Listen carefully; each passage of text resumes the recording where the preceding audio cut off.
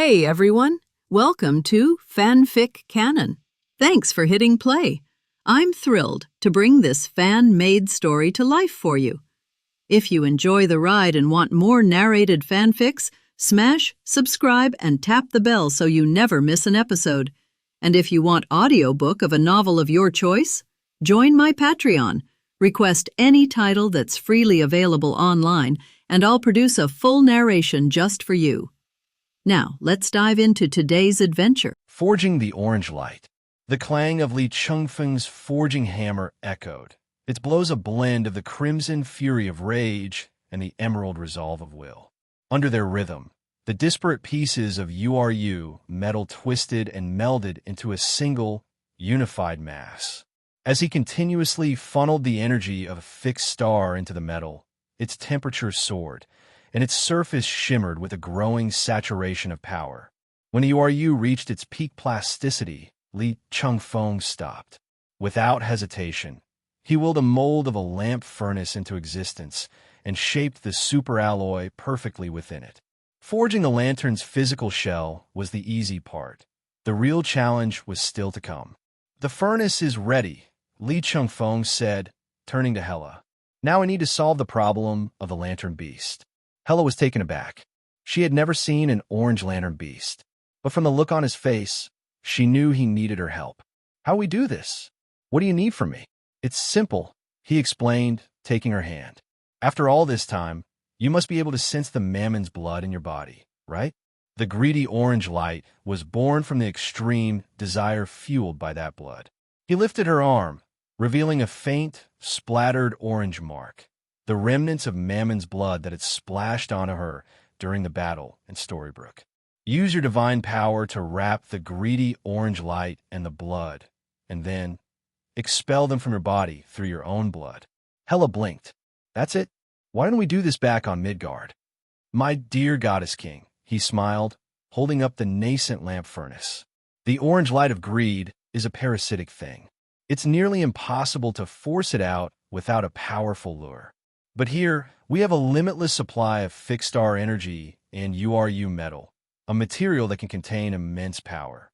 As long as you use your divine power to sever the connection between the mammon's blood and the energy in your body, their profit-seeking nature will make them abandon you and enter the furnace." "Profit-seeking," she mused. "You make it sound like the blood is a living thing." "Hela, you are right," Li Chengfeng confirmed. "Mammon's blood is a part of the Mephisto dimension. When combined with your immense desires and the divinity of the goddess of death, it has become an incomplete lantern beast. It doesn't have self-awareness yet, only the basic instinct of creatures on the emotional spectrum, to attach to a host and influence them with its power." Li Chengfeng realized this after his encounter with Lex Luthor. As an ordinary human, Luthor didn't have the power to feed the blood, so no lantern beast could be born. But Hela was different.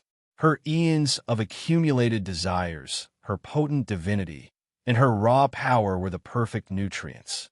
He wasn't sure if the resulting creature would be a pure spectral being, but it didn't matter. Not after the universe's emotional spectrum had been so fundamentally changed. Hela didn't hesitate. She focused her terrifying divine power, now recovered to nearly 90%, and forcibly isolated the chaotic orange light and Mammon's blood, moving it all to her arm. Then, she drew a night sky sword from thin air and sliced her own flesh. Li Chengfeng winced, a flash of distress in his eyes, but Hela remained unfazed. To her, this was a trivial injury, a fraction of what she'd endured on the Nine Realms battlefields. Seeing his genuine concern, a thrill of joy rose in her heart. "Okay," she said, "let's start. Bring the lamp closer." Li Chengfeng nodded, removing the temporary mold and holding the URU furnace in front of the wound on Hela's arm. As the distance closed, a living stream of orange blood pulsed from the cut. It peeked out like a newborn animal smelling its mother, drawn to the promise of immense power in the furnace. Yet, it was still tethered to Hela's millennia of desire, unwilling to fully let go. Li Chengfeng chuckled. The half-formed lantern beast of greed wanted to have its cake and eat it too. a perfect expression of its nature. "It seems this little one is still greedy for me," Hella said. "It's all right. Let's give it a stronger incentive," Li Chengfeng replied. He materialized a syringe, drew a full measure of his own blood, and poured it onto the URU lamp. The scarlet liquid spread over the natural runes, igniting them with a faint divine light. Hella watched, transfixed. "My queen, you truly were the right choice. How many secrets do you keep?" Li Chengfeng laughed. "Oh, my dear Lord of Midgard, I know much more than you think." He was no longer the same person he had been when they first met. He possessed the pure Dionysus factor, and had taken on the form of Ion, wielding control over space and time. After the events in Storybrooke, he had even inherited the old god status of Scython. His power now surpassed even Hellas. He was a human with the essence of an old god, an identity sealed and approved by the universe itself. The orange blood hesitated for less than a second. Faced with the choice of Hela's power or Li Chengfeng's, it instantly chose the latter, completely leaving her body and plunging into the URU lamp. Inside, it writhed and stretched, trying to reach his blood at the center of the furnace. Li Chengfeng smiled. The time had come for the final ingredient. He opened his pocket dimension, but his smile froze. Damn it! He'd used the eternal fire for a barbecue and hadn't put it away. Brushing aside the momentary embarrassment, he looked up and shouted, "Thor, the eternal fire is still up on Asgard. Toss it down." Thor, who had been watching from outside the furnace, immediately understood the urgency. He flew back to Asgard, snatched the eternal fire and its basin from the deck, and then, carefully, flew into the furnace. He didn't dare throw it. What if it broke? He handed the basin to Li Chengfeng and Hela, then retreated to Loki's side. "Brother, want some melon?" Loki asked, holding out a slice of watermelon. "Huh? Where'd you get that?" "When you work with Li Chengfeng, you always have to prepare watermelons," Loki said, taking a bite. "Who knows when he'll do something weird? It would be a waste not to be prepared." "You're right. This is good melon." Their voices carried like thunder, reaching Li Chengfeng even from a distance. He glanced at the two idol gods, but decided to ignore them. He pulled the eternal fire from the basin. The massive flames that had once filled the container now condensed into a tiny egg-sized flame, the true essence of the fire. "So the eternal fire was part of your plan all along," Hela teased. "I thought you just wanted to grill some skewers." "The eternal fire is the source of power for the legendary flame giant Surtur," Li Chengfeng replied.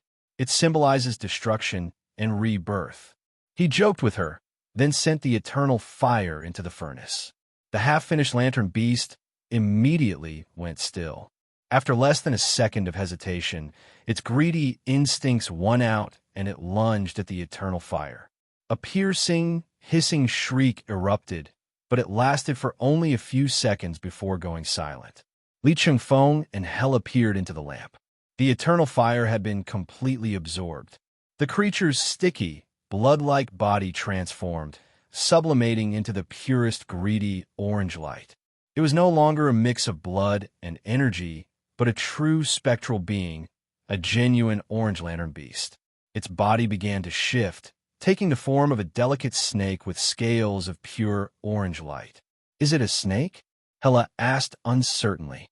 "Yes, it's a snake," Li Chengfeng nodded. The beast had taken the form of a python, just like the original from the comics, but this one was far more beautiful. It wasn't a street rat. It was a fair, rich, and beautiful lady. This beast was powered not only by Mammon's blood and the eternal fire, but also by a piece of Hela's divinity and Li Chengfeng's old god status. Though artificially created, it was probably just as powerful as natural lantern beasts. The newborn beast stretched, filling the URU lamp with greedy orange light. As the final rune on the URU metal turned orange, a childish voice echoed in their minds. "Father, mother." Li Chengfeng and Hela looked at each other, their faces filled with the same shock. As they stared, the orange light in the lamp surged, then spat out an orange lantern ring. The design on it was a perfect copy of the URU runes. Li Chengfeng expected it to fly to Hela, but the ring hesitated, hovering between them. Finally, it split in two, and one ring flew to each of them. Intelligent life has been targeted. Li Chengfeng of Earth. You have insatiable desires. You belong to the Orange Lantern Corps. Intelligent life has been targeted. Hela of Asgard. You have insatiable desires.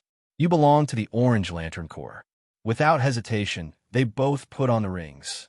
A wave of greed and possessiveness, amplified by the orange light, washed over them. Their eyes met, and they leaned in, their lips almost touching as they recited the oath of the Orange Lanterns together. What's mine is mine, and mine, and mine, and mine, and mine, and mine. Not yours. After the two of them uttered the Orange Lantern oath, which made people want to complain, no orange uniforms appeared. Instead, orange runes slowly covered their original attire. As the two turned into orange lights, the little snake in the lamp furnace began to get excited. Under the mutual attraction of the two Orange Lantern rings and the Orange Lantern furnace, the little snake began to absorb the remaining energy in the fixed star furnace. The little snake opened its mouth, and the fixed star energy was sucked into its mouth like a siphon. Baji, Baji, father, mother, I'm still hungry. Li Chengfeng held the lamp in front of him, and the little snake swam around excitedly in the lamp. The cute little baby voice kept ringing in my ears. This name, it's really exciting. Li Chengfeng smiled and looked at Hela, only to see Hela observing the little snake carefully. She calls me mother, and I also feel that I have a blood connection with her, or even a divine connection. Li Chengfeng curled his lips. I thought to myself, what you said is just nonsense. This is not some fledgling complex, because this little snake swimming in the orange lamp furnace is composed mainly of Mammon's blood and greedy orange light, and then it absorbed the blood, divinity, and desires of both of us, truly transforming itself from a flesh and blood creature to a spectral energy creature. If that's the case, this little snake can really be considered their child. After all, when it comes to divinity, there doesn't seem to be much difference between it and genes. Then as a mother, you should give her a name. As Li Chengfeng spoke, he stuffed the orange lamp stove into Hela's hands. After Hela stared at the little snake for a while, she reached out and rubbed the little snake's head with her soft fingertips. Since I have told Odin that I want to be the Lord of Midgard, my child will be a great help in guarding Midgard. After saying that, he looked at Li Chengfeng and continued, I remember that in the Norse mythology of Midgard, there is a giant python that circles Midgard and holds its tail in its mouth. It is called Jemingard. From today on, she is Hela's eldest daughter, the earthly serpent Jemingard. Hela's voice was loud and clear, with a final and unquestionable voice. Li Chengfeng was a little surprised.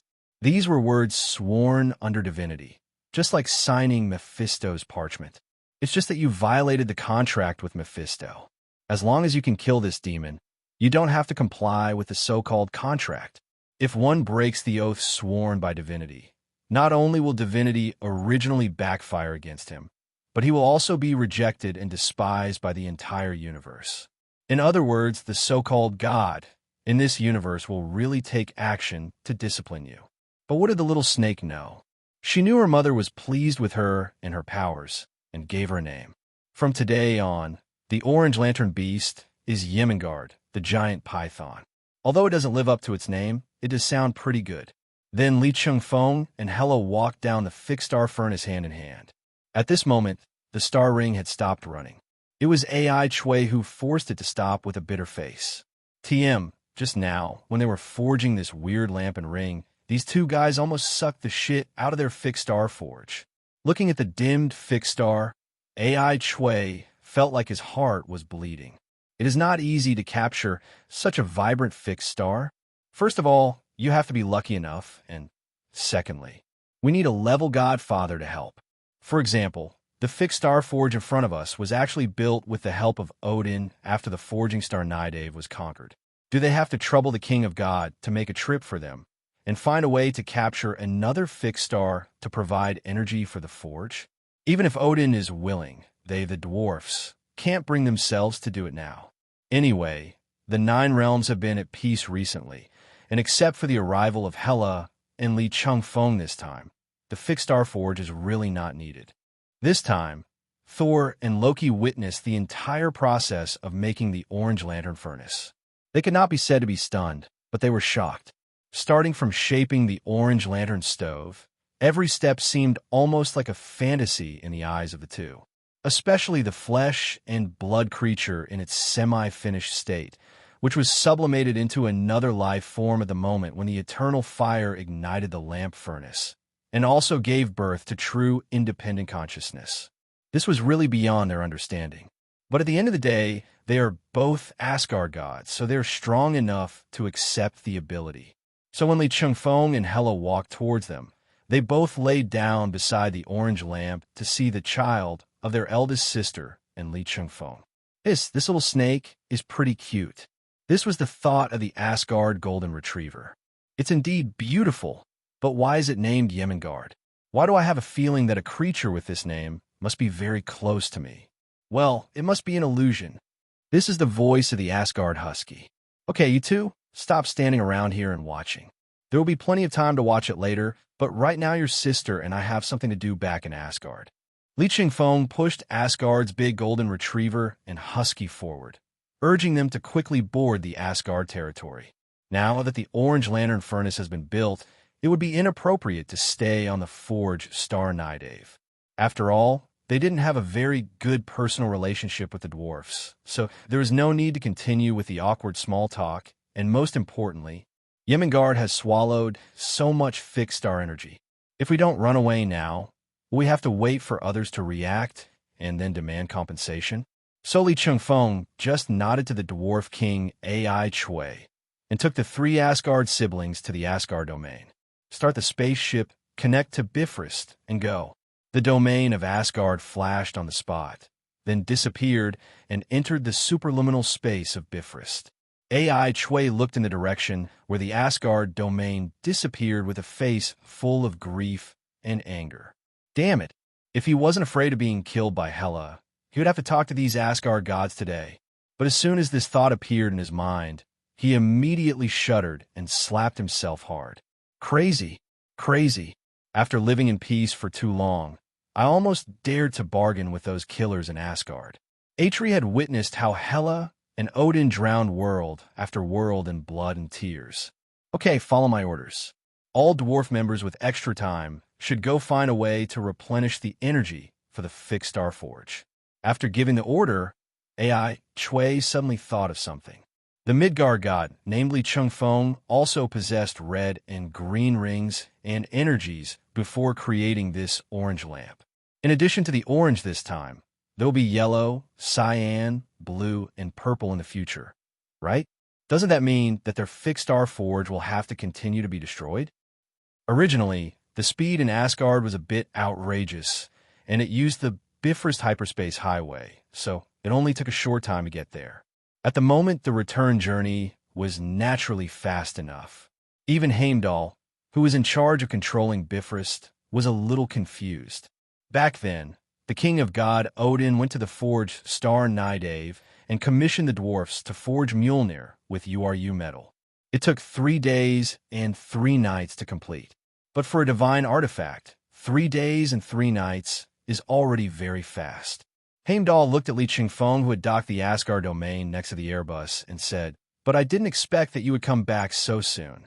After all, in terms of difficulty of crafting, the orange lantern furnace is far inferior to Mjolnir. Li Chengfeng still has a very good impression of Heimdall, the god of dawn and gatekeeper who controls Bifrost. It's really so upright. But although Hela's attitude towards this person would not be as confrontational as when she first arrived in Asgard, it was definitely not very good either. Li Chengfeng, have you forgotten that we have something else to do? How can we have time to chat with the gatekeeper here? Hela turned around somewhat indifferently and shouted to Li Chengfeng. The Yemengard, wrapped around her shoulders, also looked over curiously.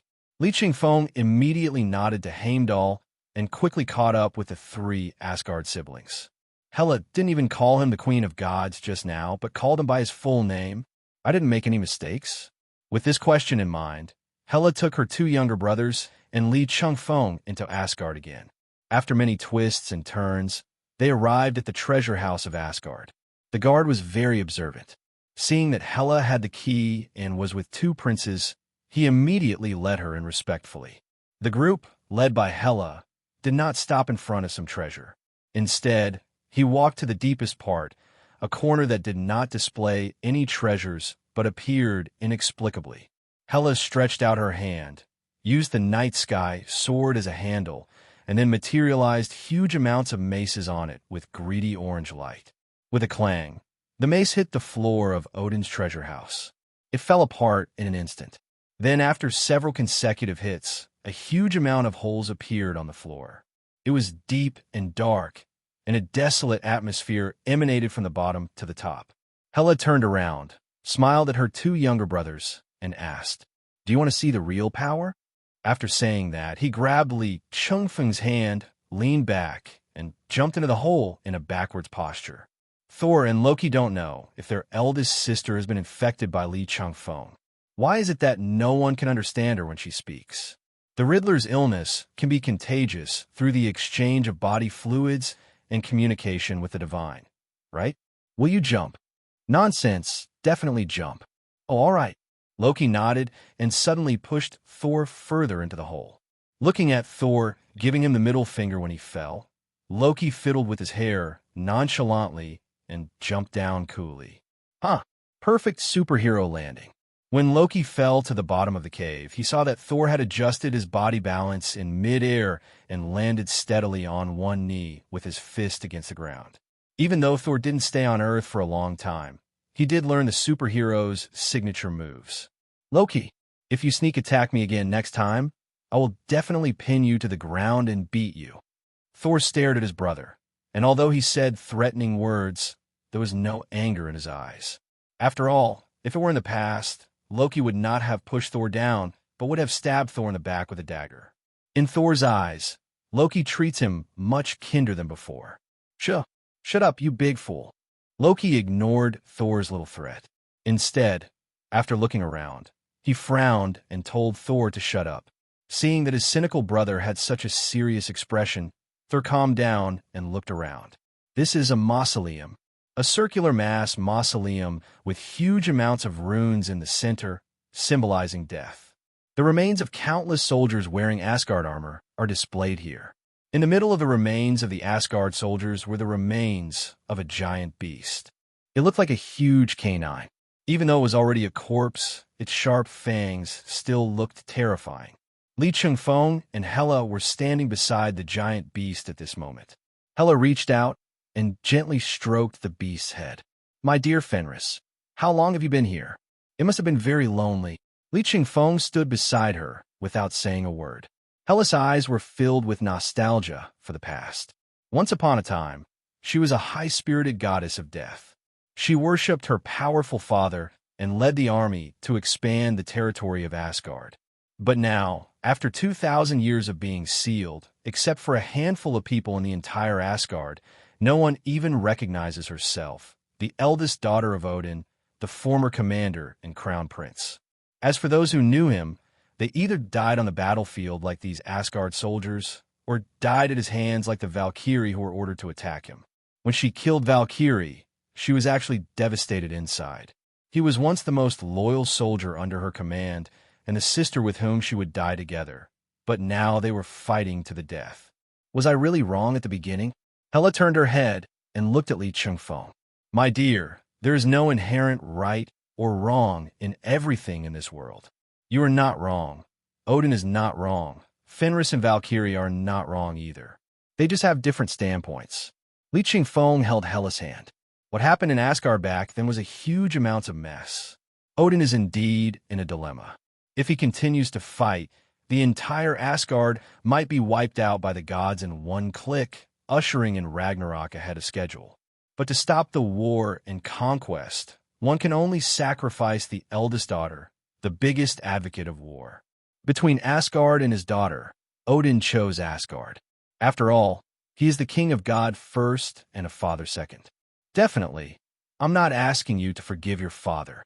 Li Chengfeng shrugged and continued, "But let's solve these family matters later." "You are right." Hela nodded, and walked hand in hand with Li Chengfeng to the rune. Then he rubbed Yemengard's head, opened his little mouth, and the eternal fire flew out. Hela raised her hand to catch it and pressed the eternal fire down on the rune at her feet. Then, driven by the power of the goddess of death and the greedy orange light, the eternal fire shattered and spread into huge amounts of fire rings, sweeping up all the remains. With the eternal flame, you are reborn at this moment. The fire ring formed by the eternal flame did not cause any damage, but the remains within the range of the fire ring immediately lit up with orange light. Under the influence of the greedy orange light and the eternal fire, the remains of the Asgard army gathered again and sat up in unison. F***K. How come they're all alive? Thor exclaimed. He had never seen such a scene before. Over the years, before he met Li Chengfeng, he was the type who only cared about rushing forward on the battlefield.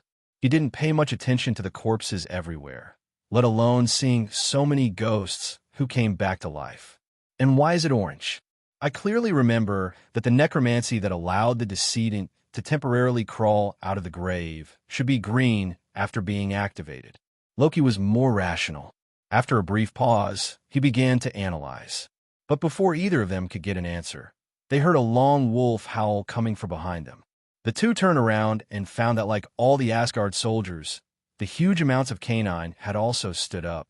With the help of the greedy orange light, Fenris, who was originally only a tall skeleton, filled the missing body tissues due to decay. At this moment, he turned into the giant wolf that was capable of devouring everything in the impression. However, unlike the rest of the Asgard army, the souls of the soldiers in this Asgard army had long since dissipated, and they were now completely controlled by the energy bestowed by the eternal fire and the greedy orange light. After all, Fenris is a god of Asgard, so his soul did not dissipate, but was preserved in his body. In endless loneliness, he waits for his master, the goddess of death Hela. And there are always people who ruin the atmosphere at times like this. All right, all Asgard troops, follow my command and line up in columns. Li Chengfeng shouted at the top of his voice, and then all the Asgard soldiers in front of him quickly gathered together. Then he looked at Hela and asked her to hold up the lantern. Raise them. That's right. Now these Asgard armies, pulled up by the eternal fire and the greedy orange light, have truly become your power again. Although she was wearing the original orange lantern ring, Hela's understanding of the ring was still too superficial. She thought it was no different from the green and red lights, and that it was nothing more than relying on the power of the orange spectrum to attack and kill. But after Li Chengfeng gave orders to the remains that stood up, Hela began to accept the knowledge brought by the greedy orange light in the orange lantern ring. In the original work, the power of the orange lantern is to transform the enemies killed by the orange lantern into one orange lantern ghost after another for the wearer to control. Orange lantern ghosts often retain all the powers they had in life. The orange lantern, the ancestor of this universe, was created by Li Chengfeng. The nature of its power had long been changed under the combined effects of URU metal, fixed star power, Mammon's blood, and the eternal fire. It turns out that these subordinates who originally followed her to conquer the Nine Realms are now her Orange Lantern Ghost Army. Now, they can exist in physical form or in the Orange Lantern Furnace in the form of Orange Lantern Ghosts. But Fenris doesn't seem to be able to do that. As the Asgard army formed a column, they walked towards Hela with their heads held high. Then, as he walked, his body gradually turned into pure, greedy orange light and entered the orange light furnace in front of him. Soon, only Li Chengfeng and the three Asgard siblings were left in the mausoleum that had just been resurrected by the eternal fire, and the giant wolf Fenris, who was squatting on the ground and rolling around begging for petting. He can't transform into an orange light ghost. No matter how he guided it, the dog in front of him could not transform into a pure energy creature like the Asgard army and station in the orange lamp furnace. Li Chengfeng studied for a long time and finally came to the conclusion, since Fenris's soul had not yet left, when the eternal fire and the greedy orange light worked together to repair his body, the soul returned to his long-lost body. So for the big dog in front of him, in a sense, he has actually been resurrected. A true resurrection. Li Chengfeng originally felt it was a pity that this big dog that could fight with Hulk could not transform into Orange Lantern Ghost, which is a big loss to Orange Lantern's combat power. But when Li Chengfeng saw the love and admiration in Fenris's eyes, when he looked at Hela as if he were a child looking at his parents, he suddenly felt that the Orange Lantern Ghost would not make much difference if he was not there. And under the influence of the eternal fire, Fenris the Great's body even regained vitality. Fenris, sit down. Ouch. Fenris, turn around. A woo-woo. Fenris, backflip. Damn, you're really good at it. Li Chengfeng was standing in the Garden of Asgard at this moment, directing Fenris to perform various actions. After he and the 3 Asgard siblings came out of Odin's treasure house, the 3 siblings were summoned by Odin. It just so happened that Hela also had to tell Odin that she had raised all the deceased warriors of Asgard and turned them into energy creatures. Since they only invited their 3 children, Li Chengfeng, an idle man, naturally would not join in the fun. So under the guidance of the Asgard gods, Li Chengfeng came to the Garden of Asgard. When he went to the Forge Star Nadavi to build the Orange Lantern Furnace, the Star Squad and 2 high school students, Peter Parker and Jessica Jones, stayed here and served him delicious food and drinks. Li Chengfeng brought Fenris to join them. That's right, Fenris not only followed Li Chengfeng, but also performed all kinds of actions perfectly under Li Chengfeng's command. Logically, Fenris should only obey Hela. But after he was resurrected by the eternal fire and the greedy orange light, Fenris naturally felt a sense of closeness to Li Chengfeng, a complete stranger to him, except for Hela. Li Chengfeng thought about it, and thought it was probably because of the Orange Lantern Ring. Although Hela and his Orange Lantern Ring appear to be 2, they are actually one ancestral ring split into 2 and are essentially the same ring. The power and authority of the Orange Lantern Rings that both of them can mobilize are the same. So in Fenris's eyes, Li Chengfeng is simply another Hela. So he learned to sit down, spin around, and do backflips. He was good at everything. Fenris's performance successfully drew the attention of the Star Squad and the 2 naughty kids to him. What a big dog. The first person to live in Bungbu was Harley Quinn, who was dissecting flowers to observe the differences between alien plants and Earth plants. Although she didn't know anything about botany, she just wanted to take a look. The appearance of Fenris immediately diverted her attention away from the alien plants. Well, Mr. Harley, although I'm a high school student, I'm afraid this is a huge amount of wolf, right?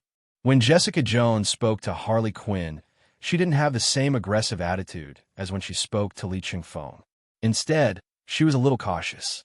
Even this troublemaker treated Harley Quinn like this, which showed that Harley had indeed established some kind of authority while serving in the new FBI academy. A wolf. Harley Quinn's interest immediately dropped after hearing this. After all the fuss, it's not a dog.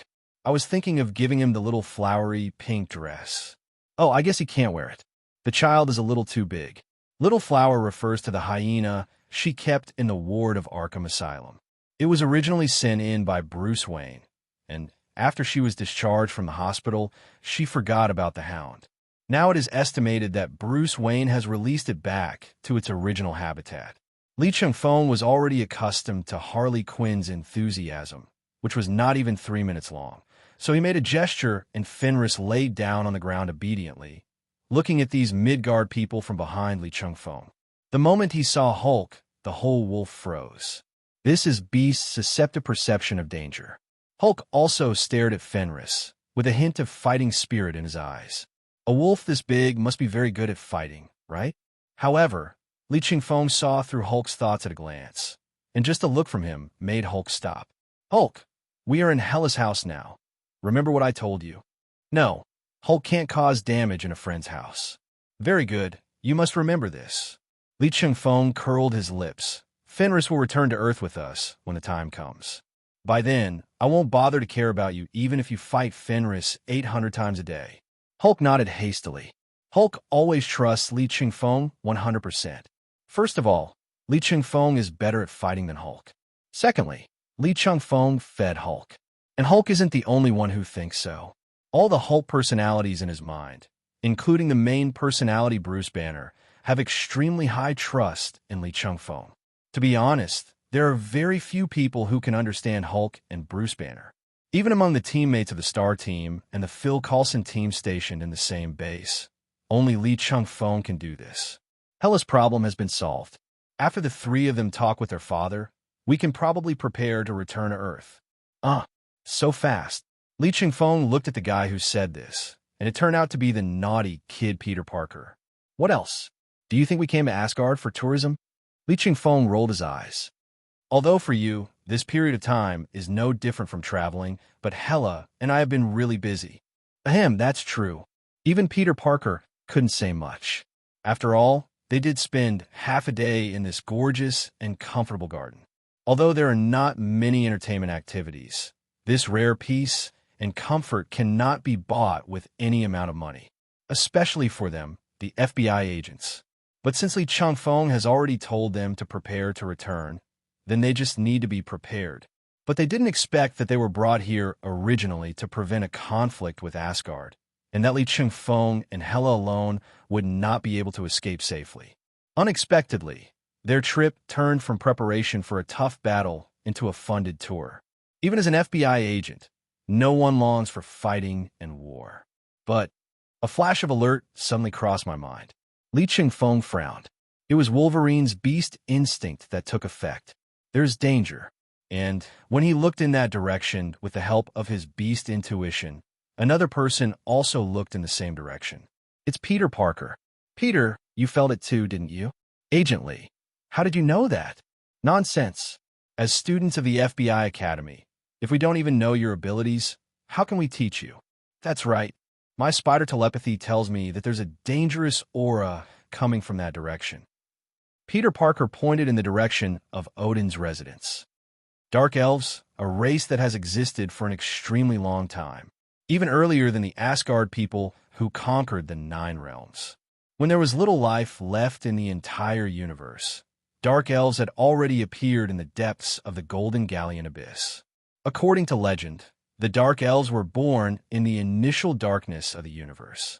Waddleheim is the planet ruled by the dark elves. Its appearance is yellow and dull, and the surface is the same color as the planet, desolate and withered, with dark clouds and rocks everywhere. It doesn't look like it can allow any living thing to survive.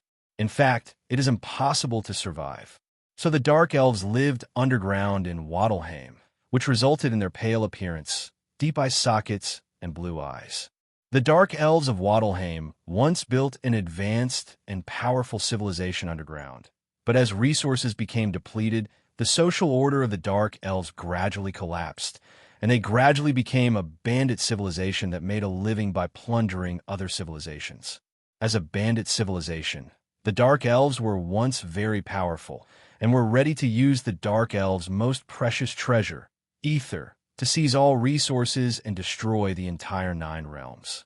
However, they were completely defeated by the Asgard at that time, and even the ether was seized. It was then sealed in a secret corner of the Nine Realms by Bor, the then ruler of Asgard. This place is Midgard, which was discovered by the American military thousands of years later, eventually triggering the fairy tale town incident. And now, the Dark Elves have made a comeback, and their main goal is to take revenge on Asgard. The branches of the World Tree will undergo an integrate phenomenon every 5,000 years. Over a period of time, the dimensional boundaries of the entire Nine Realms will become thinner, causing various extra-dimensional anomalies to occur randomly in the Nine Realms. These include things like gravity changes, space compression, and the tearing of the real world. The Dark Elves use these extra-dimensional anomalies to invade the Nine Realms. It has been exactly 5,000 years since the last Nine Realms integration phenomenon. So at the first moment, the Dark Elves divided their troops into several groups. The two groups with the largest forces. One group sneaked into Asgard to invade and destroy, while the other group went to Earth to find the long-lost ether of the Dark Elves. The Dark Elves who invaded Asgard successfully sneaked into every corner of Asgard with their innate dark magic ability and advanced stealth technology. This is how the Dark Elves hiding in Odin's residence sneaked in. Definitely, They are not so arrogant as to be a dark elf and dare to assassinate Odin. So at the moment when Hela nailed the dark elf assassin to the bed, a dozen dark elf assassins immediately appeared in the surrounding space and attacked the three Asgard siblings. Weren't the dark elves defeated?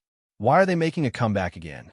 Loki cast a spell with each of his hands, imprisoning the two dark elf assassins, then held the two beloved little daggers in his hands and stabbed them into the body of the dark elf that attacked him from behind.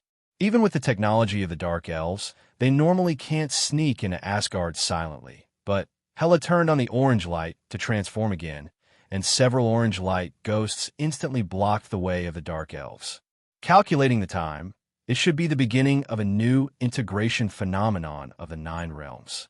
At this time, the dimensional and spatial barriers are extremely weak and unstable. The Dark Elves are able to invade Asgard through these weak points.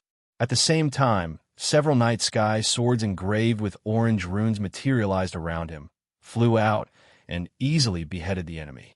The point is, where his father, Thor held Mjolnir in his hand and knocked a dark elf assassin out of Odin's residence. Father has been falling into the Odin's sleep from time to time in the past few hundred years. If he happened to be encountered by the dark elves at this moment, damn it. Hela frowned slightly when she heard what Thor said. The power of Odin will increase with age, but the body will become weaker and weaker as it enters old age.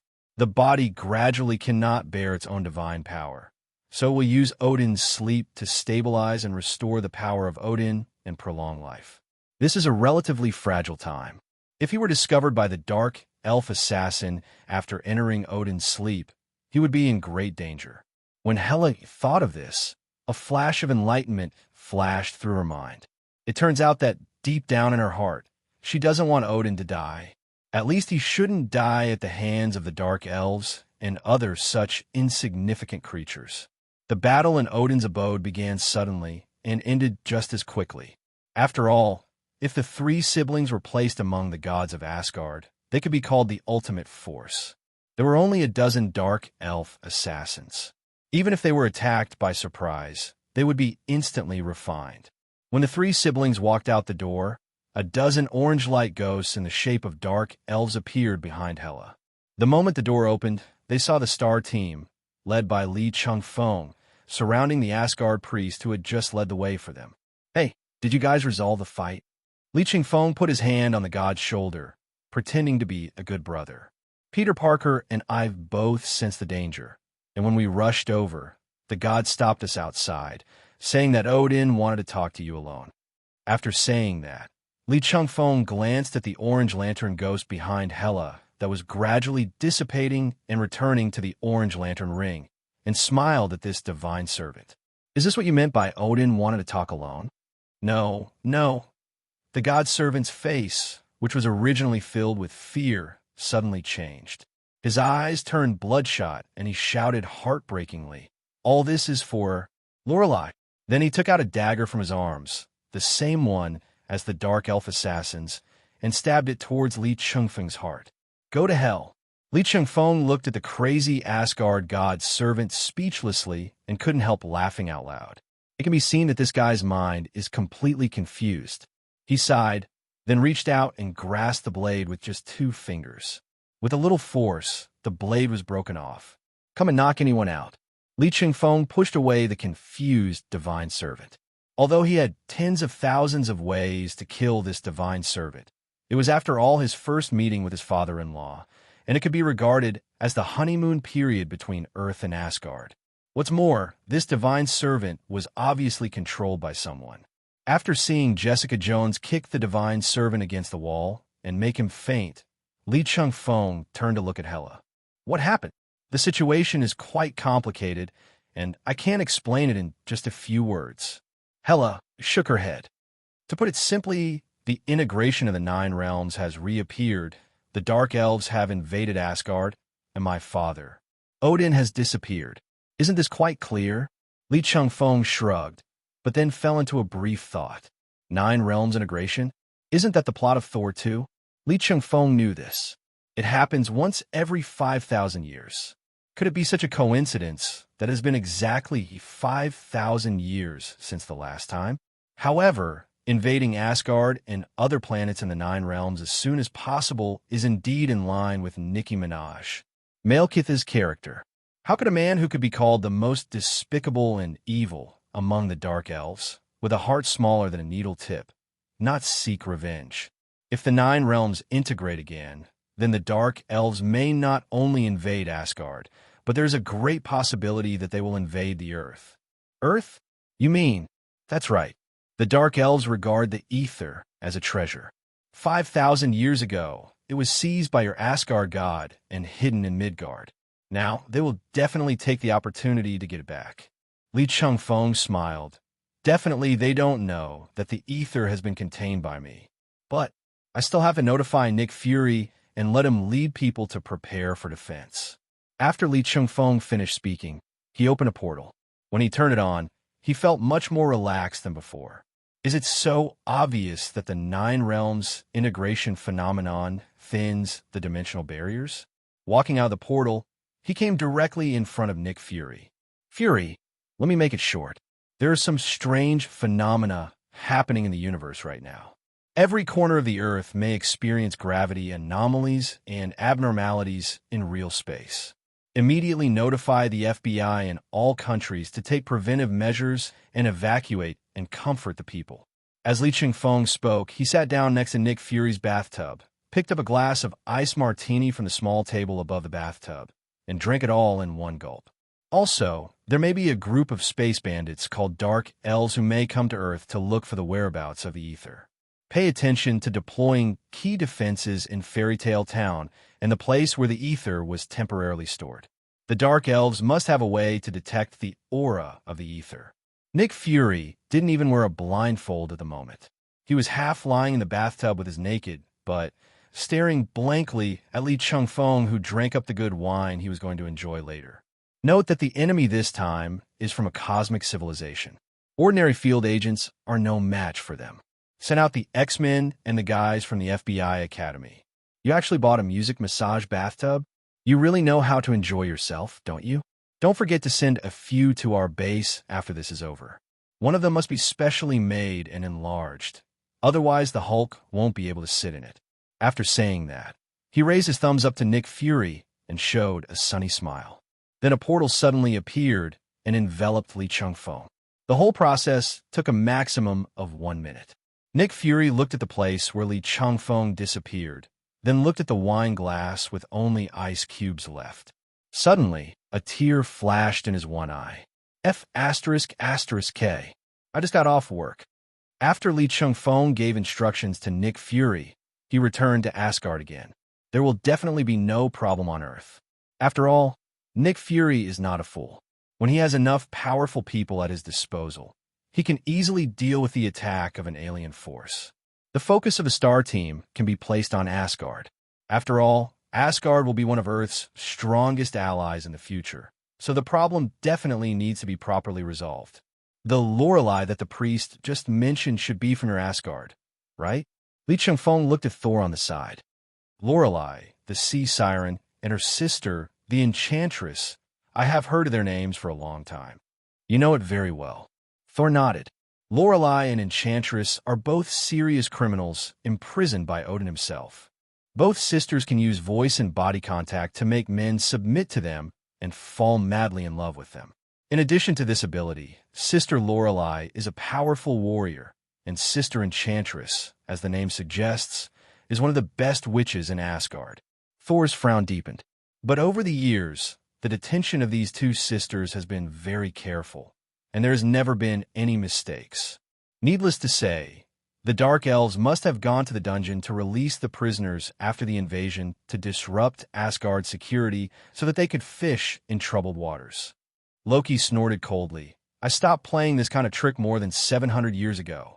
After Loki finished speaking, he waved his hands repeatedly, and a magic with a wide range covered everyone present. I've cast a mental spell on you to isolate the Lorelei sisters' enchanting power. It will take effect within 3 hours. How do you know this works?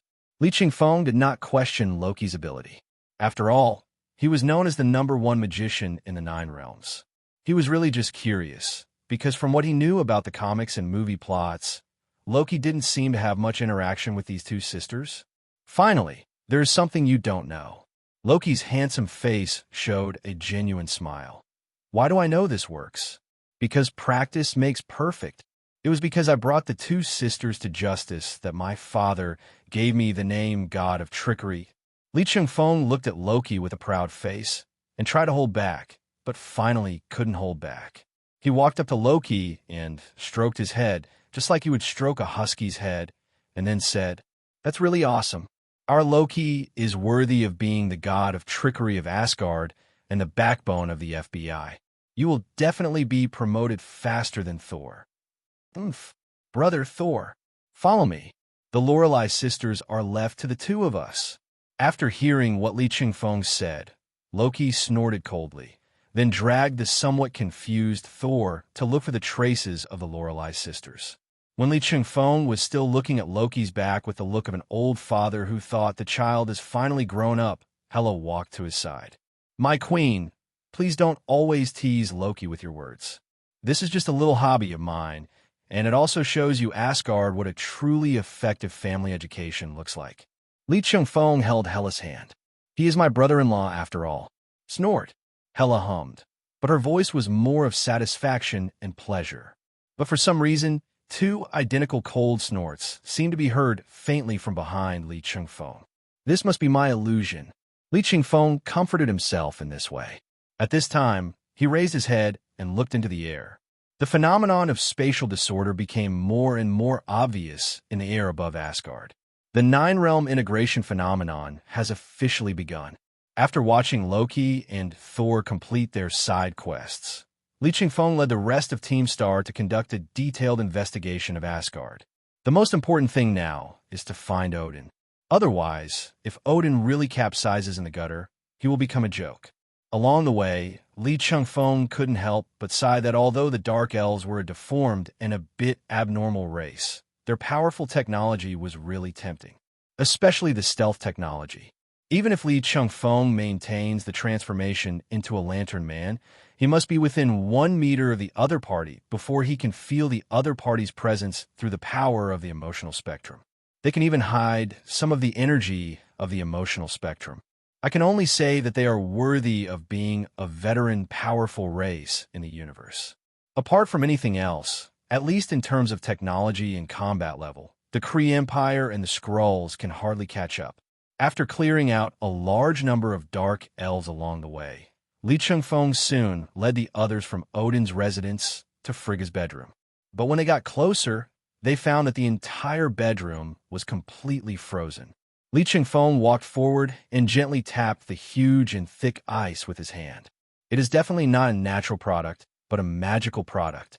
But the question is, apart from Loki, are there any other magicians in Asgard who are good at ice magic? The answer is no. Since it was not left by an ally, it means it was the work of the enemy. Could it be that? Li Chengfeng frowned and thought of a possibility. Then he turned around and pointed at the tall and magnificent gate behind the ice. "Come on, Hulk, clear the way." Hulk nodded excitedly. The battle with the Dark Elf along the way had completely ignited the angry Gamma Giant. He raised his palm and then thrust it hard into the ice. The seemingly solid magic ice was like butter meeting a hot knife. "Hulk, dig!" Hulk excitedly moved his hands and soon dug a passage large enough for everyone to pass through. This scene made Fenris, who had been following Li Chengfeng and Hela, look a little envious. "He wants to dig a hole too." Li Chengfeng patted Fenris on the head to comfort him. Then everyone followed the passage into the bedroom of the Queen of Asgard. "If I still choose to overthrow Odin's rule, then this palace should belong to you now. F***K, please don't do that." Li Chengfeng looked at the magnificent gate in front of him, his face twitching. "Asgard has no internet or Wi-Fi. Do you want me to die of boredom here?" When Hela saw Li Chengfeng's refusal without hesitation and the obvious displeasure on his face, she knew that Li Chengfeng really didn't want to stay in Asgard. In fact, isn't she the same? If she didn't want to put the past to rest, she actually had no interest in returning to Asgard. More importantly, it is the power inherited from her biological mother, and she must return to Asgard to gain full power. But ever since she told Odin that she wanted to become the king of Midgard, and Odin agreed, she felt that the power representing the primordial earth not only existed in Asgard, but began to spread to Midgard. This is the power of the Father of God. Although after obtaining the Orange Lantern Ring, Hela's peak power should have surpassed Odin. But divinity and authority have nothing to do with power. This involves the level of cosmic rules. Just a promise containing the power of Odin can gain the recognition of the universe. So now Hela is still the goddess of death, but she is no longer just the goddess of death of Asgard, but also the new god king of Midgard. That's true. Without the internet and social media, I would be very bored too. Hela expressed the same view as Li Chengfeng. At the same time, dozens of night sky swords appeared around her, flew out, and nailed around the gate of the bedroom. Then Hela manipulated the night sky sword and tore down the entire gate along with the surrounding walls. Suddenly, everything became clear. The moment the gate fell, Li Chengfeng immediately saw several blue-skinned giants who looked confused about the current situation. If he hadn't admitted his mistake, is this giants of Jotunheim? It turned out to be just as he had guessed. The giants of Jotunheim are mixing with the Dark Elves. Are you planning to break the peace treaty with Asgard? As he spoke, Li Chengfeng stepped forward, looked at the burly giants of Jotunheim, and said, "No, since you have already appeared here, it is equivalent to tearing up the peace treaty. People of Midgard, do not interfere in the affairs of the giants of Jotunheim." After a brief moment of surprise, several giants of Jotunheim immediately took a fighting stance. Asgard's defeat is a foregone conclusion. After Odin fell into the Odin sleep, Asgard will never be able to resist the attack of the giants of Jotunheim and the Dark Elves. These giants of Jotunheim are clearly young, energetic, and strong. But they have a fatal flaw. That means he doesn't recognize Hela in front of him, nor does he recognize Hela's father. Based on the information they revealed, Li Chengfeng could be sure that Odin was probably in Frigga's bedroom at this moment. So, let's get started. Buzz! There was a slight vibration in the air, and two red heat rays burst out and pierced directly through the head of the giants of Jotunheim, who was speaking. In an instant, the entire space was filled with the aroma of roasted brain. Bang! The fall of the giants of Jotunheim did not make them retreat, but instead they rushed towards Li Chengfeng. Acting together were a dozen or so dark elves that appeared nearby. Go ahead, there's no need to leave anyone alive. After Li Chengfeng finished speaking, he and Hela swept the enemies in front of them to the walls on both sides and went straight into the depths of Frigga's bedroom. The reason why Li Chengfeng brought the star team here was originally just to let them see the world, but he didn't expect that they would actually come in handy. It can not only help them clear up the clutter, but also allow them to continue to gain practical experience. Why not do it? We also encountered several giants of Jotunheim and Dark Elves along the way, who were either killed instantly by their heat vision or nailed to the wall by their night sky sword. For Li Chengfeng and Hela's current level, these ordinary soldiers are not enough. Pushing open the deepest door to the bedroom, Li Chengfeng and Hela finally saw Odin sleeping peacefully on the bed, as well as an exceptionally tall giant of Jotunheim and Frigga who was struggling under him. If nothing unexpected happens, this giant of Jotunheim should be Lauf, king of the giants of Jotunheim, lord of Jotunheim, and Loki's biological father. Hey, you two, are you fighting? Li Chengfeng walked between the two with a smile. Dear Queen of Asgard, I am your future son-in-law after all. Why didn't you inform me when you had a visitor? You treated me as an outsider, didn't you? The appearance of Li Chengfeng and Hela made Frigga, whose magic power and physical strength were almost exhausted, feel relieved. Frigga is no weakling. As for the title of the greatest magician in the 9 realms that Loki has, Frigga is more qualified than Loki. The reason why she is in such a desperate situation now is that she has to fight against a large number of giants of Jotunheim and Dark Elves while protecting her husband who has fallen into Odin's sleep. They were able to cope with it at first, but the appearance of Lauf, the king of giants of Jotunheim, immediately disrupted the balance. Lauf's fighting ability is definitely above Frigga's. Although not as good as Odin's, if they are in the ice and snow of Jotunheim, they can be on par with Odin.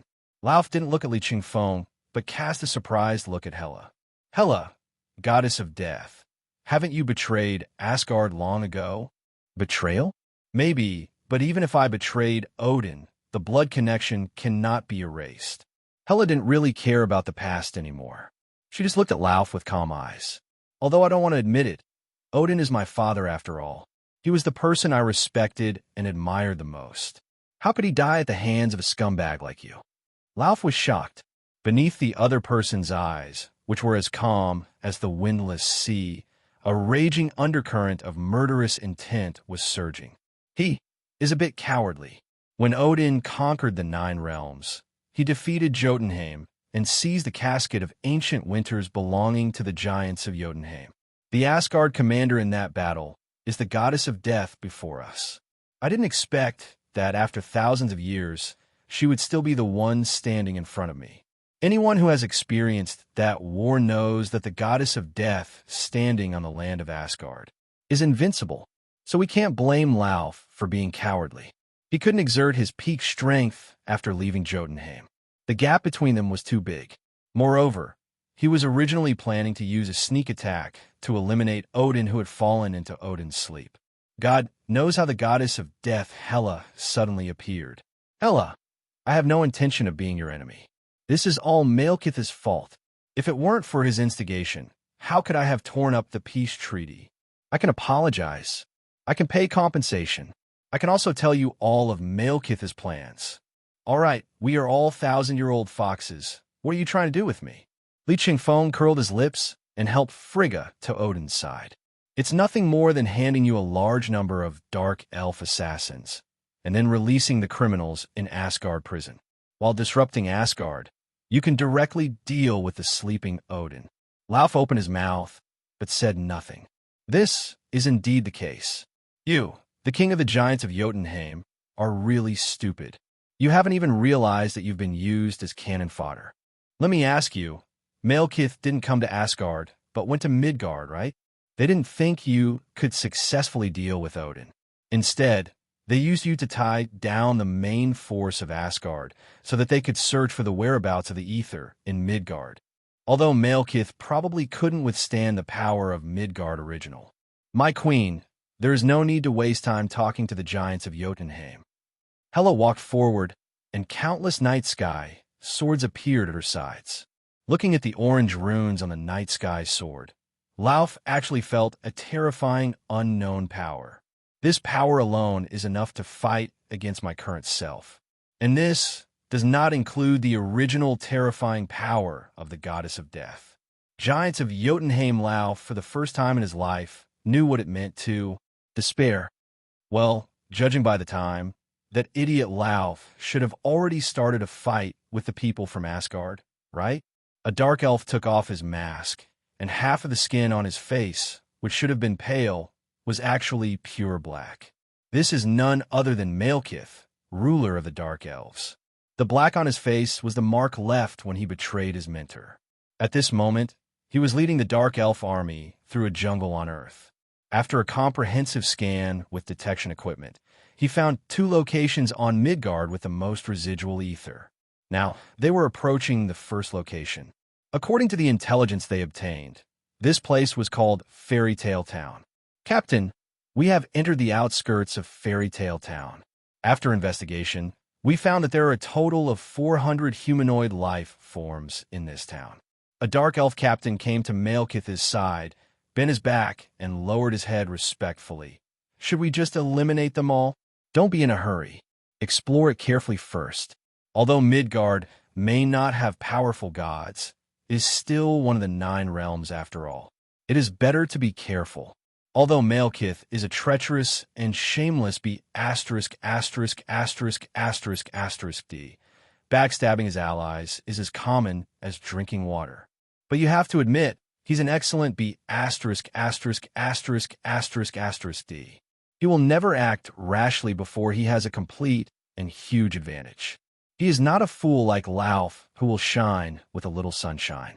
After finding the long-lost ether of the Dark Elves, The first place he will invade is the leaderless Jotunheim. He didn't think Lauf could escape alive. Even without Odin, Asgard is still not a place that Lauf can conquer.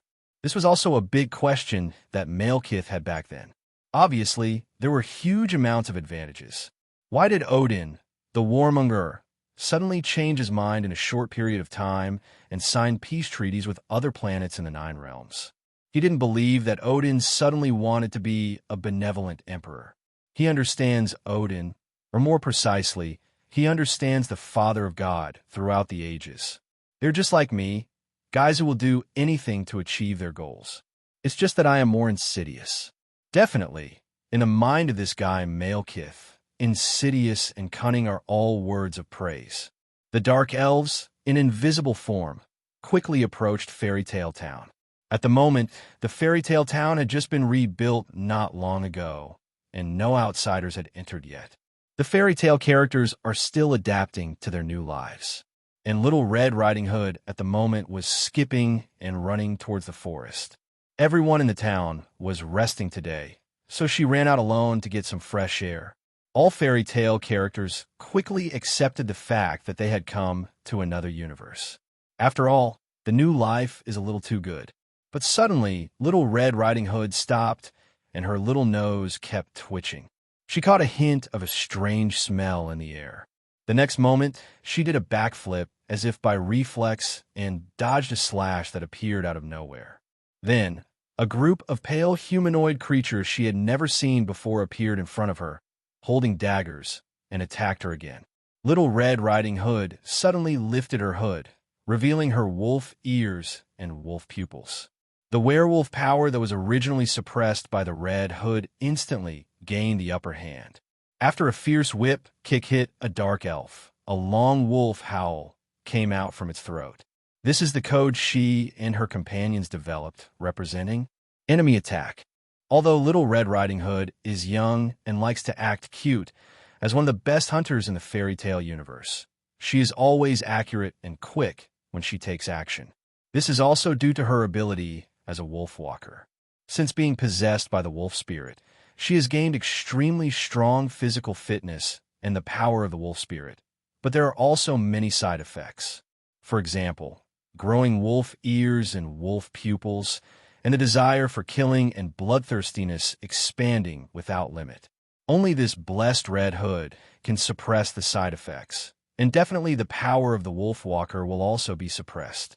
But her wild intuition from the wolf spirit told her that these pale-skinned creatures in front of her were not so easy to deal with. So after taking off her hood, she howled like a warning without any hesitation. Wolves are social animals, so it's always a good idea to shake hands with people before meeting them. Where did you come from? Don't tell me you are human. I've never smelled anything as damp and dark as you.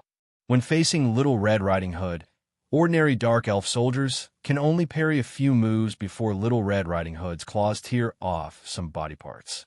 But when 3 captain-level dark elves began to besiege her from 3 directions, she finally felt the huge amounts of threat.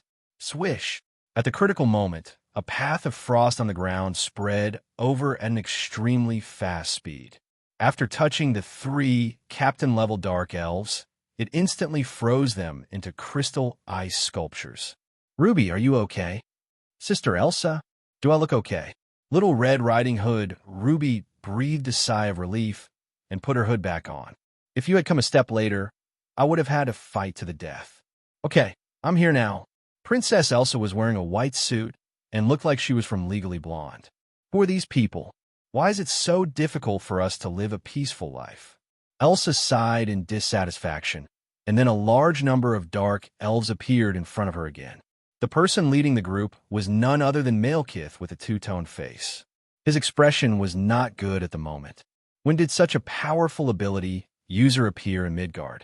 Not only did it instantly freeze the captain-level dark elves into ice sculptures, but the ice was also cooler and stronger than that created by the giants of Jotunheim. And this matter seems to this woman easier than breathing. When Malekith saw this scene in invisible state, he wanted to retreat immediately, but he felt a trace of ether from the 2 women in front of him. After thinking it over again and again, he decided to find a way to tackle this tough problem. We don't mean to offend. We're just here for the ether. Ether? You mean the thing that once altered reality and manipulated us? Elsa frowned. As the first mayor elected by everyone in the fairy tale universe, Elsa has been in contact and communication with the FBI these days. At the same time, we also obtain a lot of information that ordinary people cannot obtain at all. That's right. Ether is the most precious treasure of our clan. It has drifted to Earth. As long as we can find Ether, we will leave Earth immediately. In other words, you are aliens? Elsa tilted her head and looked Malekith up and down, but shook her head decisively. First of all, I don't know where the ether is, but it's not in Storybrooke. Secondly, even if the ether is in my hands, I won't give it to you.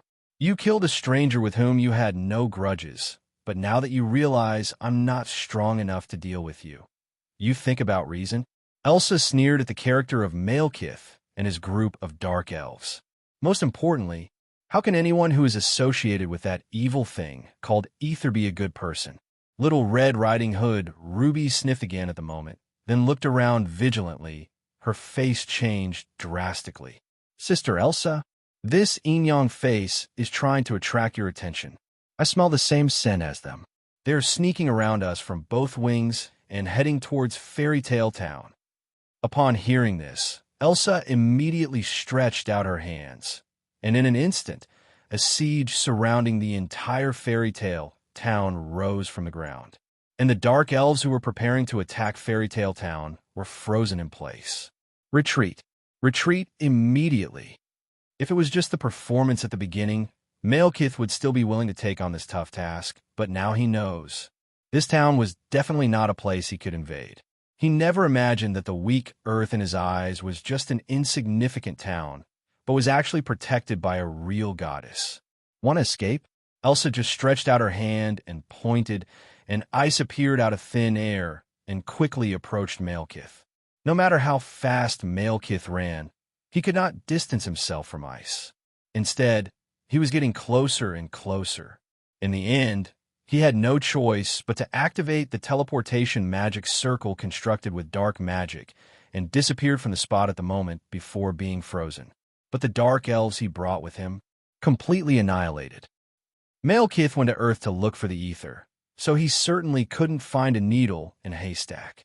This means they at least have a way to detect traces of the ether. Chengfeng sat on Lauf's head and closed his eyes.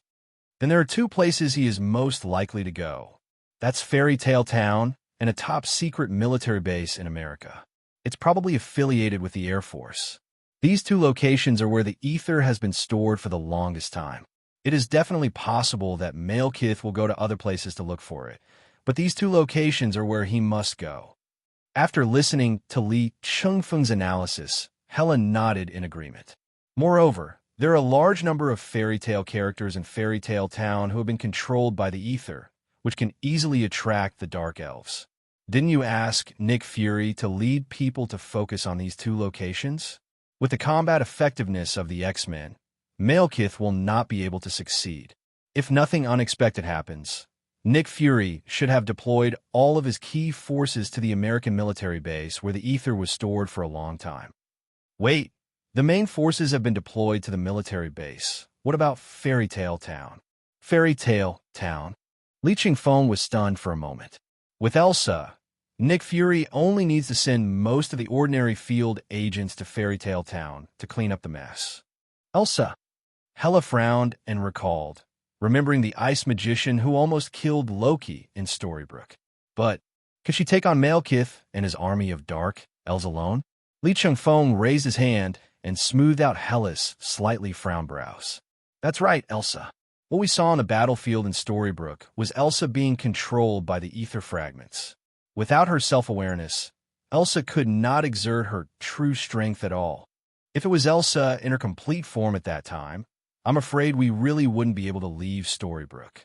Although Aisha only has the physical fitness of an ordinary person, but it's entirely possible to think of her as another god on Earth. Li Chengfeng was not talking nonsense. Although Princess Elsa is just a fairy tale character in Disney animation, judging from her performance alone, Elsa definitely deserves the title of God on Earth. Even if the person she shared the title with was the big guy from Kansas, that would be no problem at all.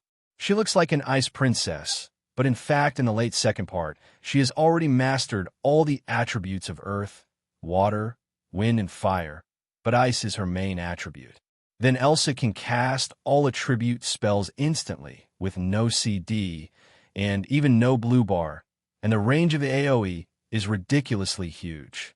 You know, in the first part, the entire country was frozen when leaving Arendelle. If you only see this, then Elsa can only be seen as a super elemental magician with unlimited firepower. Even if she can transform energy into matter out of thin air, she is not qualified to be called a god. But another thing she did directly elevated vigor to the level of God. Creation. Even Hela can't do it. But Elsa created an intelligent life in just one breath. Or is it intelligent life based on inorganic matter? If that doesn't make any sense. Created by Niwa Shoto. They are both inorganic matter, and they are both endowed with intelligent life. This is F asterisk asterisk asterisk asterisk asterisk G, terrifying. Okay. And most importantly, there is no godhood, divinity, or divine power in Elsa's body, but she can do it. This is already the level of rule god and concept god. You can even go back in history in the glacier, which is equivalent to rubbing Ant-Man's quantum channel with your hands. As an elemental spirit that connects humans and nature, Elsa possesses both the fragile body of a human and the immense power of a god. Compared to the gods, Elsa's only difference is that she is not old enough. There is absolutely nothing wrong with calling her a god on Earth. Her shortcoming is that she is not very aggressive. As long as she does not threaten the things around her, she is just an ordinary queen. Li Chengfeng didn't think that Malekith in his normal state could last only 3 moves against Elsa. He is not the Malekith who destroyed Asgard in War of the Realms and imitated Gord the God Butcher to create a copycat version of the Black Death sword using venom. To put it bluntly, even if it was Malekith in the War of Realms, if he fought with Elsa to the end, he would be doomed to die. Li Chengfeng looked at Hela's questioning expression and suddenly remembered something. He mentioned this to Nick Fury. No wonder Hela had that expression. If I suddenly tell you that your neighbor area is a fairy, can you accept it? Although I didn't know that Aisha was so strong, but I believe in you. Hela held Li Chengfeng's hand again, with unreserved trust in her eyes. Frigga looked on in a daze. Is this still my stepdaughter who is decisive, ruthless, and murderous?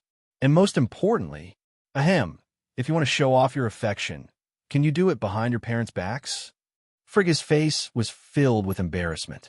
This scene was somewhat similar to when she saw her parents being naughty during the night. I'm here with your father. There must be unrest in other parts of Asgard. Hela, Asgard needs you. I am now the Lord of Midgard. She is also Odin's eldest daughter. Okay, let's go. Team Swarm is still fighting outside, and Thor and Loki are on their way to quell the rebellion. After hearing what Li Chengfeng said, Hela turned around to look at Frigga, who was smiling like an ant, and then looked at Odin, who was lying on the bed, so peaceful that he really looked like an old man. Don't let Odin die. After saying this, Hela and Li Chengfeng left Frigga's bedroom. Li Chengfeng looked at Hela, who was walking quickly forward, and laughed secretly in his heart. As the saying goes, people from the same family stick together. This arrogant person is exactly like Odin and Loki, etc. In this family, no matter in terms of inner character or appearance, how do you think Odin, Hela, and Loki are the real family? Could it be that Thor is the one who was taken away by mistake?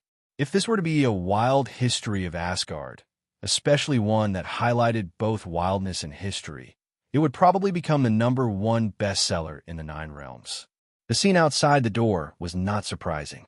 Countless bodies of dark elves and giants of Jotunheim were lying around the members of Team Star. The FBI agents are not good guys, and even little Spider-Man will not show mercy at this time.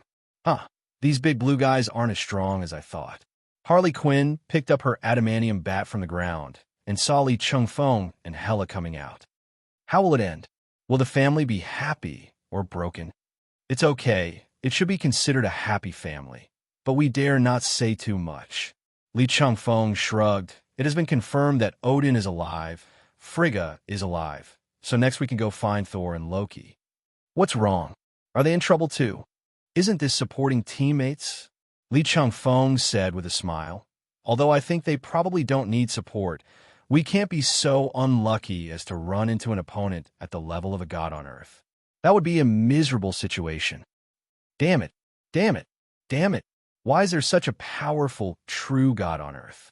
And it just so happens that there is an extremely strong, etheric aura in her territory. Malekith pounded the ground hysterically. Although he managed to escape with the teleportation magic at the last moment, what use was there for him to use a hammer to escape? Completely annihilated. Just by raising his hand, the elite troops of the Dark Elves were wiped out. This team is enough to invade and capture those planets with low civilization progress. Okay. At least at this moment, Malekith rarely felt the same feeling as when he was sold to a funeral home by his mother as a child and became a corpse mover. It was endless numbness and despair. But there is always an end to depression. Although Malekith is not a good person, this born bad guy who killed his teacher and mother and destroyed his entire family can always cheer up, just like a superhero with noble character and beliefs. It's just that the latter is for hope. And Malekith, to bring destruction to everything.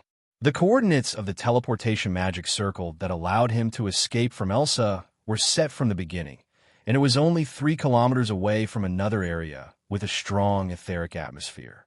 The ethereal atmosphere here is even stronger than that of Fairy Tale Town. Malekith is gambling.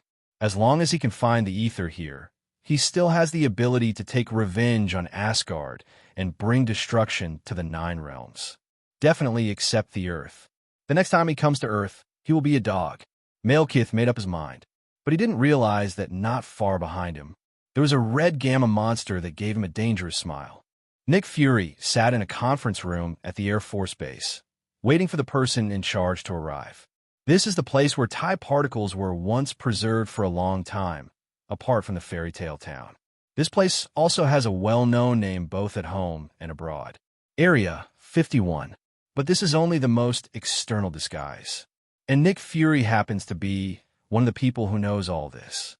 Studying unidentified flying objects? Studying aliens? The people in charge of this base have created huge amounts of conspiracy theories to cover up their true identity.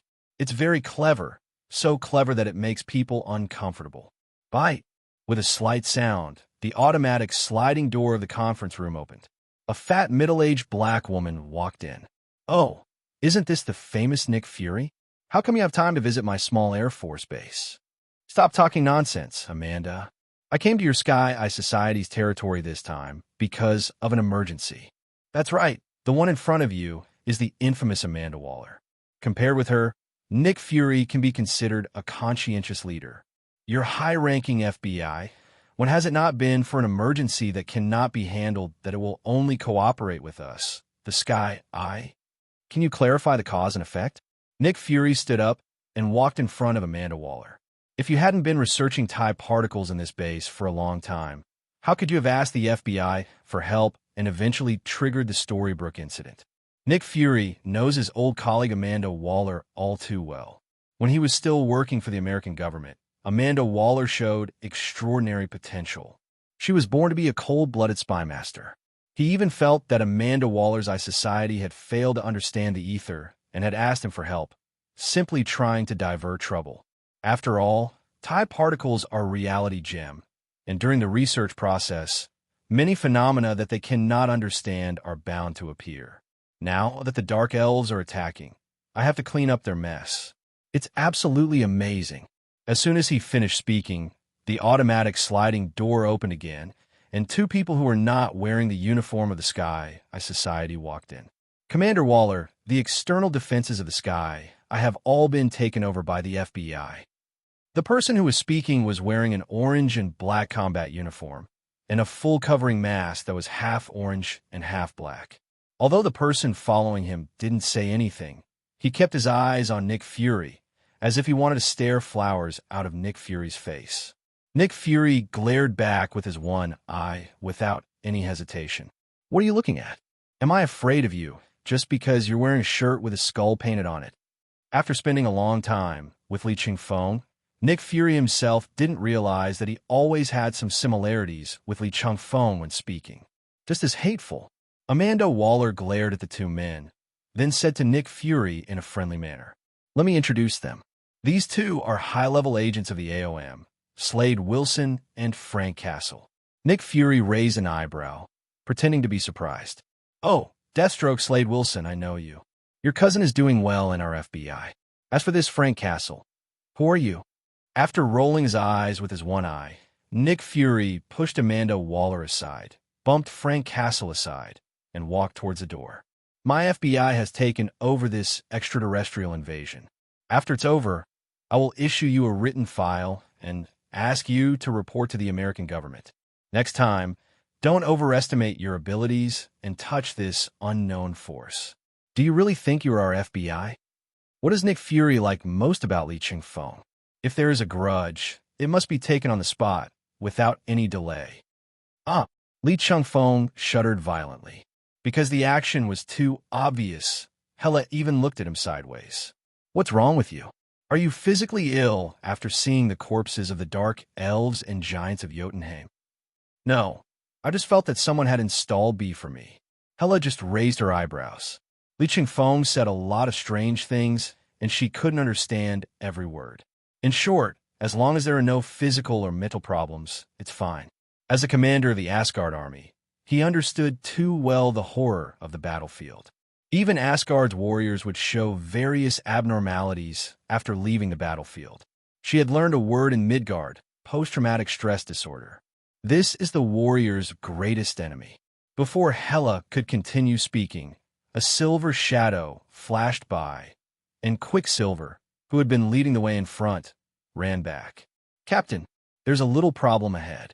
"Small problem? What small problem is worthy of you coming back to report?" Li Chengfeng asked with some curiosity. Although Asgard does not have a large population, its area is extremely large. Li Chengfeng had no choice but to let Quicksilver Pietro, who had the fastest legs, go ahead to explore the way and come back to report when he found anything. But unexpectedly, he turned back not long after running out. "It's a minor problem indeed, because I just found a dead body. Asgard is now a battlefield, and the last thing on a battlefield is corpses," Hela said calmly.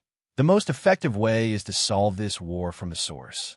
The problem is definitely not the body, but this body is something I have never seen before. It is not an Asgardian, a dark elf, or a giant of Jotunheim.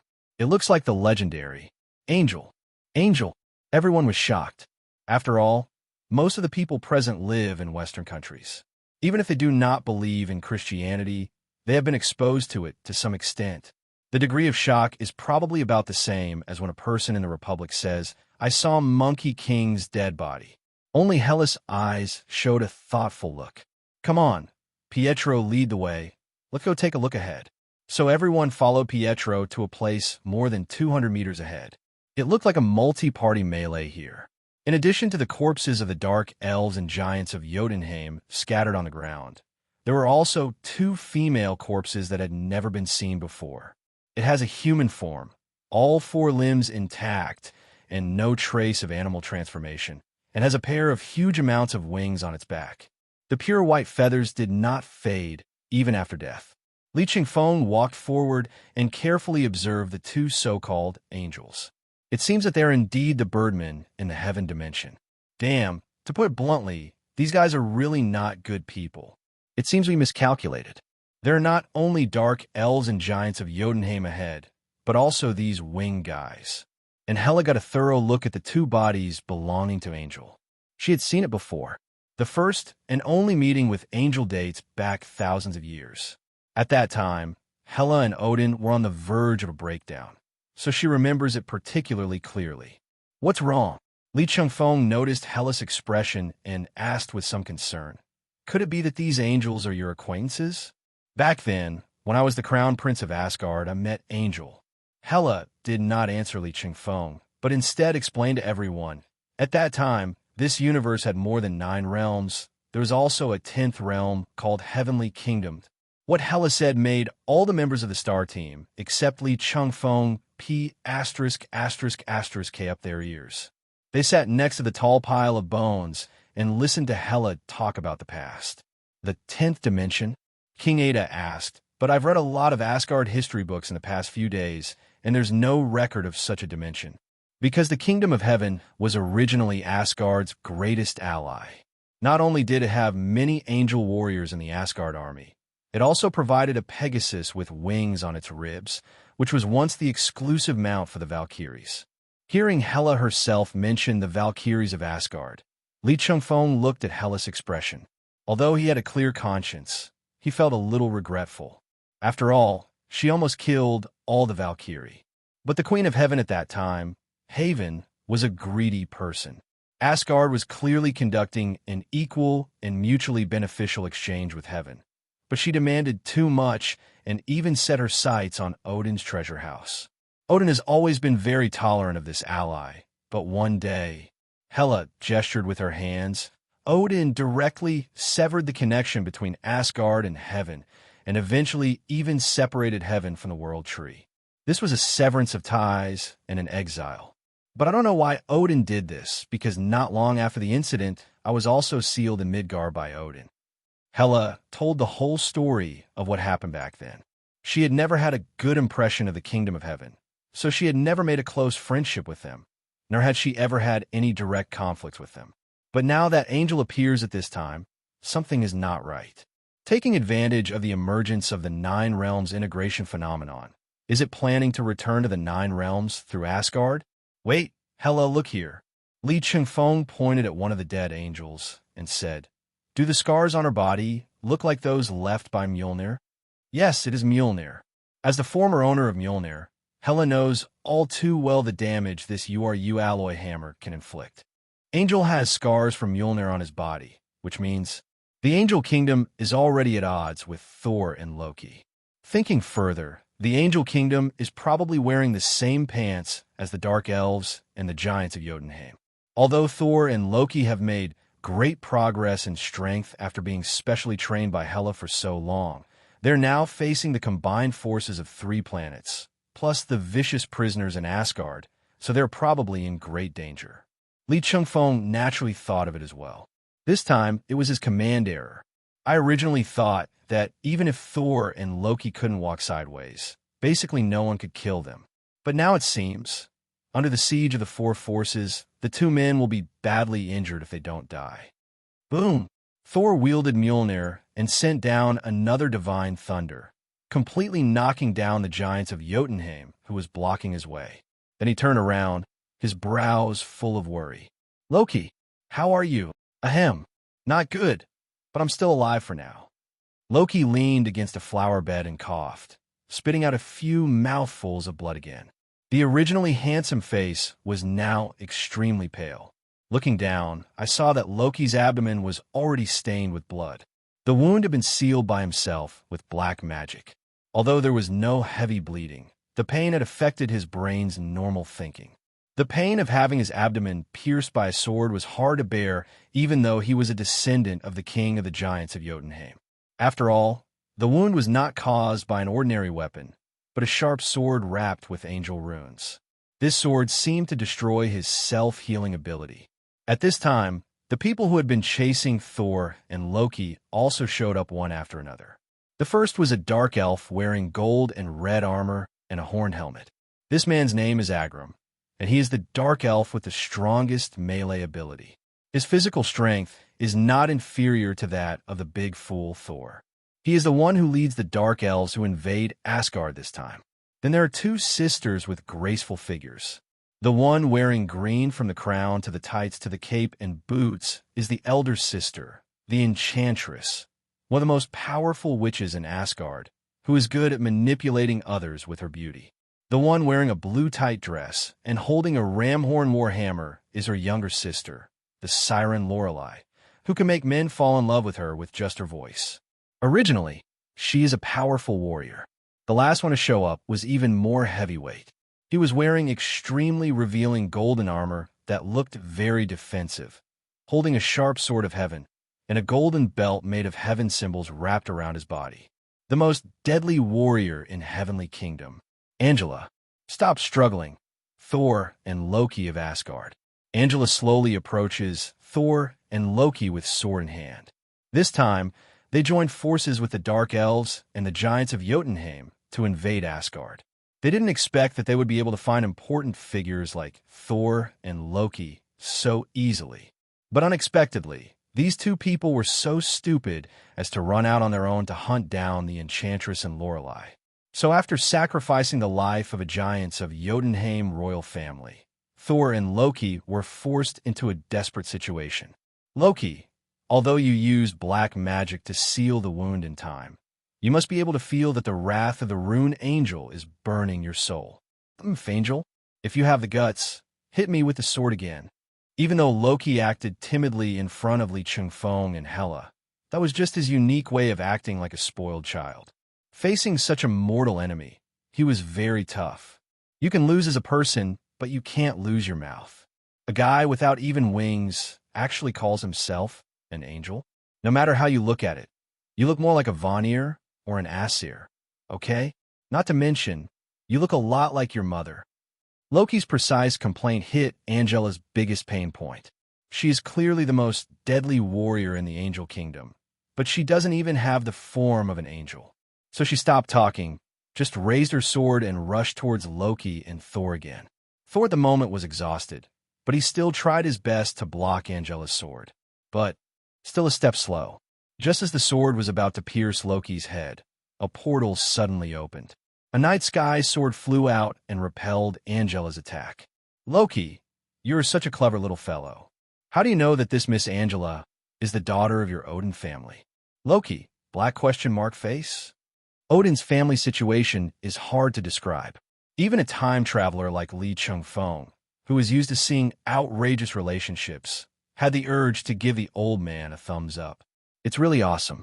After careful calculations, Li Chengfeng finally figured out the relationships of the Odin family. First, Odin married his first wife, Jodi, who represented the primordial earth and gave birth to Hela. Then, after Jodi died, the Aesir gods formed an alliance with the Vanir gods, and Frigga of the Vanir gods married Odin as his second wife, who is now the Queen of Gods. In the eyes of everyone, including Hela, Odin and Frigga's first child is Thor. But what they didn't know was that Thor had a biological sister with the same father and mother, and this sister was kidnapped by the angel Queen Haven of the Angel Kingdom as soon as she was born. Her original intention was to extort more benefits from Odin in exchange for his daughter. But at that time, Odin had not yet decided to challenge the gods, and he was still the aggressive and hot-tempered king. Odin did not accept the threat at all, so he directly separated the entire Angel Kingdom from the World Tree. From then on, only the 9 realms remained. What happened next was the same old story: imprisoning the eldest daughter, giving birth to Thor, and adopting Loki. Odin's original plan was probably to sacrifice the daughter he had with Frigga, but unexpectedly, Queen Angel, who had no bottom line, did not kill Angela. She even raised Angela and trained her to be the most deadly warrior in the Angel Kingdom, and then instilled in her hatred for Asgard and other planets in the 9 realms. Bad news. Angela was indeed brainwashed by the ideas instilled by Haven. The good news is that the brainwashing was not thorough, and Angela always had doubts about her identity and Haven's purpose. Originally, Angela was about to ask a question after hearing what Li Chengfeng said to Loki, but the moment she came into close contact with the night sky sword, she felt the terrifying power. She didn't dare to be distracted at all and tried her best to barely hold on. But on the other side of the portal, the woman who swung out the night sky sword looked like it was just a casual attack. Is the gap so big? Angela suddenly lost confidence in Queen Angel's agreement to cooperate with Malekith to seize Asgard. She originally thought that Odin's 2 sons were the top fighting force in Asgard besides Odin and Frigga. But I didn't expect that there would be such a thing. The information previously provided by Malekith and Lauf was totally inaccurate.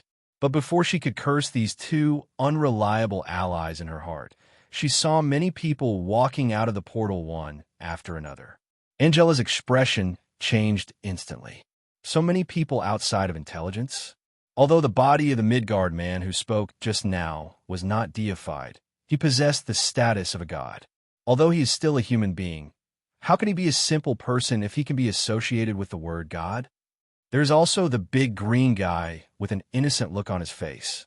As long as you have a healthy brain, you will think that he is definitely a powerful warrior. Even the burly dark elf Agram looked small in front of this green giant. Who are you? Angela's eyes were fixed on Hela in the front.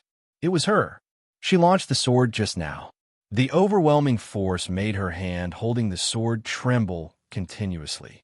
This woman is definitely the most powerful enemy Angela has ever encountered. You ask me? Hela did not ask Thor and Loki, but stood in front of her two brothers without hesitation. I am Hela, the goddess of death of Asgard, the king of Midgard, the lord of greed. Angela swallowed. The angel kingdom was not like Asgard, where Odin did not erase all information about Hela. On the contrary, the record of this possible powerful enemy is extremely detailed. When the angel kingdom received the news that Odin had sealed Hela in Midgard, the mood went from personal gloating to collective celebration. There really are fools in this world who cut off their own arms. This is also the premise that Angel Queen Haven would agree to cooperate with Malekith without hesitation. But how come Hela, the goddess of death, who should still be sealed by Odin, suddenly appeared in front of her? And most importantly, this goddess, who had made great contributions to Asgard but was sealed, actually stood in front of her younger brother. Could it be that the goddess of death Hela is the type of person who puts family ties above everything else? No, she wanted to enjoy the delicious revenge herself. This attitude towards Thor and Loki clearly shows that only I can bully you, no one else can. The appearance of Hela also caused the other two people present to exclaim in surprise. Hela? Lorelei, am I seeing things? The one standing before us is actually the legendary goddess of death. Sister, you are not mistaken. The unique clothing and colors and a night sky sword. That's right. It's the goddess of death Hela. Lorelei answered her sister's questions while swinging the ramhorn war hammer expressionlessly. Then, the dark elves and giants of Jotunheim, controlled by Lorelei, rushed towards Hela, waving their weapons. The two prisoners, Lorelei and the Enchantress, are just a temporary team with them. They just want to destroy Asgard. The Enchantress and Lorelei. Hela suddenly grinned, which made Chengfeng stunned. I remember that thousands of years ago, you two were warriors under my command. There was a hint of nostalgia in Hela's words. Don't treat the sisters Enchantress and Lorelei as mere vases just because they are beautiful and charming. Seeing how ruthless they were on the battlefield, even the goddess of death couldn't help but look at them a few more times. And now, her former subordinates are standing against her. Goddess of death, even if you return, what can you do? Asgard's destruction is imminent. The Enchantress does not have the intelligence network of Angela or the Dark Elves. She and her sister simply yearn for freedom outside the prison and are against Chaos, who is eager to see the world in chaos. Two deserters from the battlefield. I'm not interested in wasting my time talking to you. Hela curled her lips. Although the two sisters had outstanding abilities and were the strongest among the strong in a place like Asgard. But he cannot be trusted at all, not to mention that he has a history of turning against his own side on the battlefield. We are simply dissatisfied with your Odin family's actions of conquering the Nine Realms and establishing a new order, Lorelei said, a sickly blush gradually appearing on her face. There's no need for us to follow a commander who goes against us. After saying that, he jumped onto the back of an enchanted giant of Jotunheim with a ramhorn hammer in his hand and charged towards Hela. It seems that fighting first is the best way to make you listen to me. So Hela raised her hand, and the entire star team, including Chengfeng, all tensed up. Although Chengfeng is the leader of the star team, all daily training has been changed by Hela into warrior training courses. Sometimes he speaks much better than Chengfeng. After all, the devilish training of the goddess of death is engraved deep in the hearts of every member, including the big guys from Phil Coulson's squad. Hela often has nothing to do in the base, so she helps Phil Coulson train the team members. Teaching a group is teaching. Teaching a large group is still teaching. So after Hela gave the order, the team members rushed towards the enemy like wild dogs. Hulk didn't hesitate at all and went straight to the Dark Elf Agram. It was obvious that there was an extremely strong giant under the armor. Hulk loved fighting with people like this the most. Boom! The fist carrying the power of Gamma collided with the fist of the Dark Elf Agram. Judging from this one round alone, Gamma power has a slight advantage, and Agram's eyes widened due to the reaction of the collision of the two fists. This big green one, how strong is it? If we only look at strength, he has surpassed Thor. Thinking of this, Agram immediately adjusted his posture and attacked Hulk again. But Hulk looked at his opponent, and the red light ring on his hand lit up. The hot blood is red with anger, taken from the remains of a corpse that has not yet cooled. Deep hatred and deep resentment boil the lungs. I will forge your path to the underworld. As Hulk recited the red light oath, his anger and strength continued to rise. Not only did he instantly catch Agram's attack, he also easily knocked him to the ground. Then he jumped high and hit Agram with a falling meteor. I saw a green fat man wearing a red combat uniform, riding on Agram and punching him crazily. When the enchantress saw the miserable state of the unfortunate man Agram, she shuddered all over. But he couldn't help but look at Hulk.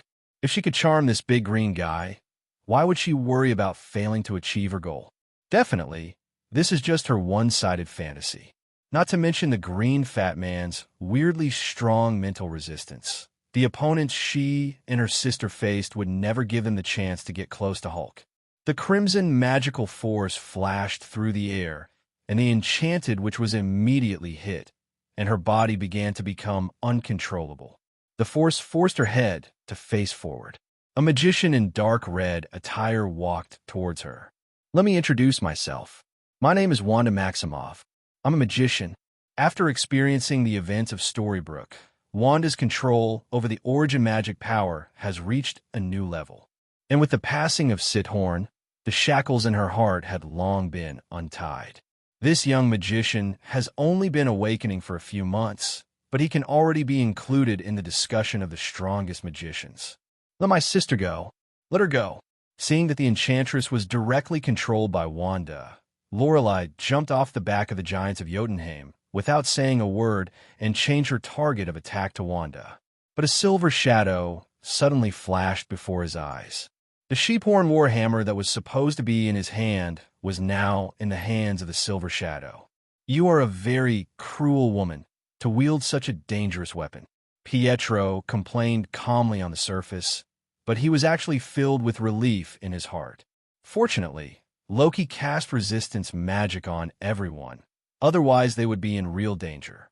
As a single guy who had never been in a relationship, when I heard Lorelei's unromantic roar, I had the urge to make her my own. Although the impulse was extremely weak and could not influence his will at all, it still appeared. But Lorelei's plump and charming figure always makes people imagine if he manipulates her to do some strange things. Quicksilver shuddered at the thought.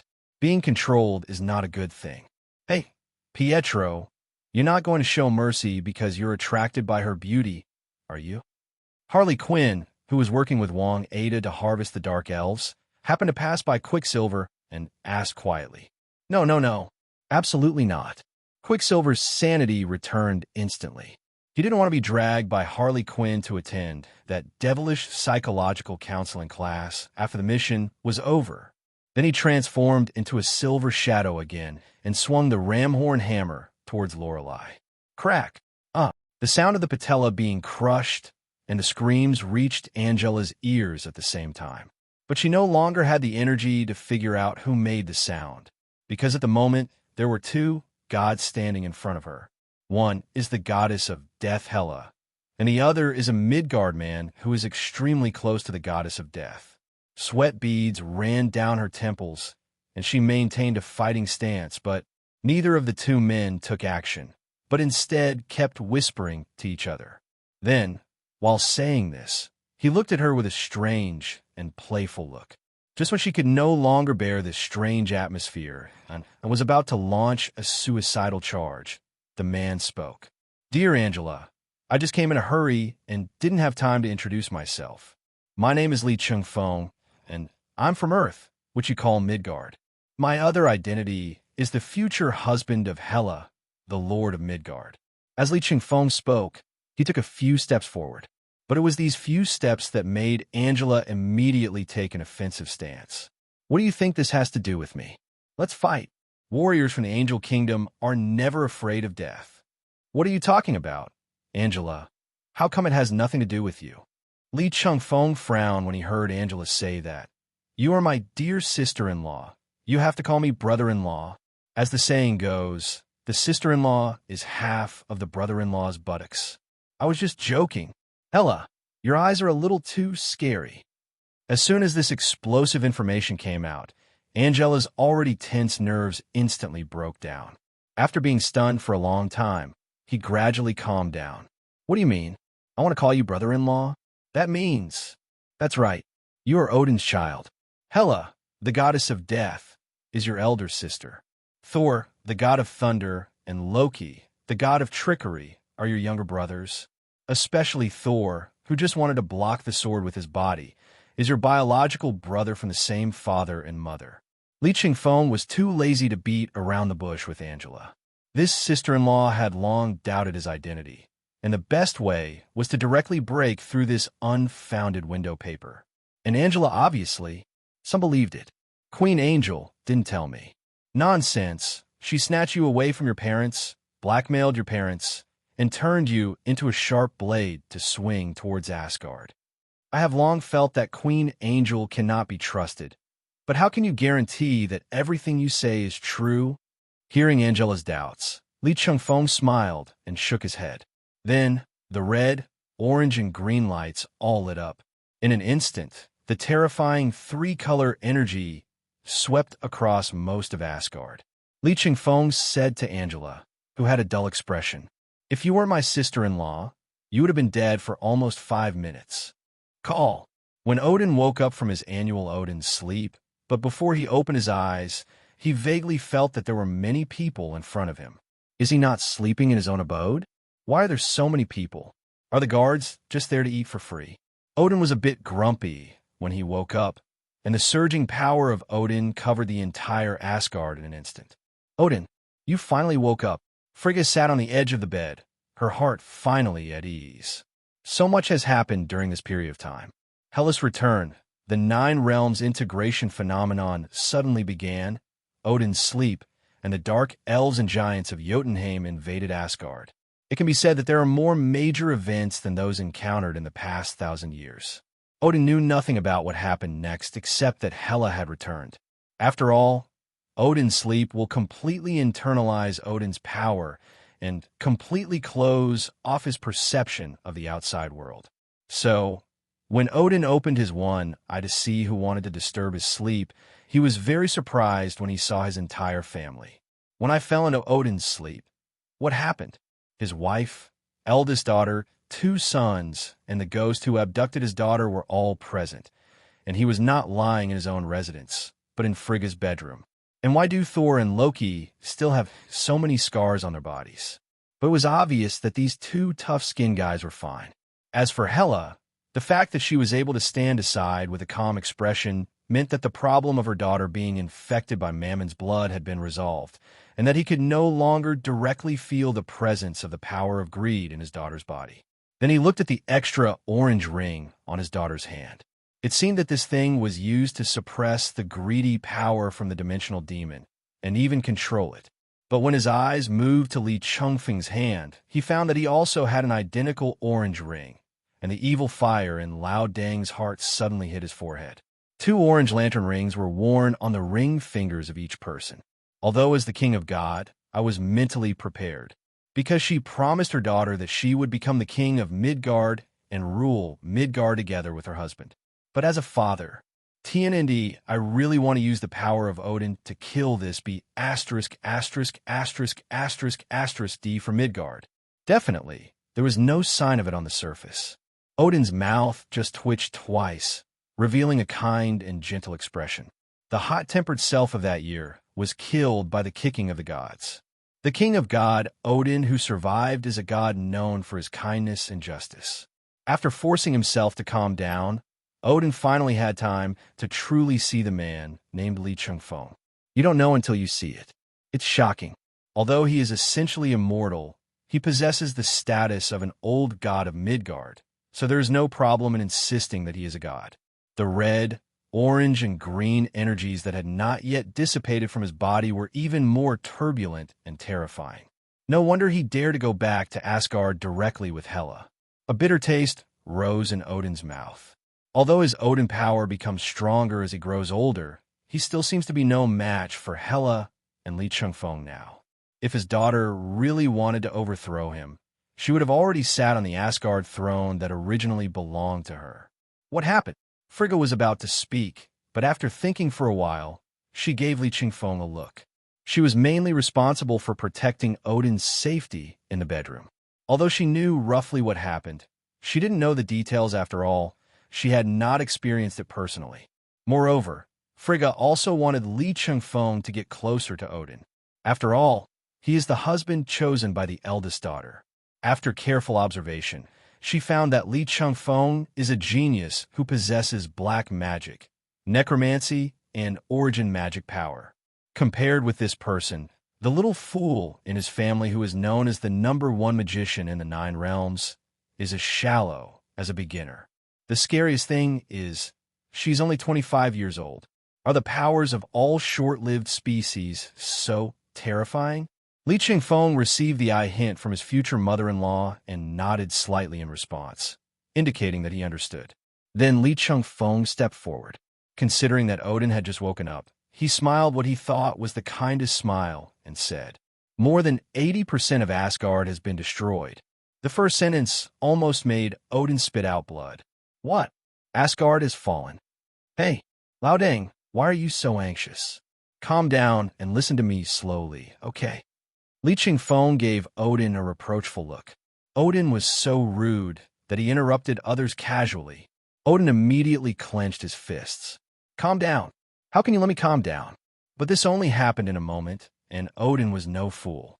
At this moment, Asgard's strongest fighters were in Frigga's bedroom instead of fighting outside, which meant that the incident had basically been resolved. Okay, go on. That's right. Don't be so stubborn when you get old. Li Chengfeng nodded with satisfaction and continued. Although Asgard was almost completely occupied at the beginning, with the joint efforts of the Asgard army and the star team from Earth, we successfully recovered the lost territory and wiped out the foreign enemies and internal thieves. External enemy? Internal thief. Odin repeated the 2 words, then raised his head in confusion. Internal thief. I can understand. There are many vicious criminals in the prison. But how did the external enemy enter Asgard? Without Bifrost transportation, it is almost impossible to enter and leave Asgard. This is the value of the 9 realms integration phenomenon that occurs once every 5,000 years. Li Chengfeng patted Odin on the shoulder. This dimensional barrier is now so weak that if I stand on the border of Asgard now, I can even go back to Midgard without entering the dimensional coordinates. Odin didn't quite understand the specific principles of teleportation magic, but Frigga's face changed. As one of the strongest witches on the magic side, Frigga definitely understood what Li Chengfeng was talking about. The 9 realms integration event is, in a sense, a dimensional integration event. The 9 realms that originally existed on different branches of the world tree were originally 9 different dimensions, but they have a tendency to integrate into one. That's scary. Originally, communication between the 9 realms was only possible under special circumstances. Now, as long as we can find the weak point of the dimension caused by the 9 realms integration phenomenon, we can directly cross to a certain dimension on the world tree. No wonder the giants of Jotunheim and the Dark Elves took this opportunity to jointly attack Asgard. The usual iron wall has now turned into an electric sliding door that automatically opens when it senses people. Who can resist the temptation of looting and fighting across dimensions at almost no cost? Among the 9 realms, except for Asgard, Vanaheim, and Midgard. The other 6 realms are relatively primitive and barbaric, and nomadic civilization is prevalent. To put it nicely, the people here are simple and honest. To put it bluntly, it's barbaric and bloodthirsty. In short, the Dark Elves, giants of Jotunheim, and angels joined forces to invade Asgard and destroyed the prison in Asgard and released all the criminals. Li Chengfeng shrugged.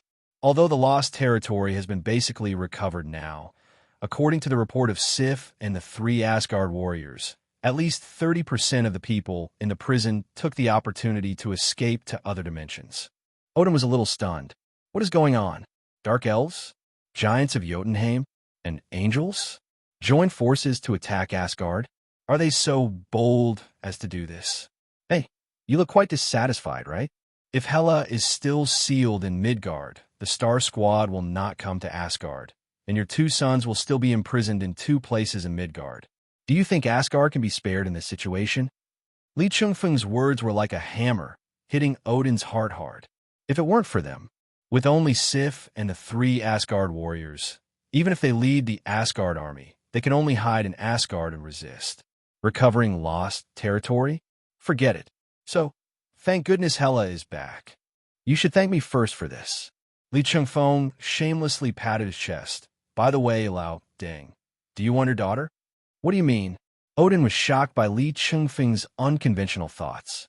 Wasn't he just talking about the invasion? That's exactly what it says. Li Chengfeng shrugged. While you were in Odin's sleep, we fought a great battle with the invaders and successfully killed Lauf, the king of the giants of Jotunheim. The enchantress, Lorelei, and the dark elf Agrim were also seriously injured and thrown into prison. No, after all that, what does it have to do with me wanting a daughter? Li Chengfeng looked at Odin in a daze, then sighed. He had clearly reminded Odin that Angel was involved in this invasion, and then deliberately asked him if he wanted his daughter. But he could not remember at all that he once had a daughter, the first child with Frigga. And Frigga fell into the same confusion. Angel Queen Highwind, let's see how many times you have this bad luck. The parents of the abducted child simply didn't believe that the man would let their daughter survive. Definitely, in fact, Queen Angel didn't really intend to let Angela survive at the beginning. However, Angel, who was the executor, was soft-hearted and hid Angela. After Queen Angel found out, she thought that letting the father and daughter kill each other would be the best way to relieve her hatred. So she trained Angela to be the sharpest sword in the Angel Kingdom. From a third-party perspective, Li Chengfeng thought that this Angel Queen was definitely interested in Odin. Otherwise, as the one who took the initiative to cause trouble, what reason would she have to hate Odin? But if we add some blackened plot about unrequited love, wouldn't it make more sense? The unofficial history of Asgard has been further enhanced. It's really wild and historical. The Queen Angel in the comics is still charming. So why does she fall for Odin, the old man with a white beard? But none of this matters anymore. Seeing that the atmosphere has been set, Li Chengfeng nodded towards Hela. Hela raised her brows, then turned and walked out of the chamber. After a while, he came in again with another person. As Angela. I didn't feel anything when I saw Angela alone, but when she and Frigga were in the same space, I could see it immediately. These 2 people must be related by blood. Angela is totally a younger version of Frigga. Li Chengfeng couldn't help but roll his eyes. Angela looks almost exactly like Frigga, and Hela and Loki are very similar to Odin in character and inner qualities. Only Thor looks nothing like his parents. Li Chengfeng felt that his theory that Thor was picked up from the trash can was becoming more and more true. Both Frigga and Odin were so shocked that they couldn't utter a complete sentence. Odin couldn't even continue sitting on the bed. He stood up in a hurry and came to Angela, constantly looking at the woman in front of him. Yes, very similar. Odin only took a look at Angela and was reminded of Gandalf, who was a magician but could also wield a sword to fight. Bah, it's Frigga. You are my daughter? Audrey, is it really you? At the moment, Odin and Frigga are not the king and queen of Asgard. Just an old couple who got lost and found their new home. Angela frowned subconsciously and wanted to step back, but the reaction from her body and blood was more real. overwhelming the hatred and distortion that Haven had deliberately instilled in her.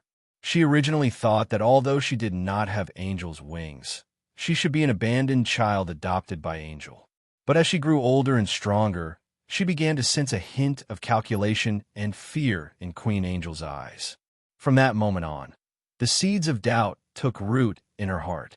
She believes that she does not belong to the Angel Kingdom. It was not until this moment that her guesses about her own life experience became completely clear, and her original suspicion of Angel Queen Haven began to turn into overwhelming hatred at this moment. Queen Angel, who was high and mighty, was so despicable that she took her away from her biological parents for her own selfish desires. He even wanted to turn her into a sharp blade to swing at her biological parents. However, now the sharp blade has changed direction, ready to chop down the filthy Queen Angel at any time. She slowly stretched out her hands, spanning thousands of years, and held her father and mother's hands again. Just like when she was born, she tightly held the fingers of Odin and Frigga. The 1.5 eyes of Odin and his wife were instantly filled with tears. "Kid, you're home. How lucky it is to have lost and found it again." Li Chengfeng sighed and came to Hella's side. "You seem to have a lot to say." Hella looked at Li Chengfeng. Although the time she had known this man was only a small wave in her thousands of years of divine life, the ripples filled her originally empty heart. Know him as you know yourself. This man has too much emotion. Seeing this scene, Li Chengfeng appeared calm on the surface, but the anger in his heart was raging. There's really nothing much to say. It's over if the trafficker's entire family dies. Malekith never thought that this trip to Earth would be either a life-saving journey or a life-saving journey. It's his bad luck to run into the human god in Fairy Tale Town. But why did he encounter a red humanoid monster just after he landed? And he could feel contempt and scrutiny in the monster's eyes. This shows that he is not a violent beast, but an intelligent creature with reason. Malekith clenched his teeth tightly, completely ignoring the blood flowing from the corners of his mouth. As the monarch of the Dark Elves, he is a cunning and despicable villain, but he is not a wimp. It is human nature to run away when faced with Elsa. After all, only those nice guys, those so-called superheroes, would rush to their deaths without hesitation. At the beginning, he did not run away while spitting blood like he is doing now, but he rushed forward with a long sword in his right hand and black magic in his left hand. But the ending is not very pretty. Although Red Hulk does not have as high an upper limit as Hulk, as a relatively powerful member of the Hulk family, there is no problem for his basic attributes to be comparable to the normal Savage Hulk. And the normal Hulk versus the normal Malekith, that is one-sided abuse. His black magic hit Red Hulk, but apart from leaving some scars, it was unable to stop Red Hulk's steps. After Malekith slashed the sword at Red Hulk turned around and smiled. "My friend, your attack is like a spoiled child to me." This sentence completely broke Malekith's defense, and he started the game of him escaping and him chasing again. But Red Hulk, also known as General Ross, could have killed Malekith directly, but he deliberately left him a way out, a lifeline leading to the Air Force Base. As the nominal commander of this military base, General Ross originally did not want to have anything to do with the FBI. But the reality is that the FBI took over all perimeter defense within a few minutes. Even though he can transform into huge amounts of gamma monsters, he has to obey the orders of a man named Nick Fury. General Ross, who was originally maintaining the Hulk form and venting his emotions by swimming in the surrounding wild lakes, also heard Nick Fury's orders on the communicator. "Dear General Ross, how are you doing recently?" "Nick Fury, what do you want?" "I regret to inform you that the external defense of Area 51 is temporarily taken over by the FBI. I won't ask why you're not sitting in your office during working hours. Now I will give you a task. Guard the perimeter of Area 51 and look for a pale-skinned, dark elf leader." Nick Fury's words made General Ross pause. What the hell? Defense taken over? Still looking for a pale-skinned, dark elf leader? What are you doing? What evil things have you done? What are dark elves? Ha ha. As for the adjective harmful to nature and morality, I think it's more appropriate to use it on Amanda Waller. Nick Fury smiled. Although you were captured by Hydra for quite a long time and brainwashed, it was a blessing in disguise that you became Red Hulk. It's just that you don't know much about what happened to the ARI in Area 51 in the past 2 years. The unknown entity that you dug out that year, we call it Ether, which is the treasure of the Dark Elves. They came here for this treasure. I heard from Amanda Waller that the Storybrooke incident was caused by Ether, but wasn't Ether already taken in by the one from your F.B.I.? Li Chengfeng. Yes, that's right. Wasn't he taken in by him? That's true, but the Dark Elves are looking for the remaining aura of the Ether, and this base is the place with the thickest aura of the Ether. Okay, I get it. Now we're the bait, right? Come on, find this big fish as soon as possible. Nick Fury smiled and suddenly lowered his voice and said, After all, you don't want to be suppressed by Amanda Waller all the time, right? After many hints from Nick Fury, General Ross finally took the bait. After all, compared to Nick Fury, who has nothing to do with him, he hates Amanda Waller, a vicious and unscrupulous person, more. And most importantly, the two of them have the same rank, but she is the commander-in-chief of the Sky Eye Society, and everyone has to obey her. But with the merit of capturing this alien invader, combined with his own power as Red Hulk, he will surely be able to demonstrate his value in front of the American government. Huh? Amanda Waller? By then she will be just a black lady who poses no threat at all. That's why there's that scene where Red Hulk smiles at Malekith's, but at the moment, Red Hulk was also extremely excited, laughing and chasing Malekith. Ha! Dark Elf, why don't you just stop running away and surrender? Psycho. You Earthlings are all psycho. Malekith finally couldn't bear it anymore and turned around to curse. It's okay that there's a god in Storybrooke. But what the hell are you, a monster? After Red Hulk discovered that he could communicate with the Dark Elves, he did not stop chasing them. The common language is very important. At least you can get more information out of them. Nick Fury didn't say anything either, so he has to be caught, right? At least I can be considered to be delivering the goods to your door now, right? So Red Hulk stopped and let Malekith run farther and farther. Malekith was still wondering in his heart, why did Red Hulk suddenly stop? The next moment, ice, fire, storm, and thunder all fell on him like crazy. In a hurry, Malekith used the black magic shield to protect his whole body. But under the powerful elemental attack, the black magic shield that Malekith had used all his life skills to maintain was shattered. Then he fell completely in this endless attack. Cease fire. Nick Fury, who had been observing the outer defense, waved his hand, signaling the X-Men to cease fire. Icemen, firemen, and Storm stopped immediately. I originally thought it was a difficult mission, but it turns out that I'm just here to serve as a ranged weapon. Icemen shrugged at the firemen, but this creature called the Dark Elves is quite tough. After such an attack, it hasn't died completely yet. You think it's easy, but that's because we have the right time, right place, and right people. If you encounter this Dark Elf without support, you will most likely be killed. Storm Ororo rolled his eyes. Iceman was good in every way except that he was too proud due to his status as Omega Mutant. Judging from the combat capability alone, it is indeed good, but the combat experience is just a bunch of shit. But what Storm said is indeed correct. Malekith's miserability is mainly due to playing away from home and his unintentional actions. If the environment is basically fair, most of the X-Men will be killed by Malekith. Okay, stop discussing this. As the leader of the X-Men this time, White Queen glared at Iceman with her charming eyes. I'm not saying anything bad about you, Drake, but can you be more steady in your actions? That's what I said. Why is it still education? Iceman's head dropped, and he complained quietly.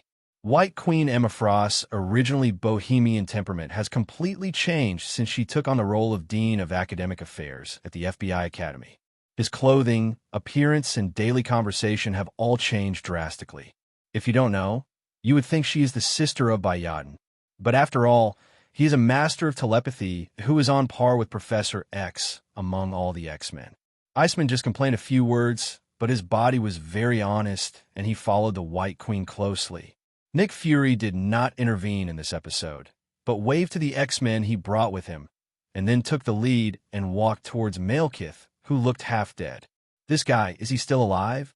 The fireman, who had been silent all this time, suddenly muttered, "It shouldn't be like the situation in horror movies where the boss looks dead, but when the protagonists and supporting actors gather together, he will suddenly open his eyes, then wave his weapon and start killing people." But as soon as the fireman finished speaking, Malekith's eyes really opened. F***K. Are you serious? Malekith was seen grinning and inserting his hand into the ground. Then a strange black sword was pulled out. Malekith greedily absorbed the power from the sword, and his physical condition recovered instantly. Then with the first strike, the black-skinned one-eyed leader was chopped into 2 pieces and could only lie on the ground struggling and screaming. The following scene was extremely bloody, with severed limbs flying everywhere, and all the people who had just ambushed Malekith, including Red Hulk, had their heads chopped off. The cruelty and brutality of the Dark Elves were fully displayed at this moment. Then Malekith threw the head away and walked deep into the military base. The strange red light kept luring him forward, and soon he saw the true face of the red light. "These are particles. Ha ha ha. Ether. I finally got type particles. Asgard, the 9 realms? They will all be interstellar dust that will perish in my hands." Ha ha ha ha ha. Malekith laughed and pocketed the TIE particles. The Legend of Malekith. A great series. Bullshit. The White Queen raised a brow and removed her hand from Malekith's forehead. There was no such thing as an extreme counterkill or TIE particles. It was just that the White Queen helped to weave a perfect dream for the Dark Elf monarch before he died. Alas, when people get older, they can't bear to see things that make them die in vain. White Queen stood up and sighed. Black Braised Egg wiped the cold sweat from his head. Wow, he just used the telepathy ability to kill this Dark Elf, who was obviously of a very respected status, and he still couldn't bear to watch him die in peace. You are forcing someone to close their eyes before they even intend to close them.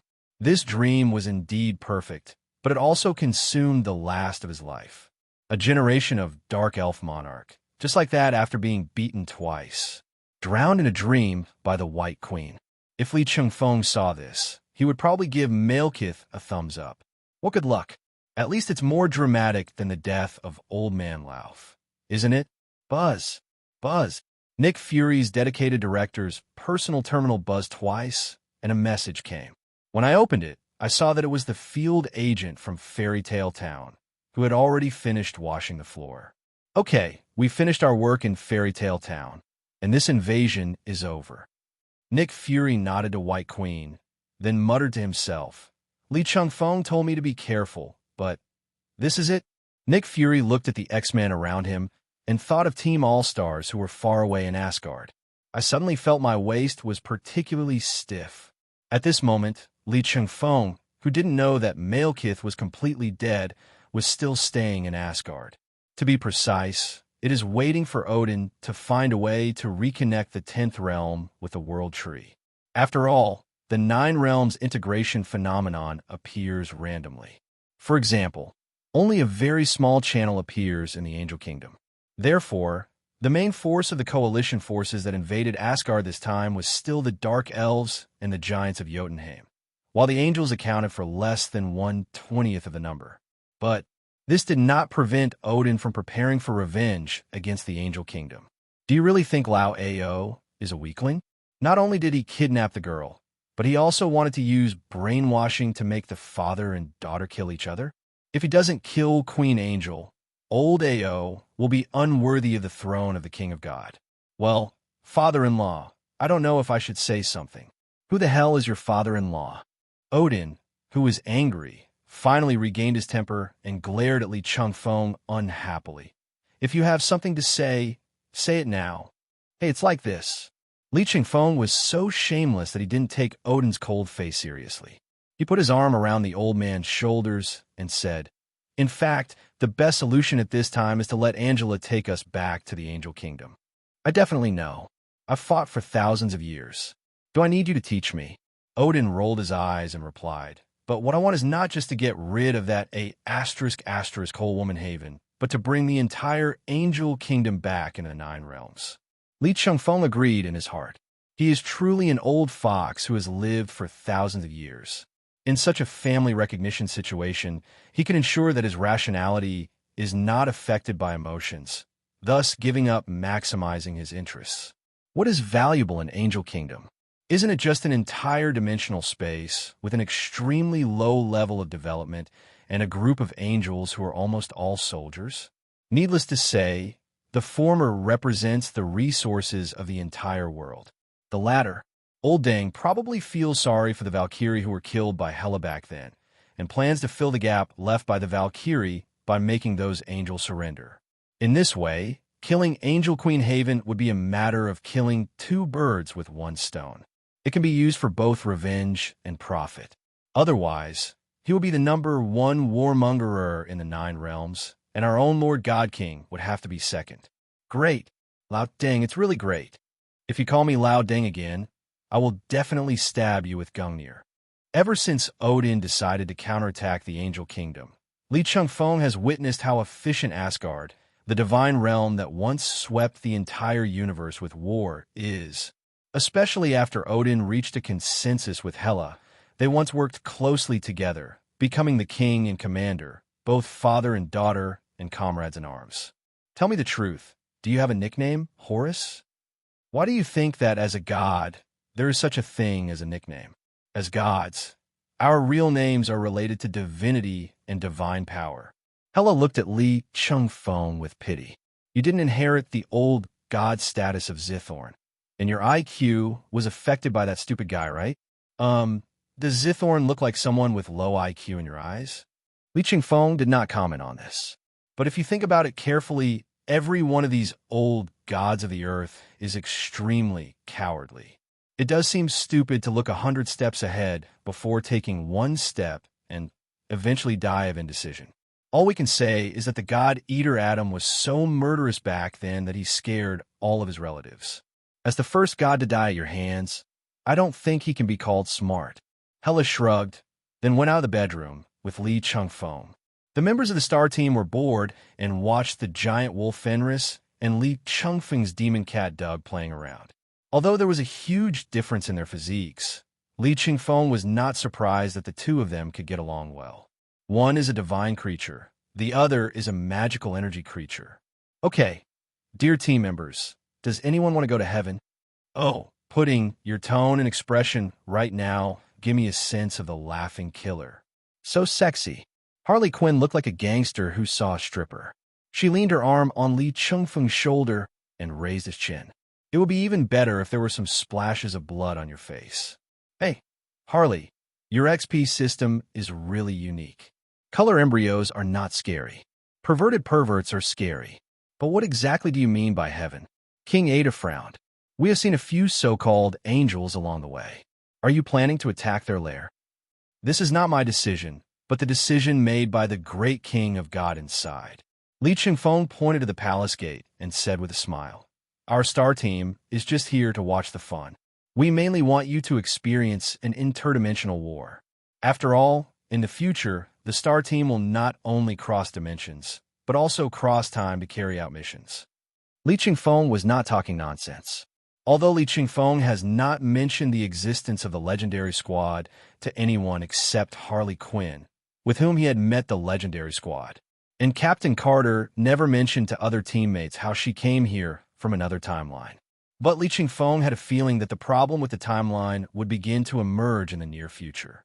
Otherwise, he would not be able to gather team members from various nodes of the timeline in the future to form a legendary team.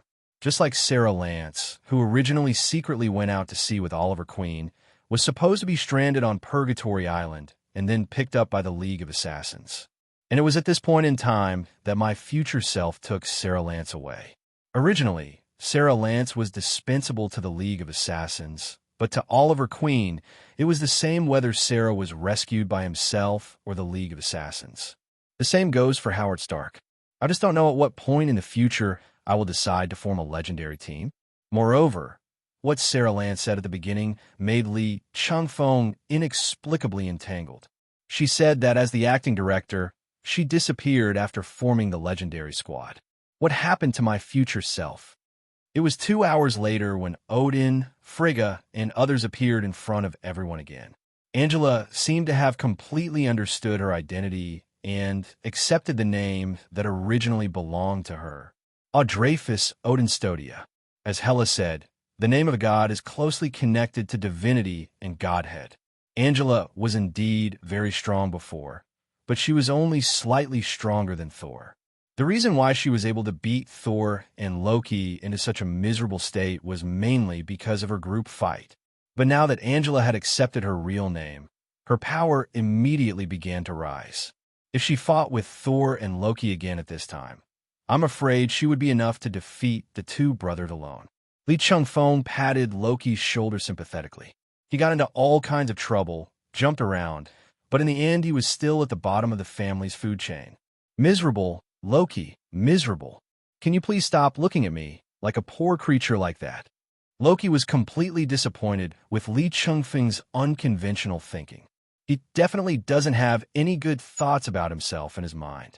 But what to do? He can't beat him, he can't scold him, and after he had an affair with the eldest sister Hela, he was suppressed in terms of seniority. The more I think about this 250-year contract, the more I feel like I lost out. At this moment, huge amounts of Asgard army had assembled on the square. Li Chengfeng was at the forefront of the army and saw many familiar faces. The first is Sif, who has a close relationship with Thor. The female warrior of Asgard generation is second only to Angela, and in the comics, she is Thor's biological wife. However, in the movie, Thor's emotional line focuses on Jane Foster, but this does not affect Sif's position in Thor's heart.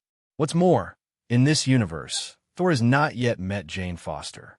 Then there are the three warriors of Asgard, the guys who came down to Earth with Sif to support Thor in Thor, Ragnarok, and they were also the cannon fodder who were killed instantly by Hela in Thor, Ragnarok. However, in reality, these three are still very strong, but in the eyes of Hela, who is at the peak of the Heavenly Father, they're not good enough. As mentioned earlier, Volstagg, one of the three warriors of Asgard, is even qualified to pick up the ultimate universe Mjolnir. Finally, Li Chengfeng saw an acquaintance, Bald Skalsini, nicknamed the Executioner. That's right, it's the one who was born in a cowardly way and died in a miserable way in Thor, Ragnarok. In fact, the movie still makes this character comedic and clown-like.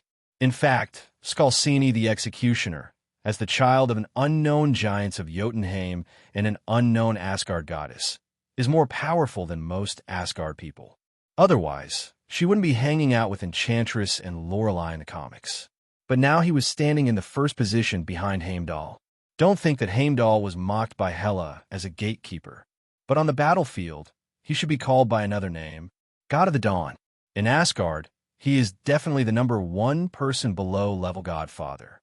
In addition to these familiar faces, there are also many guys with strong faces, probably the strong men in the Asgard Legion. But Li Chengfeng really didn't recognize him. At this moment, everyone is waiting for Odin's order.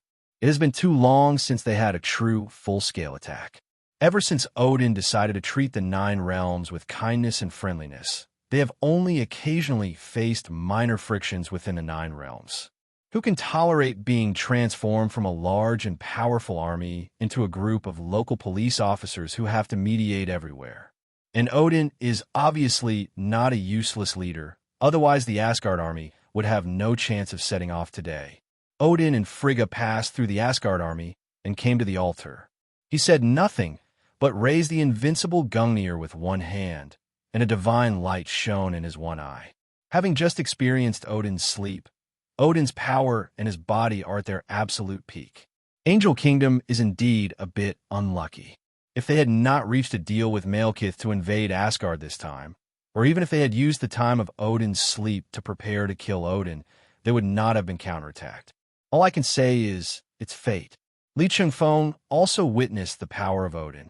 If we simply talk about the strength of combat power, the current Odin is slightly inferior to the Orange Lantern Hela or the Three Lantern Li Chengfeng. But the power of Odin not only has powerful combat capability, it also brings Odin nearly omniscient knowledge and special abilities, as well as a link with the World Tree. The small hammer dug into the gap, cutting off the connection between the angel kingdom and other realms. Then the sledgehammer was used to take over, and the power of Odin was used to exile the isolated angel kingdom. This is also the reason why Odin was able to separate the angel kingdom from the world tree. Ao Dachui said, "If you can dismantle, you can rebuild. If you can break, you can erect. I can also do bricklaying." After Odin re-established the connection with the world tree, he used the power of Odin to pull the angel kingdom again, allowing this dimension to take root and sprout on the world tree again. As this process continued, all the divine creatures present felt the throbbing from the depths of the universe. That was a long-awaited thank you after the world tree was complete. Li Chengfeng couldn't help but roll his eyes. The world tree was also unlucky. It met Odin, the old man, and split into another dimension because of a disagreement. For the world tree, this is like partially peeling off a person's organs and putting them aside, but the main blood vessels are still connected. The world tree is really generous. If he is the world tree, he must reduce his dimension to a human form and give Odin a good beating. The 10th world has returned, and the world tree is complete again. Odin turned around, and his magnificent armor reflected dazzling golden light. Asgard army, prepare to attack. Let the angel kingdom see the power of Asgard once again. As soon as the king of God, Odin, finished speaking, Heimdall was the first to move. Then the Asgard army followed closely behind, crossing the long bridge and arriving at the gate of Bifrost. Heimdall inserted the Sword of Dawn into its base, and Bifrost immediately began to operate. Ever since Heimdall took over the authority of Bifrost from the previous generation of gatekeepers, he was destined to no longer be able to gallop on the battlefield under the name of the God of Dawn. When Hela looked at Heimdall, besides the constant confrontation, there was also a hint of pity. For true warriors like Hela, they can no longer step on a battlefield. What a pity. But Heimdall had already gotten used to all this over the past few thousand years. He turned the Sword of Dawn and found the 10th realm, which was originally a blank, on the star disk representing the coordinates of the world tree. Then, Bifrost on, Odin and Frigga stepped into the Bifrost without any hesitation. Then came Hela, Angela, Thor, and Loki. Li Chengfeng and the Star Squad were not in a hurry to go in, but followed at the end of the Asgard army. This scene is about the revenge of the King of God in Asgard. Those of you who are just here for show should not be too interested in the scene and should keep a low profile. As they were about to walk on a Bifrost, Heimdall suddenly spoke up and said to Li Chengfeng, "Old God from Midgard, how did you convince the King of God, Odin, to agree to bring the 10th world back to the world tree?" So under the surprised gaze of everyone in the star team, Li Chengfeng opened 4 portals. The first portal. Li Chengfeng didn't even need the Green Lantern ring to tell what it was. No wonder it's like home. Isn't this URU metal? There was only a small mountain of URU metal left in Odin's treasure house, and in the underground of Angel's dimension. It actually contains nearly 100 times the total amount. And there is no trace of excavation at all. From this we can see that the civilization process in the Angel dimension is really too backward, and their minds are full of fighting and killing. No wonder Angel's scientific name is War Angel. This name is really not wrong at all. If they had developed other industries a little bit, with their united fighting power, they would not have been beaten by Asgard to the point where they had to kidnap other people's girls to threaten them. This may be the disadvantage of a purely matriarchal society. It is a tragedy to have a treasure mountain but not know it. After determining the location of the huge amounts of URU metal or veins, Li Chengfeng came to the second portal. It's what's called Sing Along With Me metal. This time, Li Chengfeng's blind spot in knowledge was indeed touched upon. But it doesn't matter. The Great Green Lantern Encyclopedia is here to help. Li Chengfeng materialized a scanner with green light of will, aimed it at the metal cross-section, and began to scan it. Drip, drop, scanning completed, analyzing, analysis completed. Identified as Yaka metal, under the watchful eyes of Team Star, the scanner gave the answer. Only after hearing the name did Li Chengfeng understand. So this is it. Yaka metal is indeed a precious metal in the Marvel Universe, but it is not particularly famous. In the movie, Star-Lord's dad definitely is his good blue-skinned dad. Yondu's arrow is made of Akka metal. Although its hardness is not as good as top-grade metals, such as vibranium and adamantium, it is quite sufficient. It is extremely sensitive to sound and can produce resonance and resonance. With the help of a special frequency amplifier, it can accurately manipulate Yaka metal creations. Although this metal doesn't have any high performance, in the movie it is just used to efficiently clear out the mobs. But that was with only one arrow. The total amount of Yaka metal in front of us is even several times that of the URU metal vein, just now. Compared to URU metal, Yaka metal is more suitable for arming elite agents who are ordinary people. The mineral content of this vein is enough to arm all the elite agents, with more than half left. Well, let's just send the extra part back to the general administration of the Republic. After all, it's my hometown. How could I forget such a good thing that I could get for free? Even if you are in the angel dimension, you should not forget to contribute to the construction of the Republic. At this moment, Li Chengfeng felt that the red lantern ring on his hand was brighter. Ah, Buzz! Oh, you're really responsive. The members of Team Star were like bumpkins who had never seen the world. They gathered in front of the second portal and took turns making sounds to trigger resonance in the Yaka metal. Especially Hulk, his shout almost made a large piece of Yaka metal resonate and break away from the vein directly. The result was that they were covered with broken stones. Li Chengfeng looked with disdain at this group of guys whose mental age had dropped suddenly and walked to the third portal on his own. This place is marked by Yemengard as rock too hard to chew.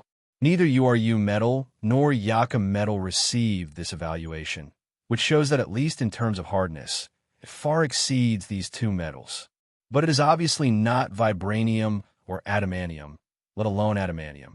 The reserve of this stone is not large, about the same as the URU metal in Odin's treasure house. Try to attach the green light of will to your hand and touch it, and then you will clearly feel the kinetic energy and some energy of the green light of being absorbed by this stone. And it was at the moment when the energy was absorbed that Li Chengfeng, relying on the perception of dark magic and origin magic power, sensed a strange aura, dark, mysterious, scary. Even Scython's old god status resonated with it. It's the dark dimension. Li Chengfeng frowned, then picked up the scanner to scan. But after a period of analysis, the conclusion he reached made Li Chengfeng's eyes widen. Dagon stone. This thing can be regarded as the most powerful metal in the entire Marvel Universe, and also the rarest metal. The biggest reason is that it comes from the dark dimension. It is formed by combining special substances from the dark dimension with vibranium, and possesses the advantages of both. Not only can it absorb and release kinetic energy like vibranium, it can also absorb and release antimatter energy. It is no exaggeration to say that it is indestructible. Moreover, Dagon Stone has the power to resist magic attacks and mental attacks within a certain range, and also has the function of self-repair. Perfect and flawless are definitely not boasting when applied to Dagon Stone, but rather realistic. Even in Avengers 4, some people speculated that Thanos' large sword was made of Dagon Stone, but this claim has never been confirmed. Li Chengfeng was surprised, but also a little worried. After all, Dagon Stone is a metal that is deeply bound to the dark dimension. Since it appears in the Angel Kingdom, it can only mean that the dark dimension once had a connection with the Angel Kingdom.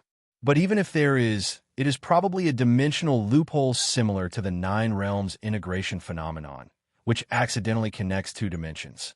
The Angel Kingdom may have originally had vibranium, and then it happened to come into contact with the special matter of the dark dimension, which accidentally formed Dagon Stone. Why are you so sure? Because if it is really Dormammu that invades, the angels in the Angel Kingdom will definitely not be their match. And the fourth portal is finally not a metal section. It was a ball of liquid metal the size of a human head, suspended in the void. This thing, Li Chengfeng actually recognizes it. Galaxy glaze is the layer that covers the body of the silver glider. The liquid metal in front of us is actually the raw material of galactic glaze. The real galactic glaze is formed by combining the power of the planet Devourer with it. But let's just call it galaxy glaze to save the trouble of thinking of another name. No wonder Yemengard thinks this thing is edible, because galactic glaze can absorb and integrate any energy, even the power of the universe. As an energy creature, this is something that can be eaten. Although without the power of Galactus, it is not possible to make someone a silver glider through the galactic glaze.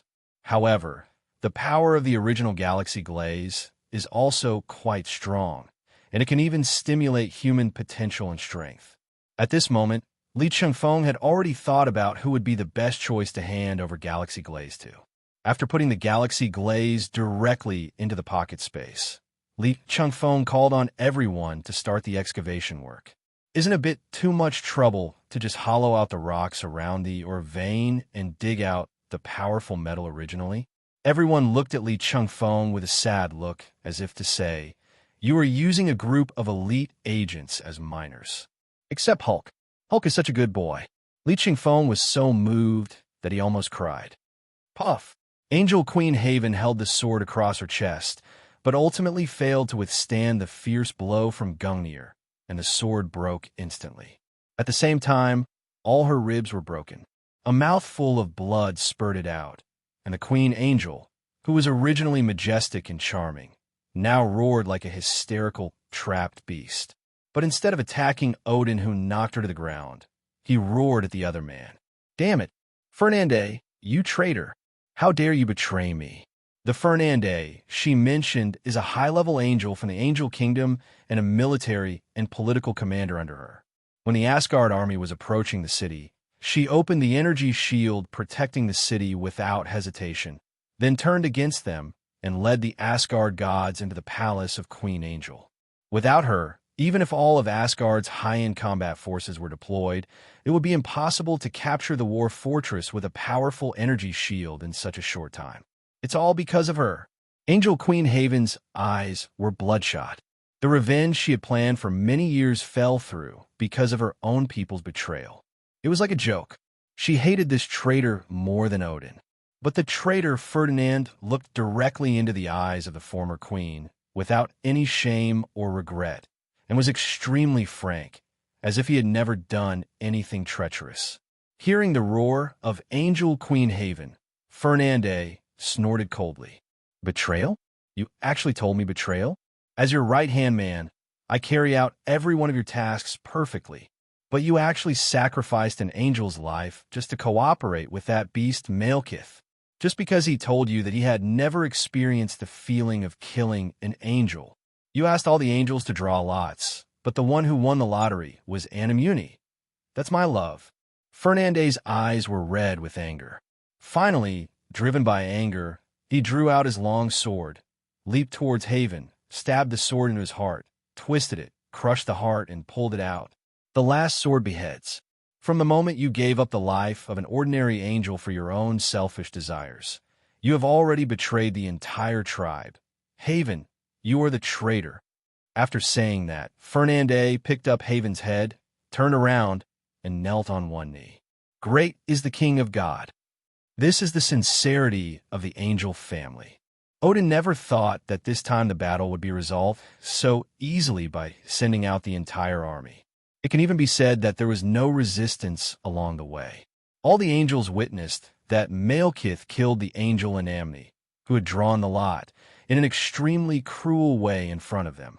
So, Queen Angel has lost the support of the people, and every angel is afraid that they will become the next Anamuni.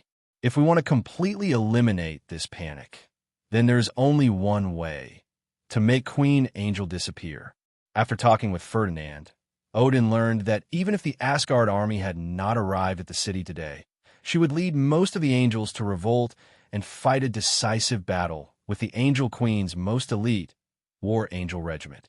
Definitely, the so-called most elite army was like paper under Hela's hands.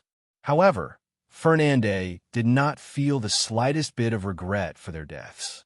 They are Queen Angel's sharpest killing tools, and each of them has angels' blood on their hands. Fortunately, the Asgard army arrived, so that the angels who were originally preparing to participate in the revolution did not suffer any casualties. After offering Haven's head, Ferdinand stood up and said to Odin in a dignified manner, "Let us free ourselves from the hands of the tyrant." Odin calmly looked at the military and political leader with his one eye. His expression was indifferent, but his eyes were full of determination. After a long time, under the gaze of the Asgard gods, Odin suddenly showed a kind and benevolent smile, just as he has maintained the image of a benevolent emperor for thousands of years. "Child, are the angels willing to move to Asgard?" What? Fernande was stunned and asked in disbelief. "What you just said is, let the angels move to Asgard." To be honest, after killing Queen Angel, Ferdinand was already prepared to pay the price for defeat. For example, the whole tribe was enslaved, but the King of God, who once washed the world tree with blood and tears, actually let them move into Asgard? Wouldn't that make them true Asgardians? That's right, move to Asgard. Odin repeated again without getting tired of it. From now on, there will no longer be the angels in the angel kingdom, only the winged people in Asgard. All of them will be under the command of the winged Queen Angela. How about that? How? It's such a bargain. For the angel kingdom, a relatively wild dimension among the 10 realms, Asgard is an unattainable dream and the promised land in people's minds. And the one who manages them is none other than Angela, with whom they used to live day and night. It is equivalent to a township in Tsong province collectively obtaining a household registration in the imperial capital, and then the direct leaders remain the original leadership team. Is this the treatment for the defeated? Then they are willing to be defeated 100 times again. Definitely, this is not without cost. Please go ahead.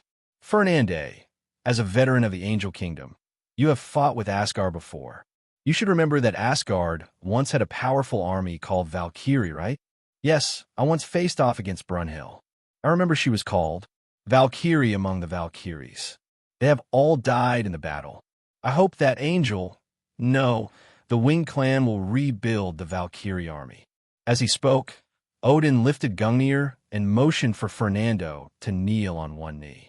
Fernande did so and felt the body of Gungnir's gun lightly touch her shoulders.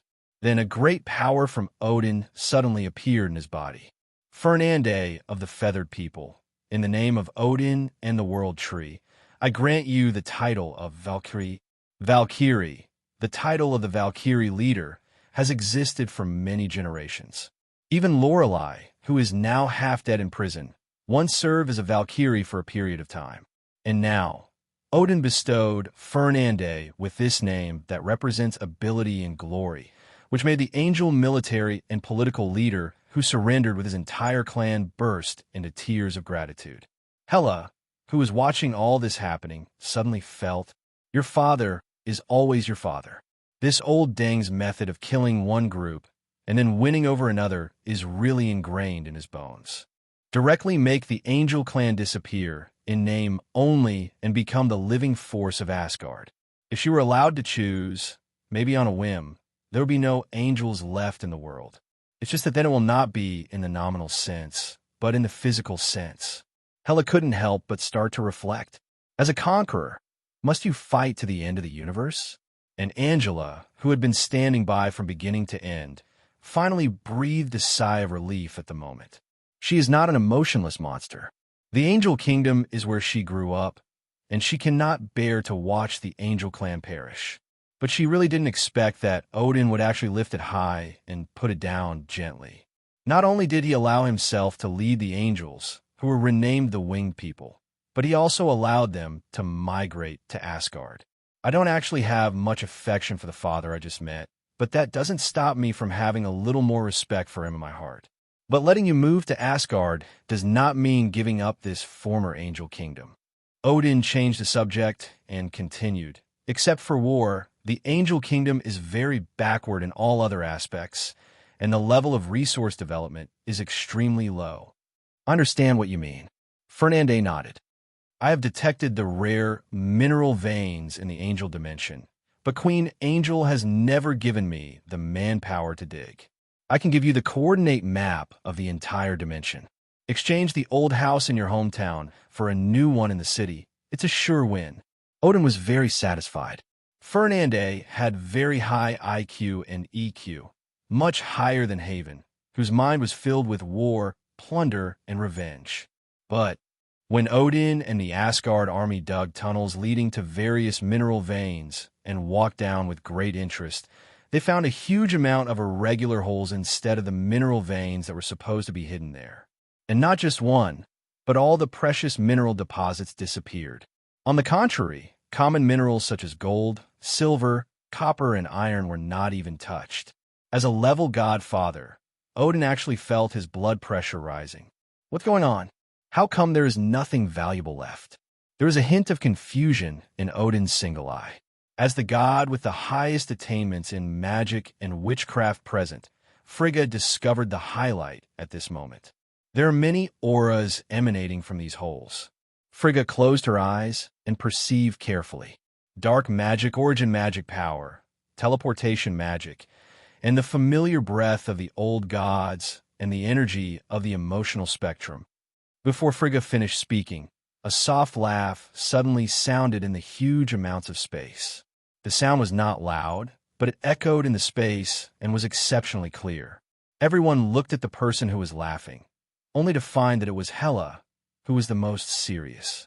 Seeing this, Odin couldn't help but ask, "My son, why are you laughing?" Hela didn't bother to hide the slight curl of her lips. "I think of happy things." "What's the happy news?"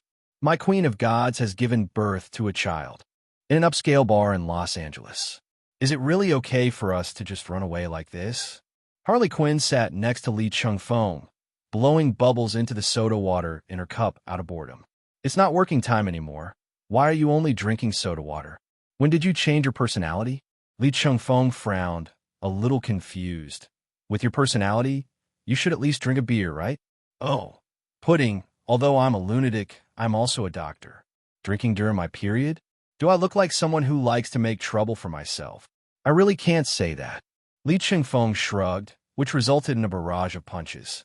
"It's like a cat scratch. It doesn't hurt at all, but it's a little itchy."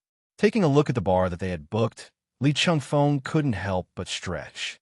After all, with the presence of Hulk, the other guests would have fled long ago. This could cause trouble for the American government, but it won't be too troublesome. After all, his brothers and sisters from Team Star had just served as minors for him, so it was only right for him to take them on a short vacation.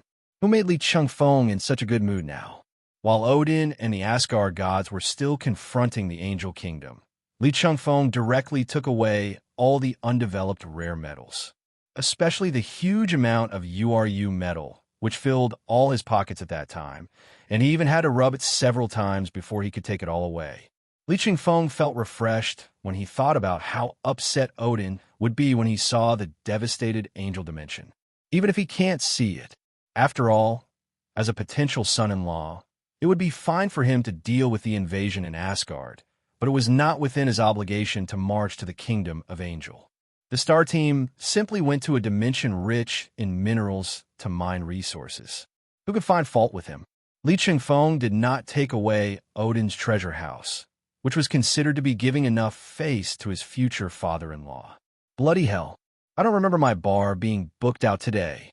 Just then, a white man in a sexy suit and with a British accent walked in from the door and claimed to be the owner of the bar. Behind him was a hot, wheat-skinned beauty, but from her expression and movements, it was clear that this beauty was definitely a tough character. When Li Chengfeng turned around and looked at the two people, he felt dizzy. He ignored the person who came and waved to King Ada instead. "Ada, I forgot to check just now. What is the name of this bar?" "LUX, the best bar around here." F***K really. Li Chengfeng drank the remaining whiskey in the glass expressionlessly, then changed his expression without any hesitation, walked up to the bar owner with a smile, and shook hands with him. "Nice to meet you, Mr. Lucifer Morningstar." Wow, you know me?" Lucifer raised his eyebrows, and his slight complaints were instantly replaced by curiosity. "It seems you also want to get help, right?" "Help? No, no, no, you think too much. Li Chengfeng smiled. We just came here to drink, but it's all because of our big guy that we scared away the other guests in the bar. As he said this, he pointed at Hulk, who was jumping awkwardly on the dance floor. This is such a big guy. Lucifer looked at Hulk in surprise, but quickly brought the topic back to Li Chengfeng. But I'm more interested in you. Tell me, what do you want most in this life? In an instant, Li Chengfeng felt an unrivaled power that made him want to reveal his deepest desires. But it was only for a moment, and the next moment, the feeling disappeared. Li Chengfeng understood that because of the protection of the old god's status and emotional spectrum, Lucifer's ability could not affect him. At least for now, Lucifer, who had given up all his powers just to live a carefree life in the world, could not be influenced. About this, you really can't influence me, dear Lucifer Morningstar, or... Li Chengfeng leaned forward slightly and whispered in the other's ear, Samuel. As soon as he finished speaking, Li Chengfeng felt a burst of tearing air sounds suddenly passing by his ears, so he turned on the green light without hesitation and transformed into a shark head as big as a fist, biting the strangely shaped dagger. Be careful, Mazekin. A dagger made of hell metal can really hurt me. Looking at the expressions of the master and servant in front of him, Li Chengfeng felt a little proud. Very good. That will calm them both down for now. I know you may have a lot to ask me. Li Chengfeng walked towards the booth in the corner of the bar, but you have to believe that we really just want to find a bar to drink today. After sitting down, Li Chengfeng looked at Lucifer leisurely. I can't help but sigh my heart. Among the strongest people under existence, such as Almighty God and OA, the complete Lucifer can definitely be ranked among the top 5. He possesses half of God's power and the power to shape all things. This is no joke, but the guy in front of him with doubts in his eyes is just a street urchin with endless life and regenerative healing factor. Definitely, taking back the power that belongs to him is just a matter of his own thought. However, since Lucifer hasn't had enough fun in the human world, he will definitely not return in his complete form. Lucifer stared at Li Chengfeng for a long time, then suddenly relaxed all over, leaned back on the sofa, and spoke in a lazy tone. Okay, tell me quickly, what medium did my father use to create you? Is it willpower? Did he ask you to pass on a message to me, or to urge me to return to hell? Lucifer, I would just kill him. Hey, Maisie, you are too impatient, and most importantly, Lucifer pressed Mazekin's shoulders. You are no match for him. Li Chengfeng's mouth twitched. This guy really only lives in his own world. Listening to people talking is so stupid. I have nothing to do with God. It's Aminadiel's job to urge you back to hell. But now that I'm here, I really want to ask for your help on something. Really? You're not Angel or something? I'm a Republican. It seems that the Almighty God cannot reach out to us Republicans, right? That's true. Lucifer nodded. In that case, let's put aside all the unlucky topics and talk about what you want to do for you. Lucifer quickly accepted Li Chengfeng's statement, or rather, he was not interested in the specific situation. He just enjoys the thrill of playing with the world. So Li Chengfeng did not hesitate and took out the dark book from his pocket space. I want to know, who is the soul in this book? Lucifer reached out and took the dark book, then opened it with some curiosity. Ever since Zithorn's soul dissipated and absorbed the TIE particles, the original property of the dark book that tempted humans to fall has disappeared completely. Definitely, even if that characteristic still exists, can it still be used to trouble the king of hell? Even the word fall came into being because of him. Isn't this the dark book of the old god Shisong? Oh, and there are TIE particles? You're quite capable. Wait, what's your name? Li Chengfeng. Oh, Li Chengfeng. What an easy-to-remember name for a republic. But I remember that there shouldn't be any souls in the Dark God book at the beginning. That's why I want the all-knowing angel to help me solve my confusion, because I have no clue at all. All right. As Lucifer spoke, he spread out the dark book on the table. Then he stretched out a hand, and black ripples appeared on the surface of the dark book.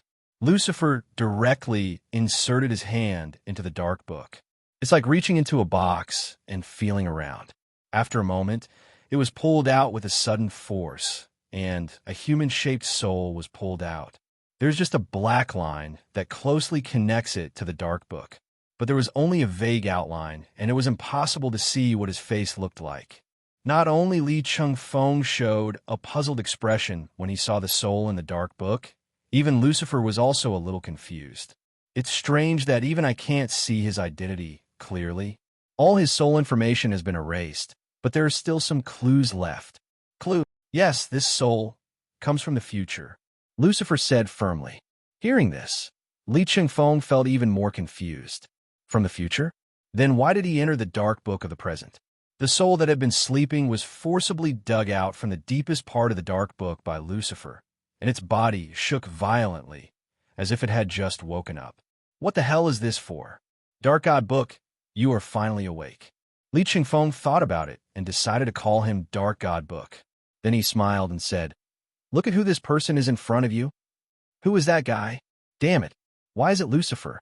UB asterisk asterisk asterisk asterisk asterisk D." Lucifer narrowed his eyes slightly. Although he had a high tolerance for unintentional offenses from mortals, no one could just laugh off such named insults. Maisie beside him jumped up and was about to use the Hell Dagger to give the Dark Book a fierce blow. Seeing that the situation was not good, the Dark Book floated directly behind Li Chengfeng. "Brother Feng, Father Feng, please save my life." He didn't need to say anything. When Maisie saw that the person blocking his way was Li Chengfeng, who could have easily stopped him just now, he frowned and withdrew his attack. If he was just a little stronger, she would definitely try her hand with Li Chengfeng. But Lucifer said that he was no match for his opponent, which meant that the gap between them was extremely large. "Can you keep your mouth shut? UB asterisk asterisk asterisk asterisk asterisk D." Li Chengfeng glared at the Book of Darkness. Lucifer didn't take it seriously. If he really wanted to crush a soul, Lucifer would treat it like a game even now. Ahem. I was really scared. As soon as awakening came, there was a huge amount of devil faces in front of me. Who wouldn't be scared? The tone of the Dark Book also clearly revealed its guilty conscience. But Lucifer was a little surprised when he heard this. "You can actually see my devil face." As Lucifer spoke, he revealed his true appearance as a devil. Fiery red skin, no hair, and eyes that look like endless hell. Even Li Chengfeng, a time traveler, felt a little uncomfortable when he saw this scene. Too weird and grotesque, but it only appeared for a moment before turning back into its original sexy, handsome face.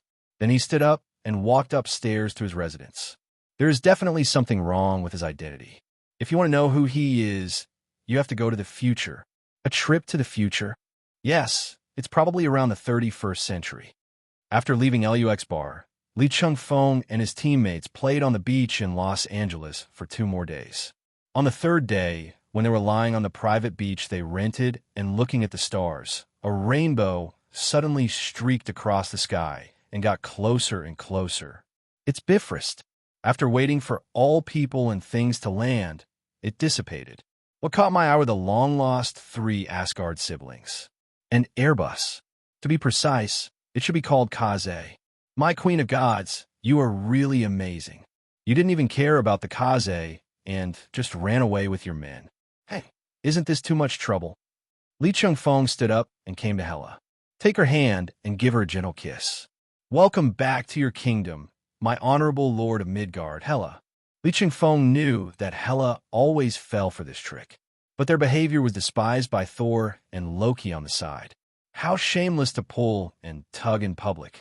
Li Chengfeng, I don't care if you flirt with my eldest sister, but can you not do it in front of us? It's really as embarrassing as waking up in the middle of the night and catching my parents being intimate. Li Chengfeng rolled his eyes. These 2 brothers-in-law are becoming more and more annoying to me. By the way, why did you guys come back after so many days? Hearing Li Chengfeng's question, Loki rolled his eyes. Good fellow, you still dare to ask? Don't you know what a good deed you have done? What did I do? I just followed your Asgard army to the Angel Kingdom, and then I found it boring and left. Li Chengfeng smiled maliciously. You don't want us to be free thugs for Asgard, do you? That's a different price. You didn't act as thugs, but you got all the benefits. Stop. Just tell me if Odin is unhappy. Not only is he unhappy, his face has been darker than the bottom of a pot these days. Then you feel refreshed. Loki was choked by Li Chengfeng's words. TNND, it's true. Every time I see Odin's black face these days, I feel unexpectedly relieved. That's right. You are now in cahoots with the FBI. Li Chengfeng put his arm around Loki's shoulders and tempted him with benefits. How about getting you a pair of daggers with the good stuff we got from the Angel Dimension this time? URU metal and Gadagon stone, supplemented with Yakum metal. Bribing my brother-in-law is a professional.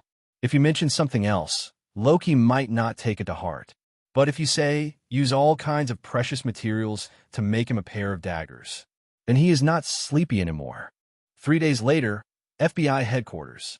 War meeting room. Nick Fury and Professor X's black and white eggs are combined to receive a visit from Area 51, also known as the Sky Eye Society. Sitting opposite the black and white eggs was Amanda Waller, who had just met Nick Fury not long ago. Behind her, there is still her 2 capable men, Deathstroke and Punisher. Okay, Waller, I've already explained to you clearly what happened at Area 51 last time. You don't have the authority. Nick Fury, I'm not here for that damn alien outside Area 51. Nick Fury was interrupted by Amanda Waller just as he was speaking. He couldn't help but frown. If it wasn't for Malekith, the Dark Elf, then what was it for? Although Nick Fury never liked Amanda Waller's style of doing things, he had to admit that Amanda Waller was an absolute doer and would never do anything meaningless. Is there a problem that you, Sky Eye, can't solve on your own? Why are you asking the FBI to solve it? Nick Fury let out a long breath, and then his eye revealed a scrutinizing look. Could it be that you have a problem similar to the TIE particles? No, TIE particles are the only ones. Amanda Waller shook her head. I came to the FBI to seek cooperation for the safety of the entire America. Amanda Waller had already said this, and Nick Fury could only suppress his doubts and listen to what was going on. Please tell me in detail. Nick Fury, do you remember the Raccoon City incident?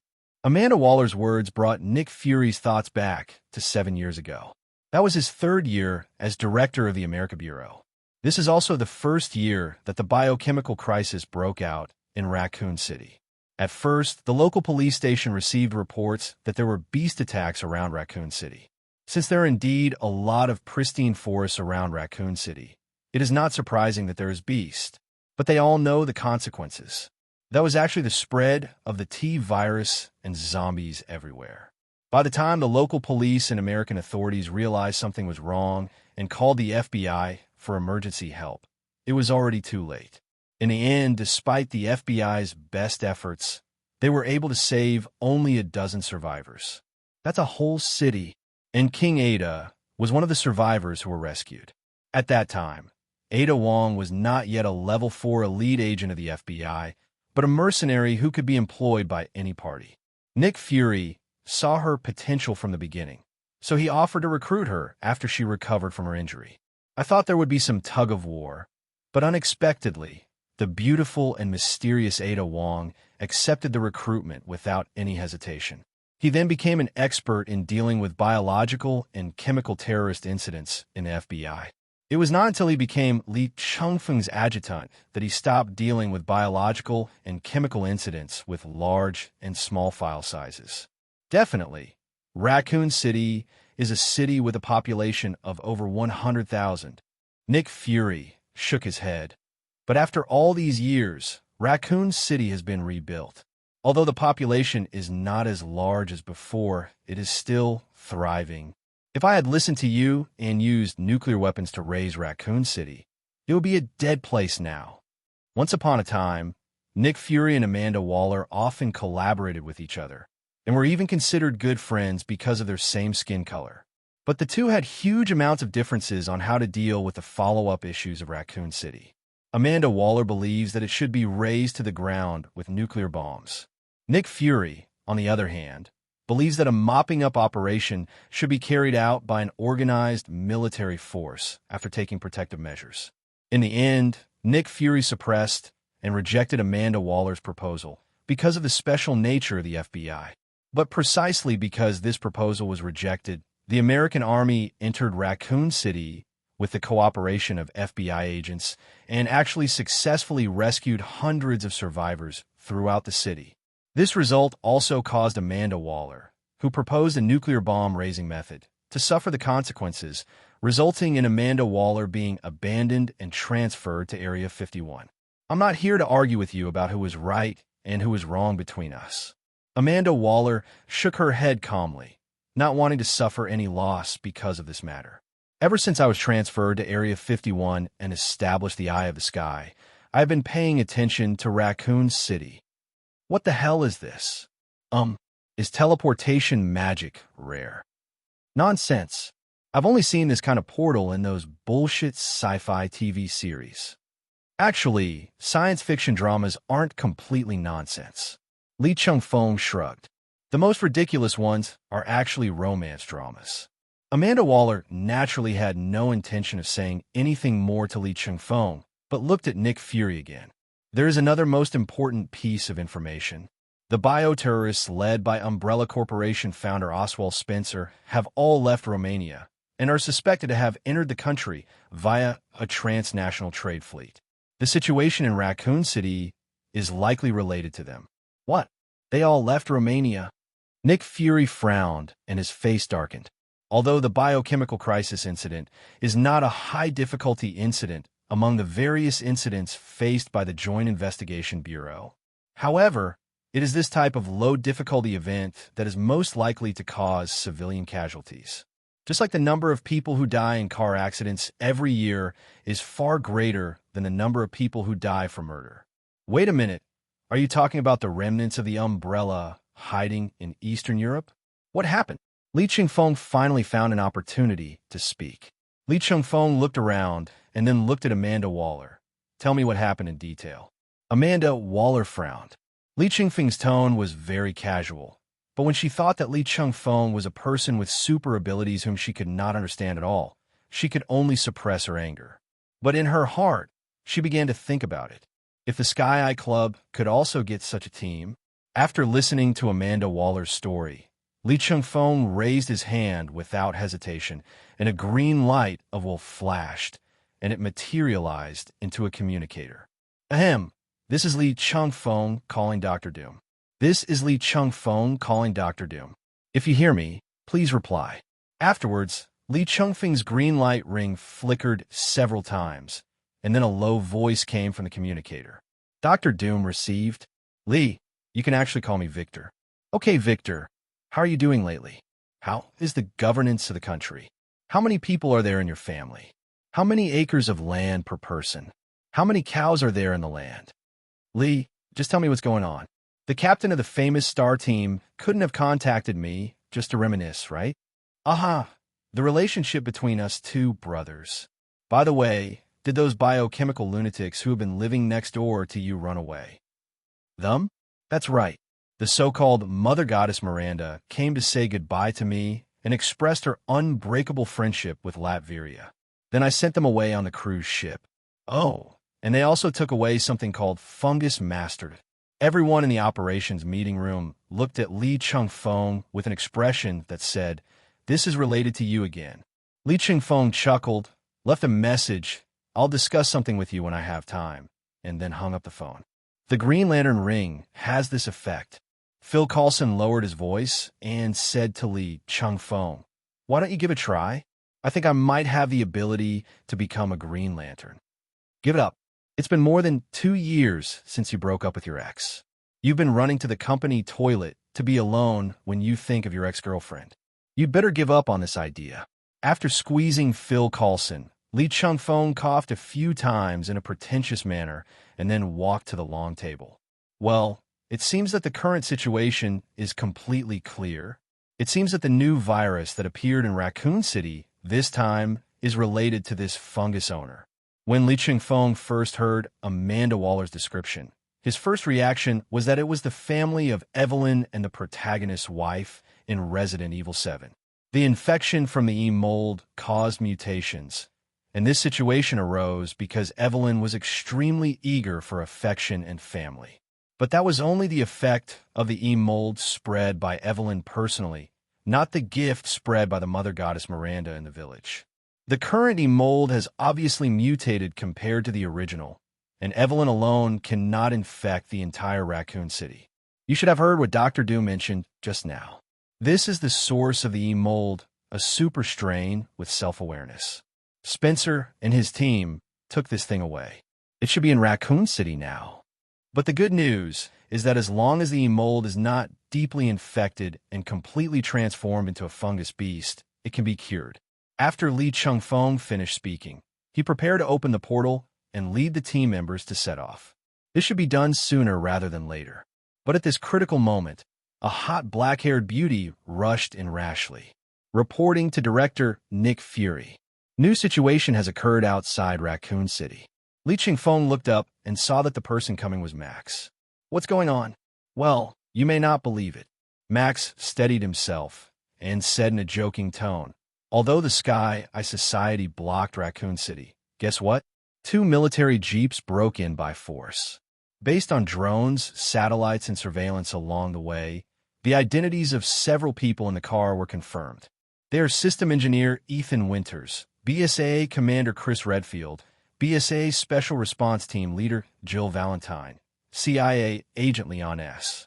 Kennedy, Antibiochemical Virus Expert Rebecca Chambers, International Humanitarian Aid Organization Claire Redfield, and an FBI Reserve Agent Shirley Platinum.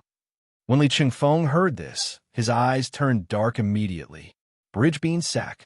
What the hell are these protagonists trying to do? Why did they suddenly launch a collective charge? Especially Shirley Platinum. How come she is still a reserve agent of the FBI? Li Chengfeng couldn't help but look at Nick Fury. This damn Lolita control. It's none of my business. I don't have to choose every candidate agent recruited by the FBI. Nick Fury felt Li Chengfeng's look of rubbish. Now the point is, what on earth are these people going to do? You're asking even though you already know the answer. You know what the BSAA does, don't you? It specializes in handling biological and chemical incidents, okay? Several major countries have the FBI to handle them, but other countries around the world rely on the BSAA. But this guy rushed in with just a few people. Was he planning to commit suicide? Li Chengfeng raised his eyebrows. Suicide? They dare to let the vehicle killer bite your brother into the car. What else can't they do? However, if these talented people rely on themselves alone, it will be difficult for them to clear this hell mode Raccoon City. Ding! The mission New Raccoon City Incident has been released. Mission Introduction. The great old god of the earth and the captain of the star team. Raccoon City has once again fallen into a biochemical crisis after 7 years, and a group of righteous people have entered Raccoon City in an attempt to eliminate this crisis. You need to completely purify the entire Raccoon City while ensuring their safety, because all this is for love. Raccoon City is actually a good place to live, with a beautiful environment, fresh air, and no heavy industry. Definitely, provided you can accept that this place has suffered the worst biohazard incident in history. In fact, there are indeed many people who don't care about this matter. Even in America, many people believe that the biochemical crisis does not actually exist, but is a conspiracy of the federal government and a means of controlling the people. At least that's what the Rising Tide conspiracy theory says. That's right, it was the hacker organization that Sky belonged to at the beginning, but under the severe crackdown by the FBI, the hackers in the Rising Tide organization who had no criminal records were recruited by the FBI, while those who used hacking skills to commit murder and robbery were sent to prison as they wished. Today's Rising Tide organization is a conspiracy theory marketing account. Definitely these are not the main reasons. The most important thing is actually land prices, housing prices, and commodity prices are all low enough. These are all the preferential policies of the American government towards Raccoon City. With this, they have earned enough fame and votes from the relatives of the victims of Raccoon City. Against this background, although Raccoon City has not truly recovered to its previous level of over 100,000 people, it still has a population of 40,000 to 50,000 people. The city that used to be peaceful now, it's completely changed. Longing for family, longing for love. All the originally rational humans were transformed into beasts that followed their desires at night. Young men and women were biting each other, blood and flesh were flying everywhere, and they were not even aware of biting off each other's tongues. It doesn't matter. They will all be back to normal the next day. The couple who lost their son tied up the young and strong boys into their home and cooked them a good meal. The ingredients were unknown but very fresh. It doesn't matter. They will all be back to normal the next day. Everyone is sinking in such a hell without knowing it, allowing their desires to expand without limits. It doesn't matter. They will be back to normal the next day, except for the purple ripples in their eyes. On a street outside Raccoon City, a portal suddenly opened. Li Chengfeng led all the team members on standby into Raccoon City. I'll emphasize again that the focus of this mission is to find those reckless intruders and ensure their safety. Conventional lethal force is allowed against the infected. So Harley, there's a reason why I didn't let you bring those light pulse blasters and individual heat ray rifles on the Airbus. Light pulse blaster? Heat ray rifle. Phil Coulson looked at Li Chengfeng in confusion. Aren't these all experimental products produced by Sandbox? Where did you get them from? In the past, Nick Fury insisted that I, an old man, should go on a mission with me, so he placed a group of them on the Kaze. Lee, are we good brothers? If you, a middle-aged man with a bald forehead, have the nerve to call me a 25-year-old young man, I have no problem with that. After you go back, give me some of these weapons. With the configuration of your team, these are completely useless. They are not worth it for small things, and they are useless for big things. Your abacus beads are about to jump on my face. But when have you ever seen me spit out what I put in my mouth? Even Thor's father Odin couldn't do it. Li Chengfeng smiled confidently, but we can ask Nick Fury for another batch. After the two team leaders decided on a cooperative plan to cheat the black braised egg, they finally got back on track. Although it was night, everything could be seen clearly under the bright street lights. Not far away, a military jeep was burning. Sure enough, when Li Chengfeng, Phil Coulson, and their men approached, they discovered that this was one of the two jeeps that broke through the blockade and entered Raccoon City. The corners of Li Chengfeng's mouth twitched. He was 100% sure that this was definitely the car Leon was riding in. Holy crap, this vehicle killer feature is really effective. TMD, after completing this mission, if I draw the reward, I won't get something like this, right? Thinking of this, Li Chengfeng couldn't help but feel conflicted. This group of people are good at both teammates and vehicles. Is that good? This Jeep should be the intruder vehicle, right? That's right, Phil Coulson, but we didn't find another Jeep. Wang Ada walked around the Jeep twice, then said, "After all, this is a Jeep, not a troop carrier. It's too difficult to fit 7 or 8 people, not to mention that they brought a lot of weapons and equipment. So they probably split up. You mean one team sneaks in from the periphery on foot, and the other team goes directly into the central area of the city? For what I know about Leon S. Kennedy and Claire, they will do that." Li Chengfeng was listening to Ada Wong's analysis, and the face with the side-parted hair kept popping up in his mind for unknown reasons. Li Chengfeng saw it clearly, especially the look in King Ada's eyes when he mentioned them. It's interesting. Well, Ada, what happened between you, Leon, and Claire? Oh, Lee, are you jealous? Stop it, I'm not stupid. That look you just gave me is clearly the look a little girl would give when she mentions a fun toy she once played with. After 7 years, I set foot on the land of Raccoon City again. I can't help but think of that female devil who plays with people's hearts. Leon S. Kennedy said so. In the underground sewers of Raccoon City, Leon, Claire, and Shirley Platinum were dressed in military combat uniforms, equipped with long and short weapons and ammunition, and moved forward with the help of tactical flashlights in their hands. The speed was not slow, but the footsteps were kept as quiet as possible. Although I don't know if there is any danger in the underground sewers, it's always better to be careful. After hearing what Leon said, Claire couldn't help but let her thoughts drift back to 7 years ago. Then I felt a chill all over my body. That's right, that girl called Ada Wong. I will never forget her in my life. Although Shirley Platinum experienced the Raccoon City incident with the two of them 7 years ago, Shirley Platinum was only 12 years old at that time, and she was imprisoned by the perverted police chief most of the time. So we don't know what happened between them and the female devil they were talking about. But she was very familiar with the name Ada Wong. That's the adjutant of the FBI's Star Squad. He is the idol of countless female agents. She is definitely no exception. But in the eyes of Leon and Claire, who are like parents and brothers and sisters-in-law to him, his idol is actually a female devil, and, judging from the tone, it's definitely not a good thing. Just when he was about to say a few words for his idol, Lion, who was marching in the front, suddenly made a tactical gesture to stop. There is something ahead. The three men immediately held their breath, raised their 416 Hong Kong dollars assault rifles, and aimed at the corner ahead. Then, Kara, the sound of a bolt being pulled out was heard ahead, and it was particularly clear in this silent underground sewer. Grenade, take cover. After saying that, he immediately ran to the corner behind. But the other party had no intention of letting them go. He directly released the safety lever in his hand and threw it into the air after a delay of 1 second. It bounced onto the dome of the underground sewer and was catapulted in front of the three people. At this moment, the flash bomb just exploded. A bright light came on, bright enough to temporarily blind a person. Even the battle-hardened Leon didn't have time to completely avoid it.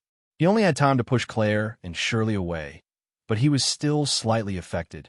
If you're struck by a flash at close range without protection, it will take at least a day or two for your visual system to fully return to normal. Now it takes about 10 seconds. Damn it, it's a flash bomb. Claire, Shirley, how are you guys?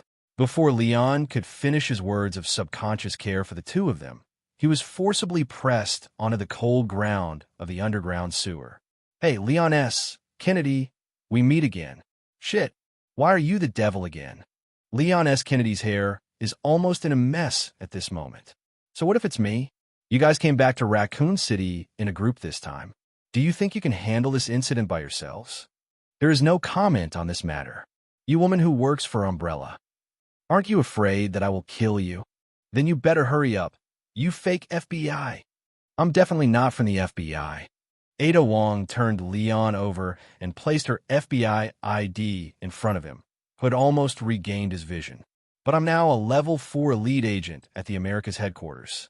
After the quarterly headquarters reconciliation, I estimate that I will skip the original level 5 agent and be promoted directly to level 6 based on the completion of the tasks during this period.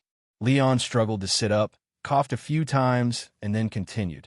Who knows where you got this fake ID from?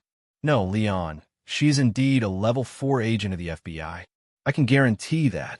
Shirley, who was pushed away by Leon, hurriedly stepped forward and saluted Ada Wong, then said, FBI Reserve Agent Shirley by Jean reports to you, sir. King Ada looked up at the young girl with short platinum hair. 7 years ago, she had caught a glimpse of this girl from afar. But at that time, Shirley Platinum was just a weak little girl of 12 years old, which was completely different from the girl in front of her with a determined look in her eyes. Ada Wong, you have turned into an FBI agent now. Claire was a little bit unbelievable. Judging from the final results, the evil woman was indeed helping her and Leon and did not regard them as a burden at all. But they were not considered human beings. Claire, why do you and Leon sound so resentful when you see me? King Ada stepped forward and lifted Claire's chin with Li Chengfeng's magnum. In fact, it's not too much for you two to call me teacher, right? When Leon and Claire heard the word teacher, they were already in tears. Sound the alarm to attract zombies and let them practice shooting. She moved the tyrant in front of them in a coquettish way to let them build up their courage. The most outrageous thing is that after encountering William Platinum, who was infected with the G virus, he asked them to use a steel pipe to poke the big-eye bubble on his shoulder. Which good person would teach like this? However, during these 7 years, the two people cursed Ada Wong 10,000 times in their hearts. But they had to admit that in that urgent and dangerous situation at that time, she did allow them to gain the ability to protect themselves and even solve the problem in the fastest time. Especially Claire, who was originally just a motorcycle girl. After nearly 2 days of devilish training, she evolved into an expert in headshots. Human potential. It's really amazing. Can you please stop reminiscing about the past? The most reliable person is the 19-year-old Shirley Platinum. Since Agent Ada Wong is here, it means that the STAR team has been dispatched. and the star team's dispatch means this matter seems to be a bit big. The little girl is right. You're in big trouble this time. Follow me. Ada Wong put away his gun, turned around, and went back the same way. He continued as he walked. Every one of you is basically someone with an official identity. You are either high-ranking officials of the BSA or direct agents of the American government, and there are even reserve agents of the FBI. What on earth is wrong with your brains that you would choose to force your way through the blockade of the sky, society, and enter Raccoon City? This is a bit of a long story. Leon sighed, and just as he was about to start explaining, he came to the corner where King Ada appeared. I saw dozens of fungus beasts piled here motionless, and several people in strange uniforms were standing here. Maybe this is what they call a vigilante? Or a superhero?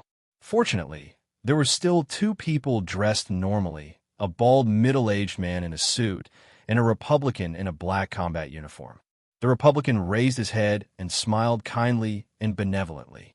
Since it's a long story, just make it short.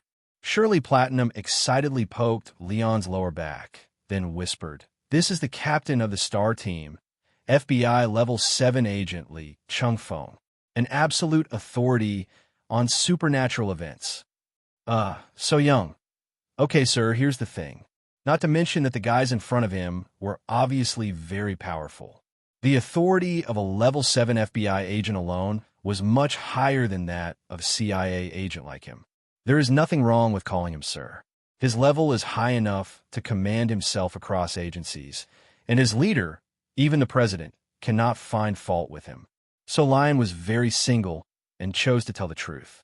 We all started investigating biological and chemical incidents separately, but in the end, the different incidents we handled all pointed to the same place, a village in Romania.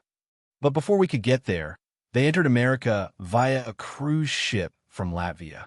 Then, when we were analyzing intelligence together, we met a man named Ethan Winters. He was an acquaintance of Chris, and he asked us, save his wife and children from those biochemical lunatics. But the Sky has already notified all organizations of the ban on the blockade of Raccoon City. There's no other way. We can only do it ourselves. Stop. I'm old, and my hearing isn't very good. What you just said was that Ethan Winters had a child. Are you here to rescue the child? In fact, we just follow the trend. At the moment, Leon no longer felt nervous. After all, he had been a government agent for many years. Our original goal was to eliminate the remnants of these protective umbrellas. After saying that, Leon walked forward, looked at the fungus beasts of various shapes, then folded his hands and muttered something. Although this thing is not as bloody as zombies and lickers, it is even more twisted than them. This thing is called a mold. The infected will gradually be assimilated into fungus beasts of different forms. Unless all the mold in the fungus beasts are removed or burned to ashes, they will still recover. Li Chengfeng patted Lion's shoulder with a sigh in his tone. These fungus beasts were the first group of Raccoon City residents to be infected. Their bodies had been completely mutated, and there was no way to save them. And Li Chengfeng actually felt a strong purple light of love from the fungus beasts that were mutated from these molds. But this purple light was not born from the souls of the fungus beasts, but from their blood. That's the flowing mold. In Li Chengfeng's eyes, these gray-white fungus beasts all had blood vessels and nerves that glowed purple. Even though Li Chengfeng has mastered the power of the three emotional spectra, this is the first time he has seen such a situation. This is even more absurd than the original. By the way, didn't you enter Raccoon City with the people in another car? Where are the others? Leon's breathing stagnated, and he said a little depressed. We were originally planning to act separately, but I crashed my car while trying to avoid a wild boar that suddenly ran onto the street. So we simply headed forward from where the Jeep crashed. As for them, they should be planning to go directly to the Raccoon City Police Department first. The reason we entered the underground sewer is because it leads to the Raccoon City Police Department, and we originally agreed to meet there. Have you never noticed that any vehicle you take will end badly? Li Chengfeng was too exhausted to complain. This low-level bad luck was really weird. If I were your leader, I would never let you board an aircraft carrier or battleship in my life. Leon was asked by Li Chengfeng's words. He couldn't help but question himself. Could it be that he really is an unlucky vehicle killer? From the police cars and helicopters in Raccoon City, to the jeeps and armed helicopters in Spain, and then to the jeeps this time. It seems that no one is spared. Moreover, my favorite motorcycle in daily life needs a minor repair every 3 days and a major repair every 5 days, and it has to be replaced with a new one during the holidays. Most of my salary is spent on this. The more he thought about it, the more Leon felt that he had discovered the truth. But don't be too self-deprecating. You're only good at defeating vehicles, and there is also a God who can defeat teammates. As soon as Li Chengfeng finished complaining, he slapped himself on the forehead. Yes, there is also Chris who is good at beating his teammates. All right, without further ado, let's hurry up and head to the Raccoon City Police Department from the underground sewers. In addition to solving the biochemical incident, my other mission this time is to prevent you guys from dying here. The former Umbrella Corporation underground facility.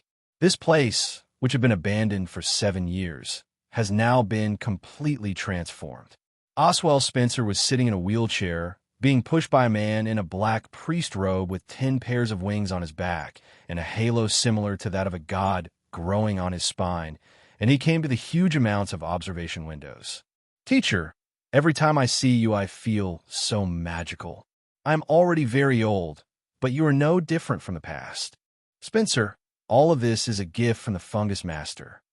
Such a primitive mold is actually more powerful and effective than the virus that the Umbrella Corporation has been researching and deriving for many years using advanced technology. It seems that I should have stayed with my teacher and continued to study the master of the fungus.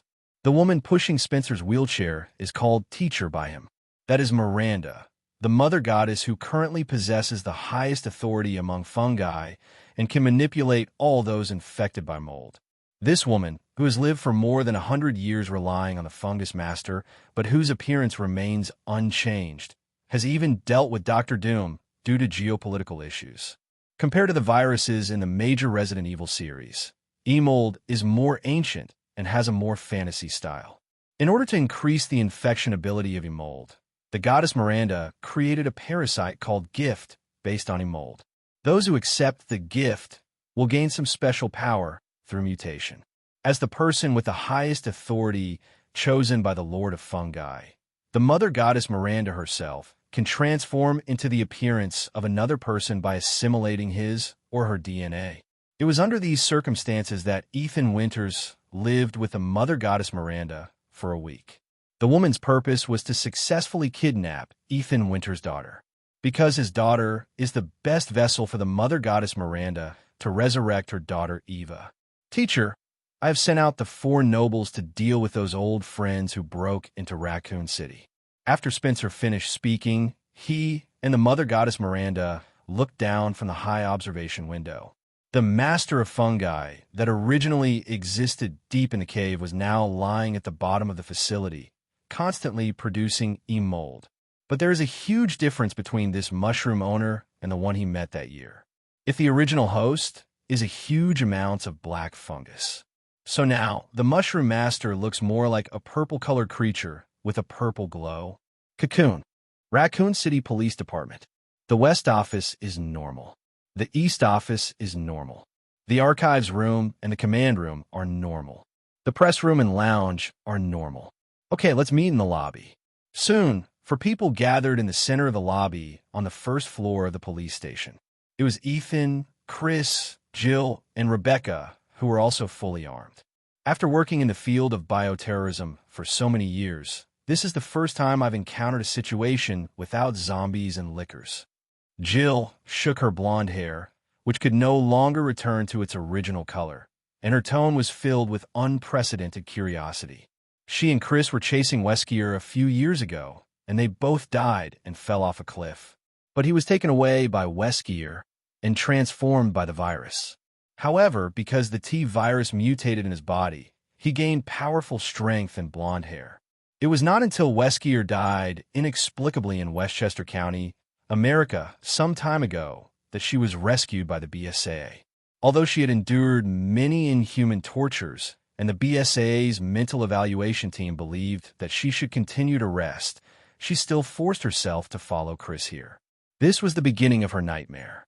She wanted to personally eliminate the source of the nightmare. And her reason for convincing Chris was simple. Now she's the most powerful person in the entire BSAA, no doubt about it. Jill, who has transformed the powers of multiple viruses, is now a human-shaped tyrant. She can probably destroy the tracker who chased her like a dog with her bare hands now. So, you really have been resting for a long time. Rebecca patted Jill's shoulder. I really envy your hair color now. If I want to dye it like this, I'll probably have to bleach it until it's as dry as straw. If I had a choice, I still prefer the original look. Jill shrugged and looked at Ethan Winters, who still had a sad face. Ethan, as a system engineer of the BSAA, we are old acquaintances. Just relax. We will definitely be able to rescue Mia and Rose. Thank you for your kind words. Ethan forced a smile. How long do we have to wait here? Leon and the others will come directly from the underground sewer. If there is no obstruction, they should be able to arrive soon.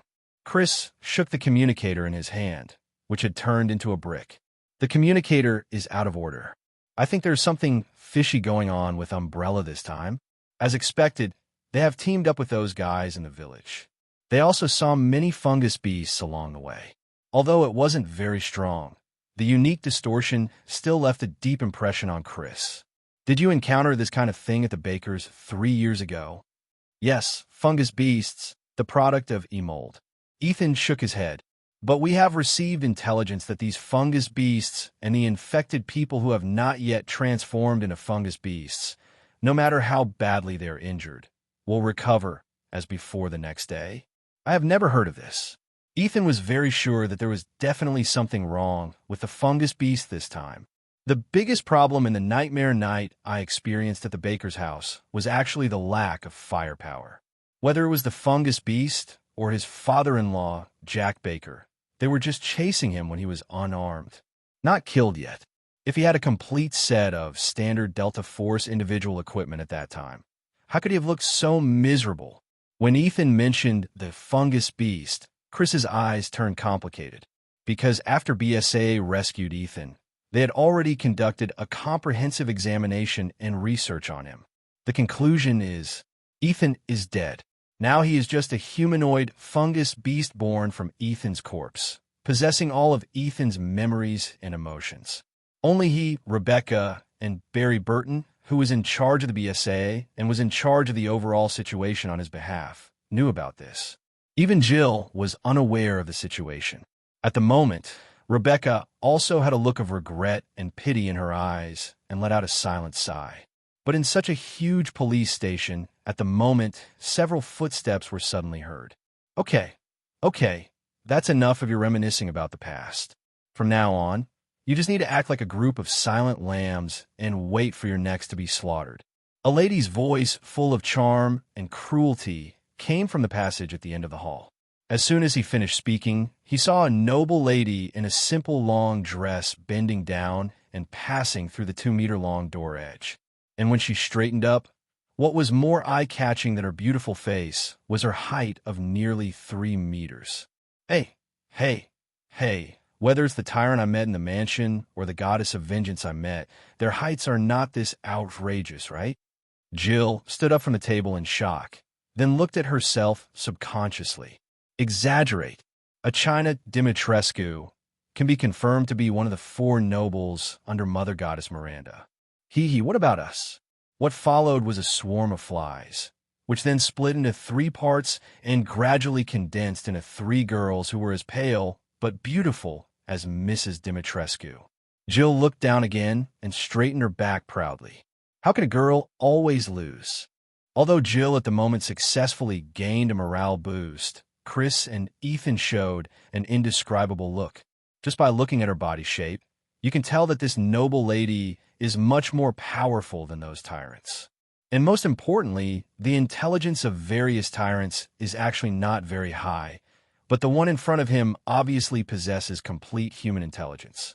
If the tyrants were just biological weapons, then Mrs. Dimitrescu was a truly strengthening human being.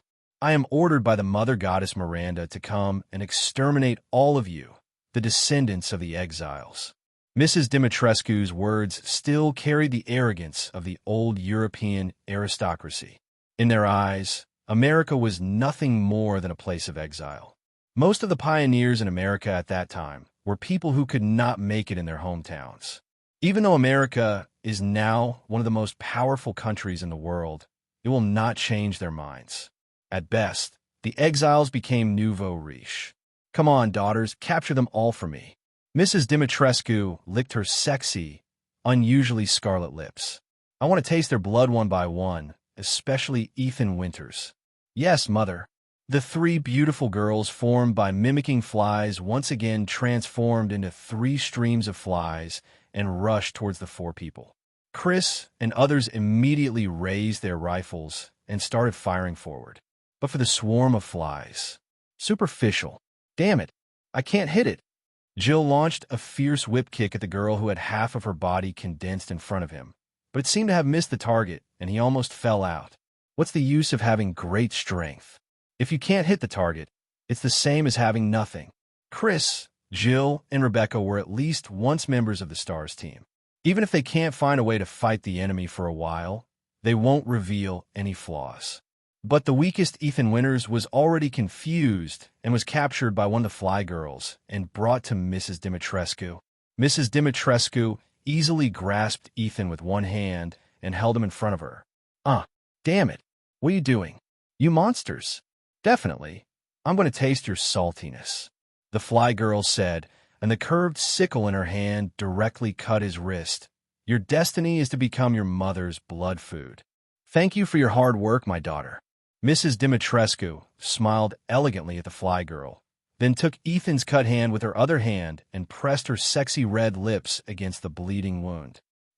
As her throat began to swallow, Mrs. Dimitrescu's expression became strange. Your blood isn't fresh anymore, and you still call us monsters. When Jill saw his civilian colleague being sucked blood, he became even more anxious.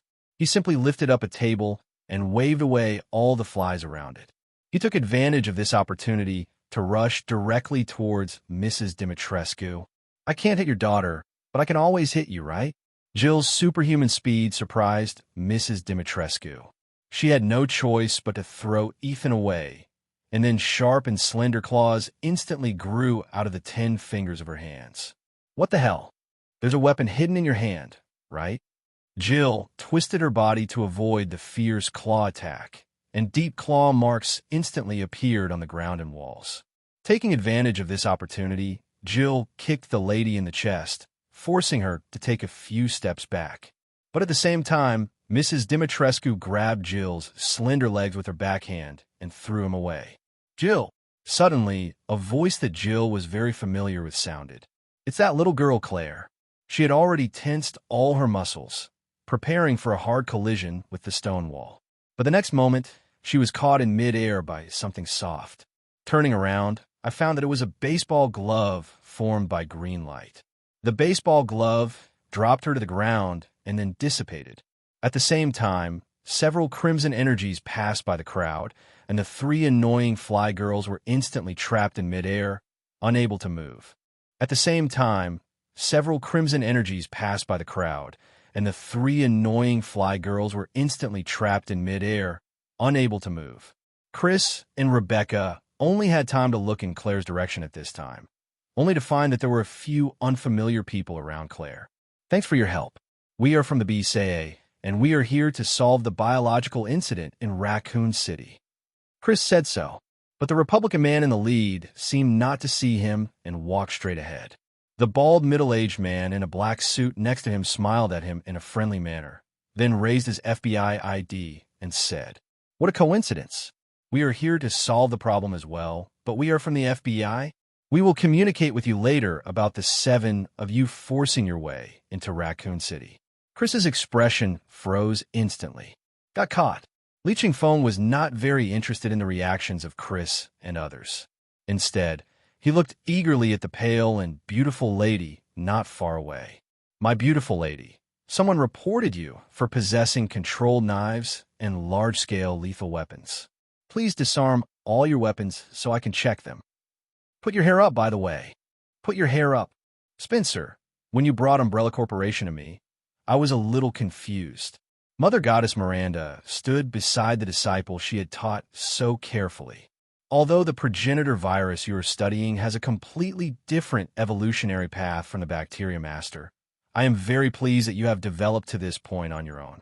Although the Mother Goddess Miranda has obtained the memories and abilities of thousands of fungus masters, and although there are some influences, Miranda's own personality is still dominant in general. As for Spencer, she was her former student. Although she never said it explicitly, Mother Goddess Miranda also regarded him as her own child. Because during the initial period of research on the fungus, young Spencer filled the position of children, allowing her turbulent and morbid maternal love to have an outlet. On the contrary, the four nobles who were given the gift to call her mother were nothing more than defective products and slaves in her eyes. This is why the Mother Goddess Miranda directly gave Spencer the authority of the master of the fungus second only to herself. But I failed at the beginning and could only serve as a dog for the organization called HYDRA. Spencer shook his head. Then I thought I could make a comeback with HYDRA, but Hydra was completely crippled. I had no choice but to transfer all the remaining forces to Romania. There is a limit to human power. Not everyone could be the ruler of Latveria. Let's not talk about this, teacher. Spencer shook his head. Do you need me to do anything to resurrect Eva? The container has been obtained.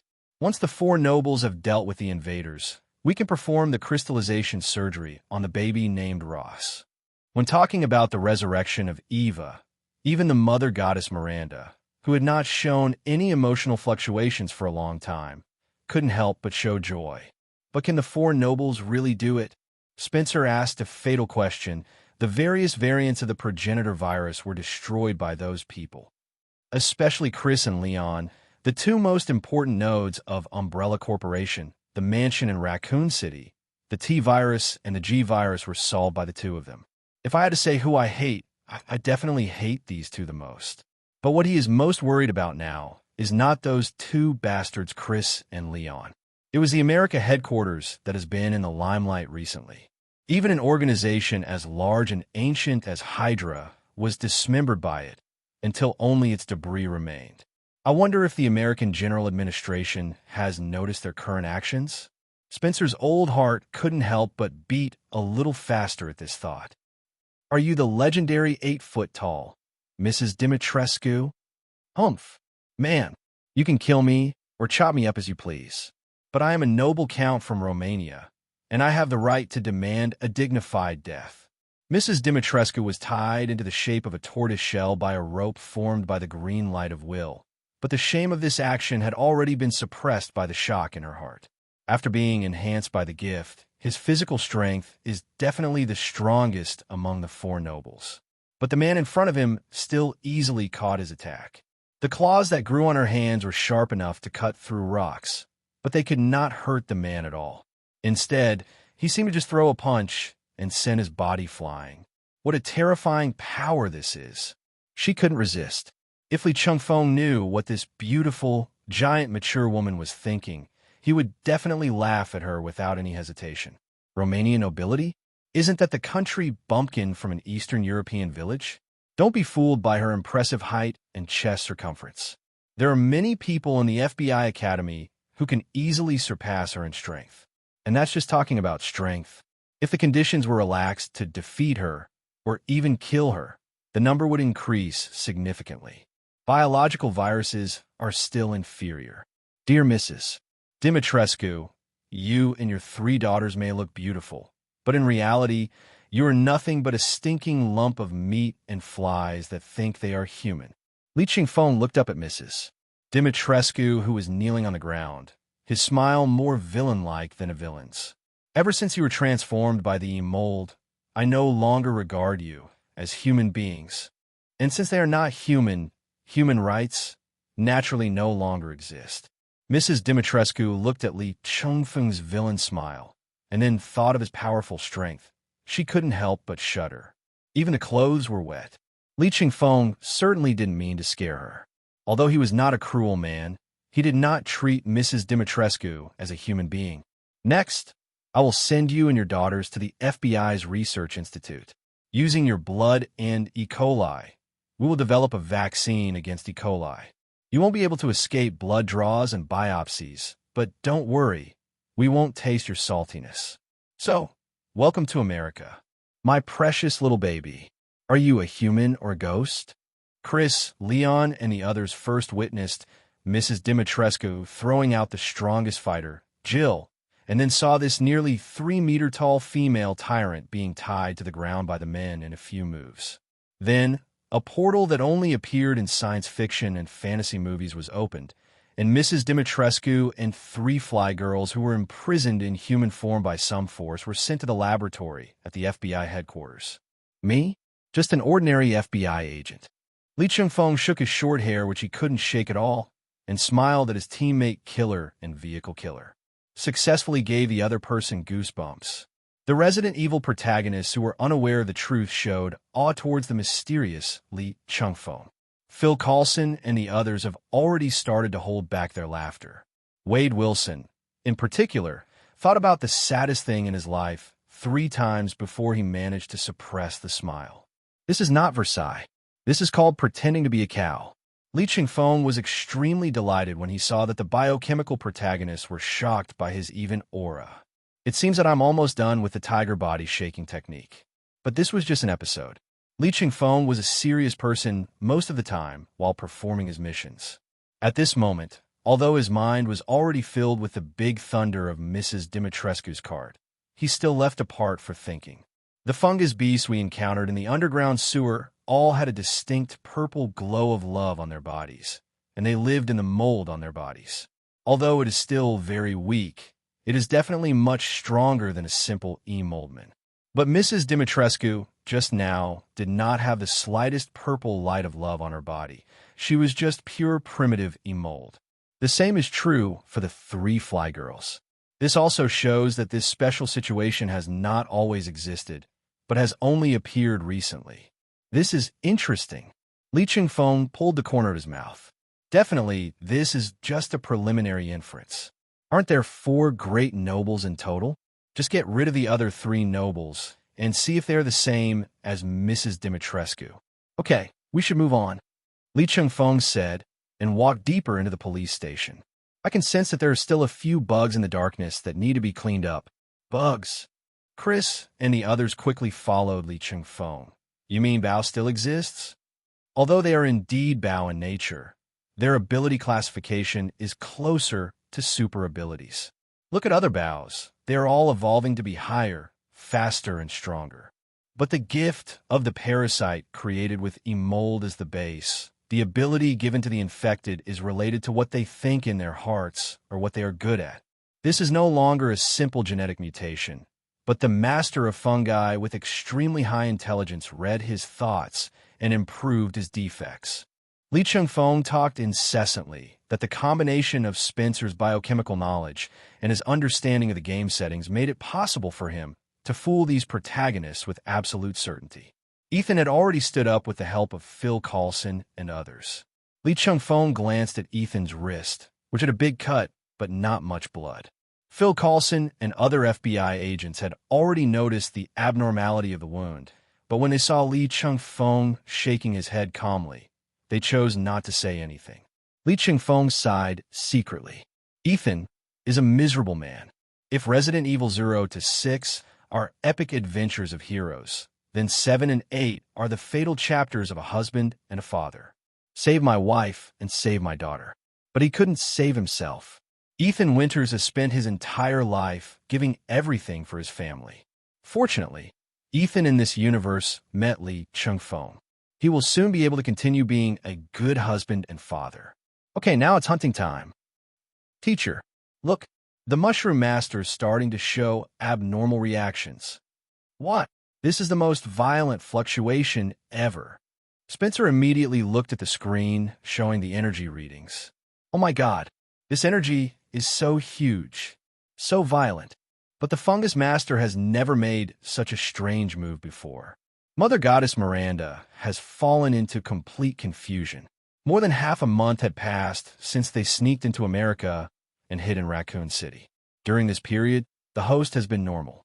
But since a week ago, when an aurora swept across the surface of the Earth, the fungus turned purple overnight, and its shape became more and more like a cocoon. It was from that time that she temporarily lost the connection with the master of the fungus. After 100 years of stability, a sudden change forced the mother goddess Miranda to take things one step at a time. The results showed that the fungus master that turned into a purple cocoon could still produce mold, and both its infectivity and variability were greatly enhanced. Even the completely mutated fungus beast was stronger than the previous mold. But she never thought that she would possess such powerful energy. It was beyond her and Spencer's control. In the police station, a group of people, led by Li Chengfeng, began hunting down the other three nobles. The first to suffer was the Down syndrome fish, whose IQ was clearly below standard. Salvador Moro, as the one with the worst integration with gifts among the four nobles, this fish-shaped freak actually caused Li Chengfeng physical discomfort when he was playing games. It's a complete combination of stinky fish, nematodes, and pustules.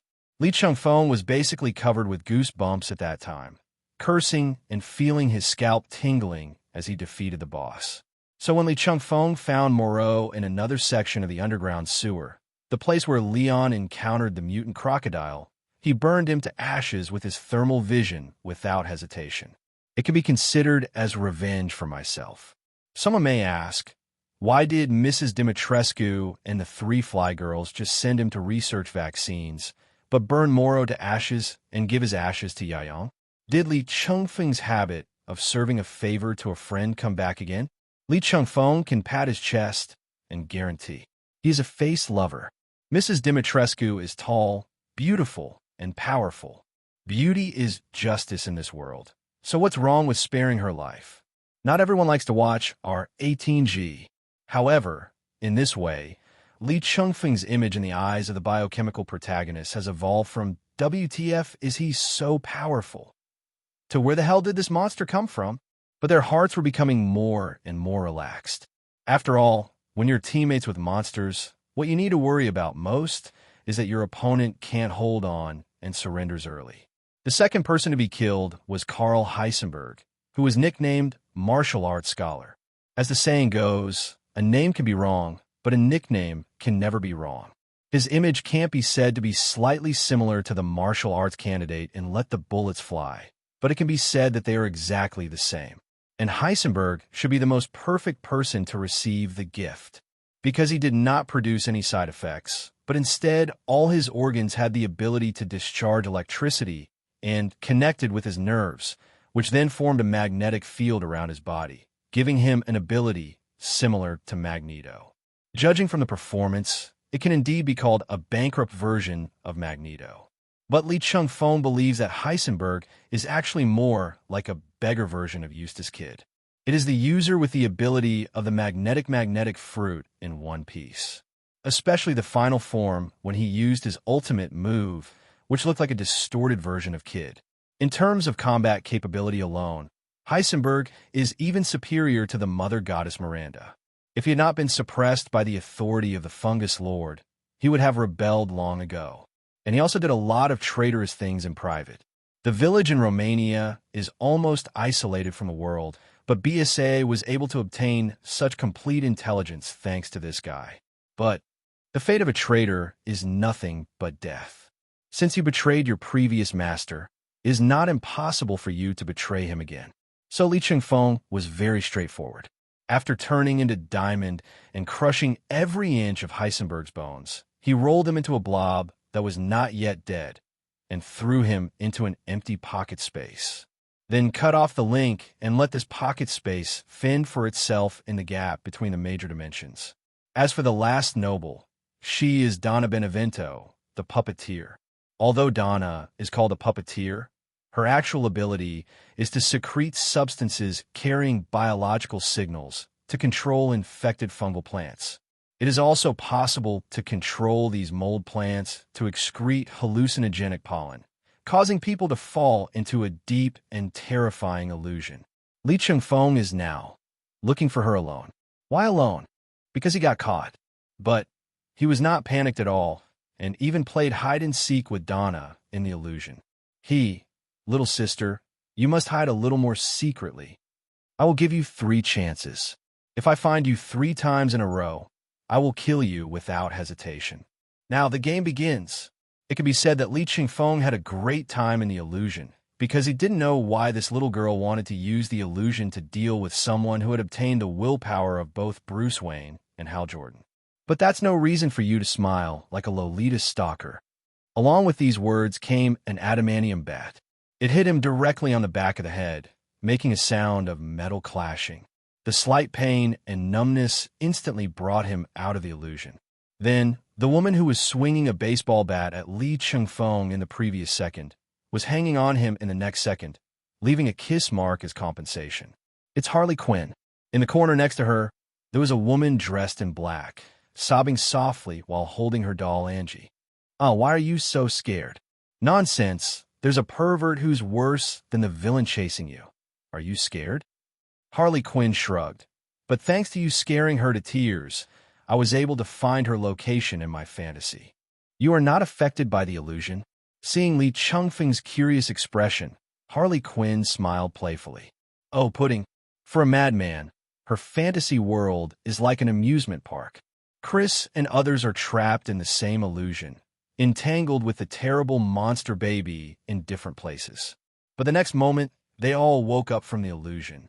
In addition to Li Chengfeng, who looked calm, there was also Harley Quinn, who was swiping the screen of her mobile phone. I can guarantee that you will never imagine what your expressions will be like when you are in this illusion. As the top detective and agent in each major organization, it's really hard to describe. Speaking of which, Phil Coulson, your expression is the most distorted. It seems that you are really afraid of this kind of thing. Ahem, I just haven't watched a horror movie in a long time. Phil Coulson looked a little embarrassed. Actually, I'm very brave. Yes, very brave. Your remarks, Li Chengfeng patted Phil Coulson on the shoulder, are as sad as an impotent patient's stubborn talk. You have a broken mouth. If you can't speak, just say less. Others won't think you are dumb. After teasing Phil Coulson, Li Chengfeng glanced at Donna, who was hiding in the corner. Originally, this woman was extremely socially anxious, and now she even dared not speak except through the dolls that she had shared with her gift. Do you want to live, Donna-chan? Li Chengfeng's voice was not loud, but to Donna's ears, it sounded like the low roar of a death-challenging ghost. You definitely want to live, Donna said tremblingly. When her illusion cannot affect people, she is just a waste, and even a thin, ordinary person can take the doll Angie away from her. Very good, Uncle. I like women who know the times best. Li Chengfeng came to Donna with great admiration, squatted down, and looked directly into Donna's eyes that were not blocked by the ugly congenital scar. The dead silence and despair were finally replaced by the desire to survive. Now I have a question for you. You must think of the answer carefully. This is related to the life and death of you and the puppet in your hand. Li Chengfeng pointed at the doll in Donna's hand and smiled brightly. He knew that this type of autistic personality needed an object of emotional support. Threatening this doll is more realistic than threatening her personally. There are many things that Mother Goddess Miranda and Spencer have not told the Four Nobles, but I will try to tell you everything I know. Very good. Just as Li Chengfeng expected, the other party chose to compromise. It's not a very difficult question. Just tell me, has anything strange happened recently? Strange things? Donna began to try hard to search the few memories in her mind. After all, most of the time, she just wanted to stay in a house. Oh, right. One day after we came to Raccoon City, about a week ago, Mother Goddess Miranda gathered everyone together, and we witnessed the transformation of the fungus master from its original black color to purple. From that day on, the infected fungus beasts became much stronger than the original ones. And those humans who haven't been completely infected have also begun to mutate. They're normal during the day, crazy at night, and forgetful tomorrow. This cycle repeats until they completely lose their minds and become fungus beasts. Li Chengfeng nodded. Most of the known information can match what this woman said. It seems that the source of all this is that the fungus owner has mutated, turning to purple. There weren't any similar mutations in the original game, but the fungus beasts he killed had real traces of purple light in their bodies. If it was Li Chengfeng who had just traveled through time, he would rack his brains, but would never think that the biochemical crisis incident had anything to do with the purple light of love in the emotional spectrum. But now, he is no longer a novice and has some understanding of the nature of the universe. That is, don't doubt your intuition. As long as you find evidence, then move in that direction. You will definitely not go wrong. Lao Deng, who created this universe, is brainless. Very good. Just stay here and don't move around. I'll go buy some oranges. While speaking the language of the Republic, which Europeans and Americans could not understand, Li Chengfeng took out a pair of handcuffs made of URU alloy. It was carved by Loki, self-proclaimed, the FBI's #1 magician. There are 3 runes in total, which respectively imprison energy, the human body, and the soul. Wearing these handcuffs, even Li Chengfeng would need some time to break free. Not to mention Donna, the bankrupt, half-baked poison ivy. Li Chengfeng didn't have good intentions when he handcuffed her instead of sending her to death directly. It is true that she had no casualties on her hands. That's all. He is just autistic, not like that stupid fish named Moreau, who killed many people with his own hands. As for whether she will be sentenced by the FBI, that is none of Li Chengfeng's business. This is one of internal affairs chores, so you'll have to ask Agent Hill. Thinking of this, Li Chengfeng waved to the others. Just as he was about to continue his journey, the 2 light beasts of green light and red light jumped out. The kidney deficiency shark and the clip bull lay on his shoulders respectively. As for Yemengard, she is probably pestering her mother right now, right? Li Chengfeng, you should know what I want to say. Me too. Okay, since we both know the answer, why bother playing dumb? It's just a purple lantern. Li Chengfeng shrugged nonchalantly. Looking at the intensity of the energy fluctuations, it's probably the lantern beast awakening, and it's not in the state of a newborn like you guys were back then. Li Chengfeng negotiated with the 2 lamp beasts as if no one was around, and everyone except Harley Quinn and Ada Wong stared at the 2 energy creatures that suddenly jumped out of his shoulders. Oh, what is this? Some kind of special skill. The one who could least accept it was probably Ethan. After all, even among the main characters of Resident Evil, he is the one with the least experience. Lee, is this the light beast you mentioned before? Phil Coulson was relatively calm, but his eyes were still glued to the 2 light beasts. Energy life. It's really amazing. Okay, we are now in Raccoon City, where a biological incident is happening, not a zoo. Li Chengfeng quickly interrupted their curiosity and questions and led the team towards the subway leading to the underground facilities. No matter how curious the other members of the team were, they didn't ask any more questions but just followed. The protagonists of the biochemical group looked at each other in bewilderment. After a long time, Chris lit a cigarette. Take a deep breath and then exhale. I originally thought that traveling all over the world to solve biohazard incidents was already a very outrageous life. I didn't expect there would be a master. As the only true office agent in Team All-Stars, Ingrid Hannigan usually works most with Sky. Today, Sky is on other missions, so she will be the only one to provide support and lead the Raccoon City mission. After receiving the energy fluctuations emanating from the direction of Raccoon City, she arranged for other agents to begin calculating the detailed data, and then immediately rushed to Nick Fury's office. Director Nick Fury, a huge amount of energy fluctuations have been detected in Raccoon City, but the type of energy is unknown. Unknown energy type? Nick Fury frowned and subconsciously looked at Amanda Waller beside him, but found that the other person's expression was also stunned. That's right, but according to my speculation, it should be similar to the energy of Agent Li Chengfeng's lamp ring, which is suspected to be another color of emotional spectrum energy. Ingrid pushed her glasses and continued. But this energy is also mixed with a large amount of bioelectric signals, which greatly affects the accuracy of the judgment. Continue the testing. What we can do now is not to hinder the team carrying out the mission. Tell all departments to speed up the deployment of single energy barriers and create a perfect mission environment for Agent Li Chengfeng. This car is heading to the mother nest. Following the broadcast in the car, Li Chengfeng had already led his men on the subway to the underground facility. At the same time, many people like Li Chengfeng detected and perceived this huge amounts of energy. For example, Tony Stark is performing daily maintenance and upgrades on the Mark series. The bald nun is fishing on the rooftop of Holy Place in New York, and Dr. Doom is using the green light of his will to simulate a new magic construction in Latvinia. Why didn't the previous 3 lamps or lamp beasts attract such widespread attention when they came out? The reason is that the environment of the red, orange, and green lights is quite special. When the Green Lantern furnace was discovered by Li Chengfeng, the ion shark was already inside the furnace. Coupled with the stability of the green light of will, it was normal that it did not cause large-scale energy turmoil. The Red Lantern stove was created by Li Chengfeng's Ion Man mode. According to the situation at the time, it was equivalent to being born in the gap between the real universe and the Crimson Universe. Compared with the original energy levels of the various dimensions, the Red Lantern stove was equivalent to throwing a match into a bonfire. Not to mention the Orange Lantern, which was directly forged on the Forged Star in another dimension.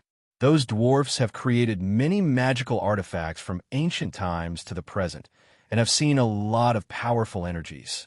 After all, even their forges are powered by fixed star energy. And now, in Raccoon City, if Li Chengfeng's prediction is correct, the Purple Lantern Beast has awakened. It is normal for a non-neoplastic lamp beast to be unable to suppress its energy burst when it awakens and is not yet restricted by the lamp furnace. He kept feeling the huge energy output that continued, and then looked at King Ada again. Really? Under the cover of the huge energy emitted by the Purple Lantern Beast, the rich and lingering purple light of love around King Ada also began to become active from a relatively static state. Correspondingly, King Ada's condition also began to change. Haley, do you believe me? Which aspect of you do you believe in? Ability or IQ? Li Chengfeng sat next to King Ada, feeling the warmth emanating from the beautiful which beside him. Definitely. I fell in love with you 10 years ago. Why did you mention this all of a sudden? Li Chengfeng was a little shocked. Although Ada was usually very cautious, she would remain absolutely rational during the mission. Okay, I definitely believe in you, just like you believe in me. It seems to be true. King Ada pouted teasingly. Trust is mutual.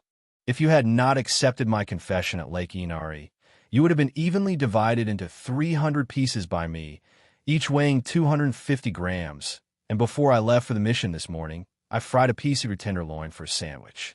I didn't expect you to have the ability to be a deadpan comedian.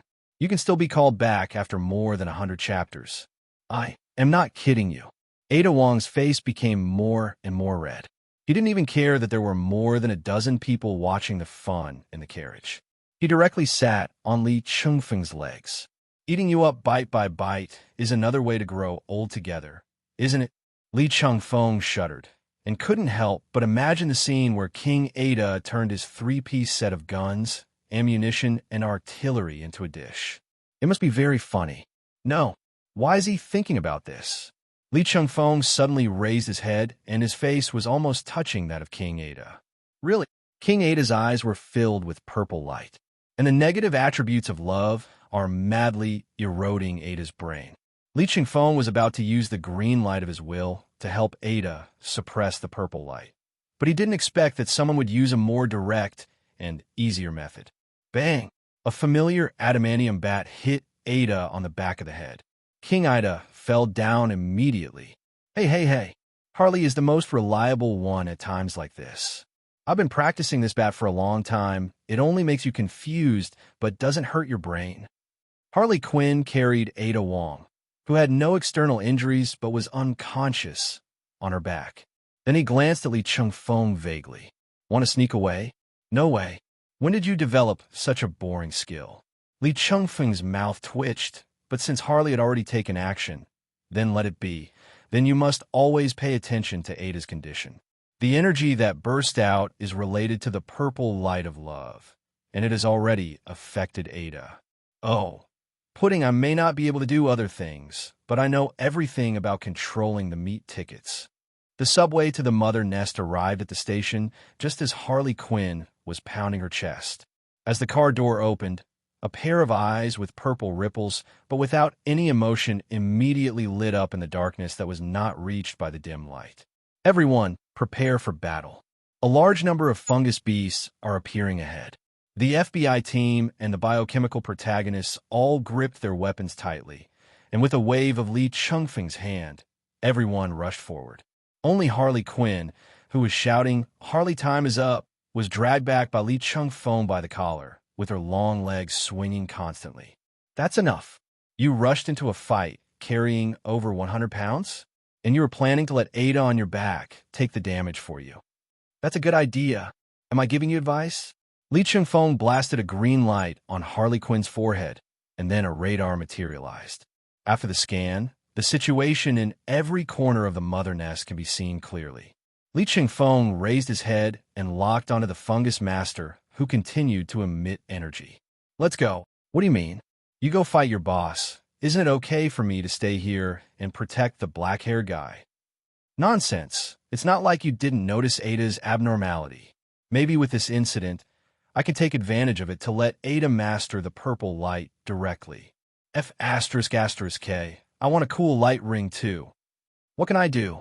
I've put 3 kinds of lamps, red, orange, and green, in front of you to test them, but there's really no reaction. Be good. I'll definitely do it next time." The radar was removed, and then a rocking car materialized, and Harley Quinn sat in it with a depressed look on her face. Then listen to Dad's dad is called Grandpa, even more depressed. Bang! Leon kicked a 4-legged fungus beast away, then pulled out the pistol from his waist and fired continuously. The 4-legged mushroom beast fell to the ground. "Damn, this thing is so resistant." Leon frowned. "It takes more than a dozen bullets to hit the vital parts to kill it? Isn't that a bit exaggerated? If we compare it with the data information of various zombies and bows shared with us by BSAA, the strength of this fungus beast is indeed a bit too high." Phil Coulson leaned behind Leon, also drawing his gun and shooting, but his expression was extremely calm.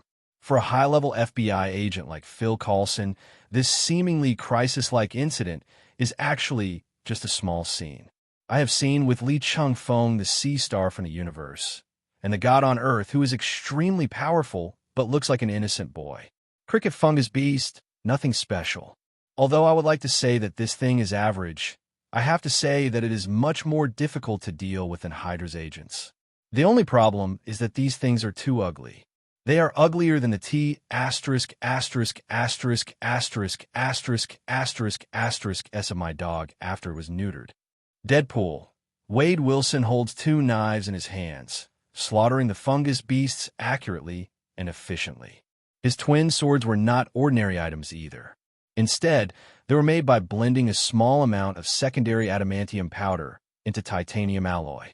A young and promising agent like him will always have some privileges under Nick Fury. Such weapons are invincible when facing groups of fungus beasts. Whoosh, whoosh, whoosh. 3 green arrows shot past Wade's head, kidneys, and S, accurately hitting the heads of the 3 fungus beasts. Wade Wilson suddenly felt a chill in his crotch. F***KU. Oliver, can you please stop doing this kind of difficult shooting? You cut a hole in my crotch. I seriously suspect that your archery skills have deteriorated recently. I'm telling you, stop flirting with girls. Kidney deficiency will eventually backfire on you. F***K, Wade. Can you please stop using those cheap things as metaphors? When did I ever pick up girls? Oliver Queen drew his bow and shot an arrow again, not letting anything slip from his mouth. I've been almost dying of exhaustion in the squad base lately. I've always been the one playing games with that big guy Hulk. Just because you told him that I'm the same color as him, we can definitely become good friends. Oliver burst into tears when he mentioned this. Hulk is indeed a good kid, but he is really too hot-tempered and likes to play those difficult games. He is now almost becoming Hulk's exclusive free game console supplier. Oliver Queen couldn't help but shudder when he thought about the last game console that Hulk had stuffed into his mouth and chewed into pieces in a fit of rage. Jill kicked with his left and punched with his right, beating the fungus beast as easily as beating his own children. If we only talk about physical fitness, she is actually the strongest one on the scene. He even performed a trick like tearing a mushroom beast apart with his bare hands. Rebecca, although I haven't participated in Operation for a while, but are the people in the FBI so unreliable? Jill watched as the red and green ones harvested the fungus beasts in perfect harmony, while at the same time mercilessly attacking each other with verbal attacks. Hey, men are like this. Rebecca smiled. This is not an isolated case. There are a huge number of samples, and they're found in all age groups. It's amazing. Wait, where's the FBI agent named Lee Chengfeng? Isn't he the commander-in-chief of this team? Phil Coulson came to Jill's side without knowing when. I will take over the command of the scene for the time being. He is not needed for such a small situation. Phil Coulson shrugged. If nothing unexpected happens, he has already gone to the real source of this incident and is ready to kill it in one fell swoop. After saying that, he pointed to the dome with a big hole not far away. Soldiers meet soldiers, kings meet kings. Honestly, if I were less knowledgeable, I would probably have screamed. Harley Quinn sat on the rocking car and looked down. It was the fungus master that turned into a purple cocoon. At the moment, it was emitting a dazzling purple light and producing pulsations. It's as if some creature is about to break out of its cocoon and be reborn. Li Chengfeng felt the fluctuations full of life and crazy love, and his brows couldn't help but frown. It wasn't so clear at first when it was far away, but when I got closer, I found out that the after effect was really strong. This lamp beast that carries the purple light of love is definitely not a good person. It has existed for much longer than one might imagine. Now that you have taken over the fungus master, are you planning to change to shape-shifting state? If the purple lantern beast in front of us is the plunder beast, then it seems reasonable that it can change its shape and shift state through cocooning. After all, the appearance of a plunder beast is just a fleshy worm with many tentacles. I just don't know whether it will turn into a big butterfly or a moth after breaking out of the cocoon. At this moment, the broadcast in the mother nest sounded, and Spencer's voice came from the loudspeaker. Dear Agent Lee Chengfeng, please come to the observation room for a chat. Lee Chengfeng raised his eyebrows. As the person who dealt with Weskier and HYDRA, Spencer knew that he was too normal. If he didn't know, he would be unworthy of his identity as the founder of Umbrella Corporation. But you are so single that you plan to confront me directly? Do you think you have no chance of winning and plan to surrender? Still, delaying time? The probability is the latter. But Lee Chengfeng didn't care. He had originally intended to let the purple lantern beast break out of its cocoon on its own and had no intention of interfering with anything. An egg, open from the outside in, is food. Opening from inside out is a new life. The same is true for cocoons.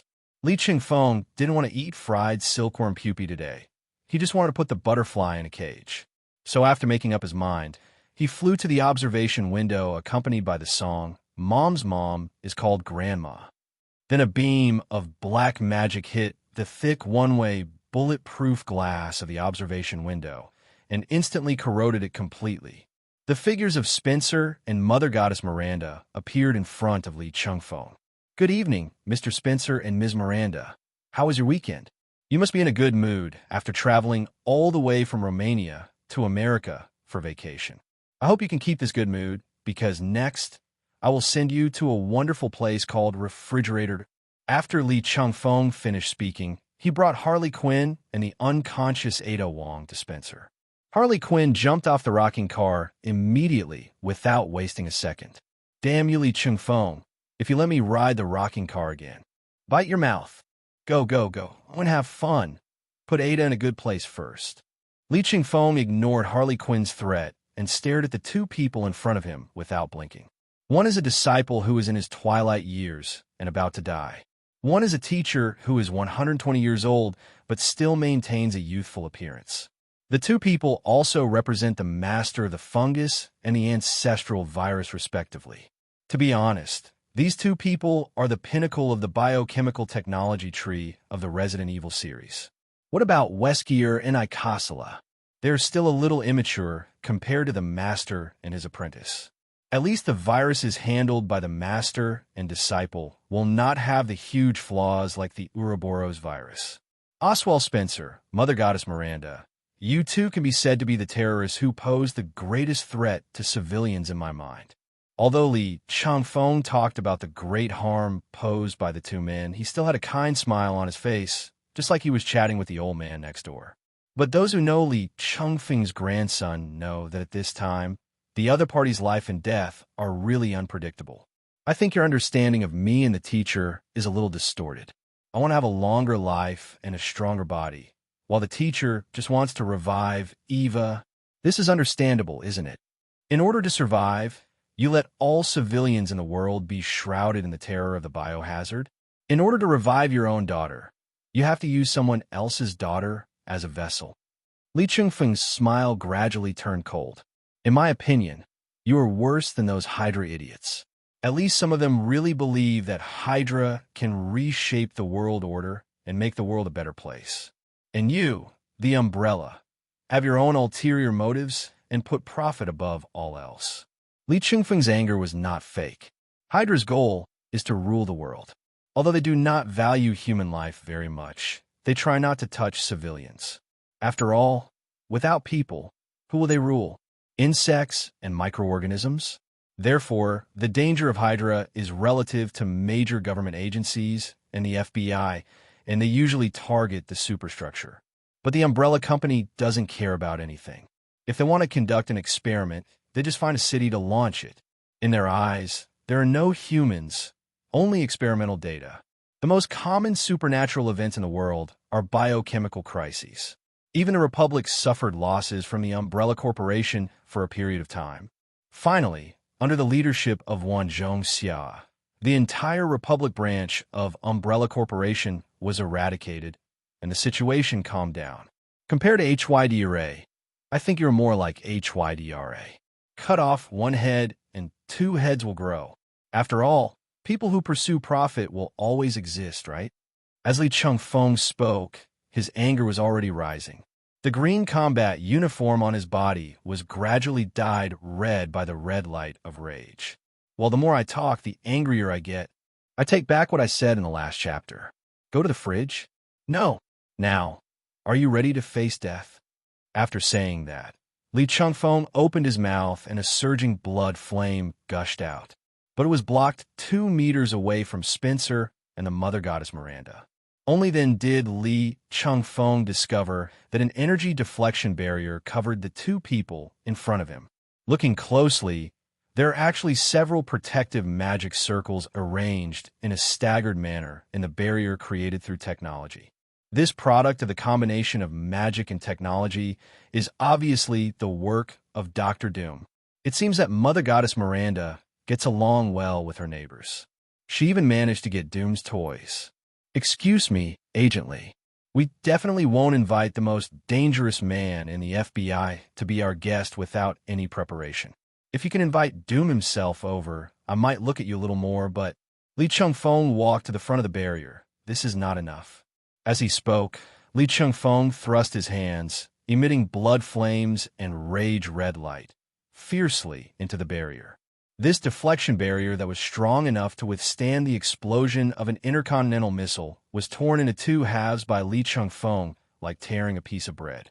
Looking at the barrier that began to burn, Spencer's eyes suddenly widened. Thanks to Nick Fury's information blockade, people outside the FBI don't have a deep understanding of Li Chengfeng. Just like Spencer only knew that Li Chengfeng had the Green Lantern, and that was because the Green Lantern was taken away from Wesker. In his opinion, no matter how strong Li Chengfeng is, can he be stronger than Dr. Doom, who is almost indistinguishable from a god? But now it seems that he really found the great white shark while fishing. But there was no shark net in front of him. Both Spencer and Miranda were beginning to despair. Miranda has lost the connection with the Fungus Master due to the mutation of the Fungus Master. so naturally she cannot merge with the fungus master and become the black god like in the game. And the normal mother goddess Miranda is not even as good as Heisenberg. But coincidences often happen at this time. An unprecedentedly powerful pulsation emanated from a cocoon. This time, even the detectives and agents who were cleaning out the fungus beasts in the mother nest felt it. What followed was a complete explosion.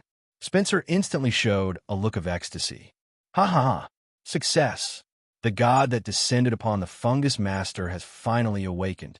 After saying this, he even ignored his frail body and used his hands to push his wheelchair to the observation window.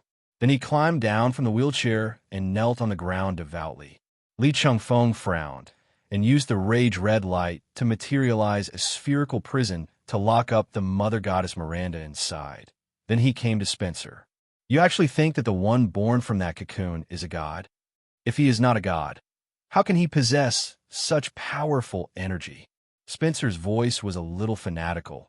He must have brought me apocalypse. Li Chengfeng curled his lips. He didn't expect that this old man who had studied viruses and science all his life would become a fanatical believer within a week. It seems that even a rational scientist would be overwhelmed by the fear of reaching the end of his life. At this time, Li Chengfeng began to feel a little sorry for this old ***ch. You should have told me you were so afraid of death. If I had said it earlier, I would have been a good help to you just now. Followed by an indescribable, sharp insect chirp. The purple lantern beast in the cocoon finally revealed its true appearance in front of Li Chengfeng. Sure enough, it was an energy creature whose entire body was made up of the purple light of love. The insect's body is about 10 meters long, and its wingspan is nearly 40 meters. If it were a little bigger, the space would not be enough for it to stretch its wings. Spencer bowed his head humbly with enthusiasm and admiration, murmuring, "Purple God, please grant me eternal life and immortal body." Li Chengfeng definitely won't care about Spencer's crazy words. Besides, Zidane couldn't do something as incredible as creation. And why does this brand new and different purple lantern beast in front of me look so familiar? A name suddenly flashed through Li Chengfeng's mind, and he slapped his head. Oh my god, this cute big head. Isn't this Tianani Mothra? Grumble. Purple lantern beast. Never mind, just call her Mothra. It flapped its wings twice and hovered in the air. Li Chengfeng was speechless about her biological instinct. As an energy creature born from the emotional spectrum, she was born to be able to go anywhere, including other dimensions. However, because it successfully transformed into a cocoon with the help of the fungus master and changed its original form, it still retains some of the instincts of physical creatures. Facing this situation, Li Chengfeng was also numb. The image of the lamp beast in the comics is fixed, and the Ion Shark and Blood Bowl beside him are no different from the original comics, except for the file size. Even the new Orange Lantern beast bred with Hela, the Midgard python, is at least the same kind of creature as the Lust python in the original work. But now this purple lantern beast has transformed from a big meaty worm into Mothra. She flapped huge amounts of wings, and her countless compound eyes stared at Spencer, who was kneeling before her. Chi! Mothra made another sharp explosion, and then a royal sister's voice that was completely different from the explosion spread throughout the entire nest. Oswald Spencer, there is no love in your heart, or you only love yourself. You don't deserve my power. Li Chengfeng shuddered all over. This voice sounds like it's at least an F cup. After saying that, the two tentacles on the big head extended and connected to Spencer's body. Under the dazzling purple light of love, Spencer's dying body was gradually bulging with muscles, but in the blink of an eye, it had swelled to an extremely morbid appearance. Every inch of those weirdly swollen muscles was filled with the purple light of love. Finally, as Spencer laughed in delight and frenzy, he finally exploded into a bloody mist. Mothra tilted her big cute head, her voice sounding both innocent and cruel. You see, even if I force the power of love into your body, it will be useless. Every cell in your body cannot contain love. Li Chengfeng looked at Spencer, who had completely disappeared between heaven and earth, without any fluctuation in his heart. This old B***** ch should have died a long time ago. But he didn't expect that he would be blown up by the purple light of love. Can the energy of the emotional spectrum be used in this way? This is not concrete, but what Mothra said was right. Spencer, a biological weapons dealer, was ruthless and heartless, which was an understatement. It's serious inhumanity. Even with the teacher, Mother Goddess Miranda, it is essentially because we have common interests that we can always treat each other with respect.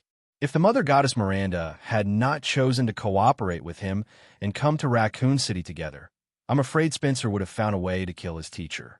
Over the years, the number of civilians who have died in biochemical crises around the world has definitely exceeded several million.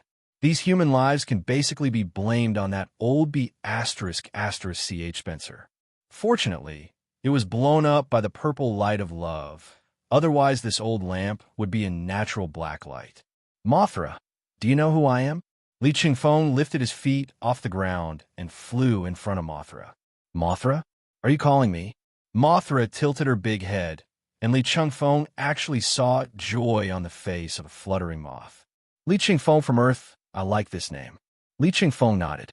It seemed that as a mature purple lantern beast, Mothra clearly had the ability to obtain information from other emotional spectrum energies. It's good to know now. Li Chengfeng nodded, and then two light beasts, one red and one green, came out from Li Chengfeng's heart again. Then it grows against the wind. It didn't stop until it expanded to more than one person's height. After a period of nourishment and growth, the ionic shark and the blood slaughter bull have obviously begun to grow up, and the time they can be fused with Li Chengfeng is getting longer and longer.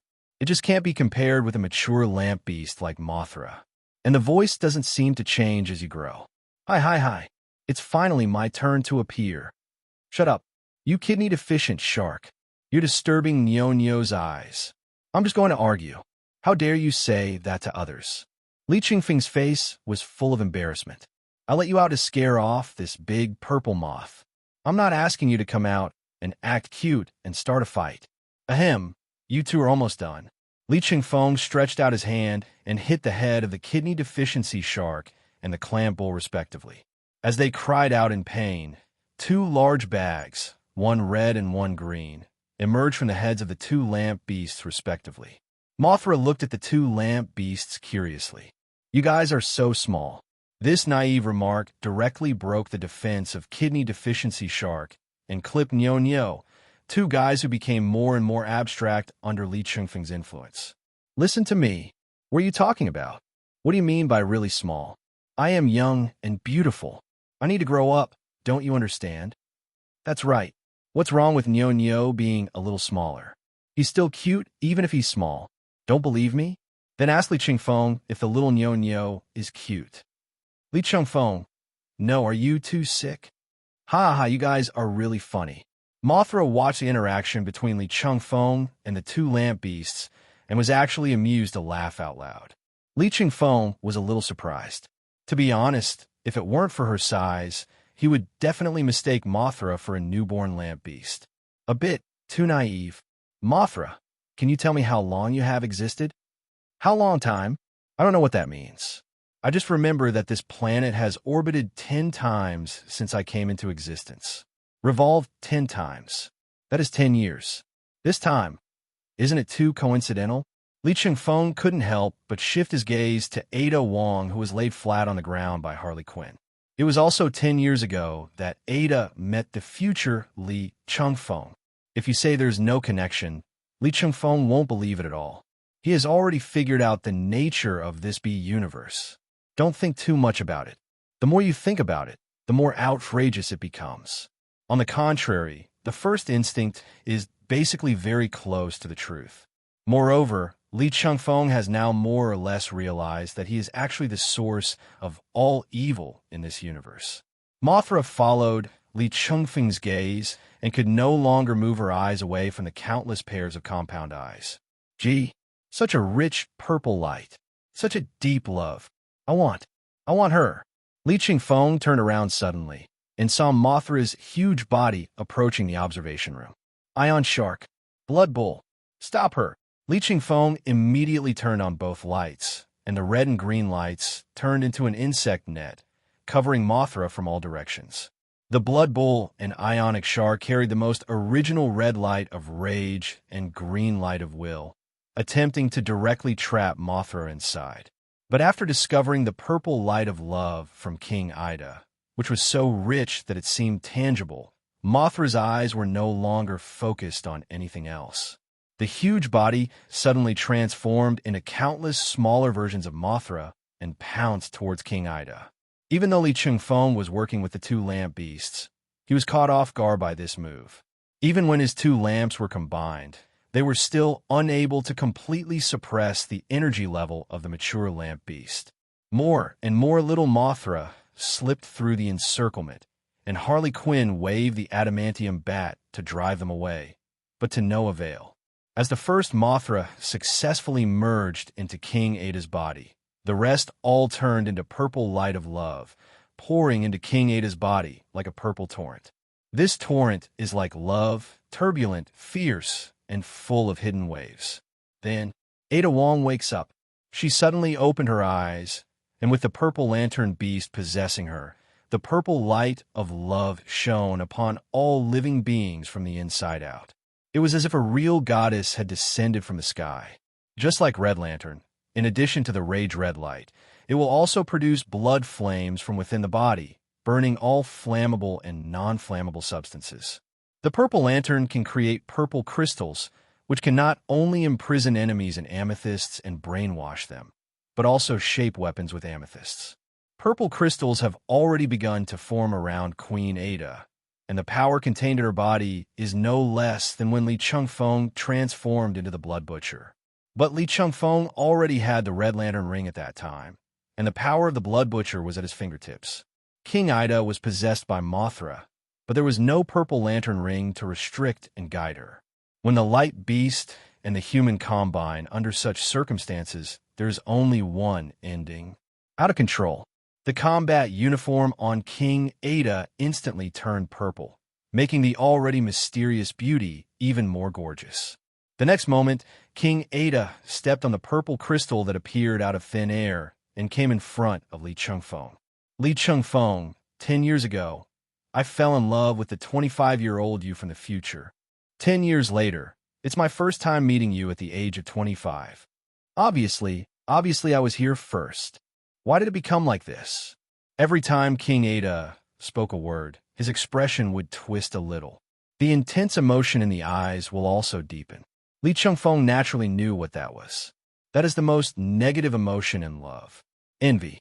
Even a crazy little Harley Quinn realized the seriousness of the matter at this moment.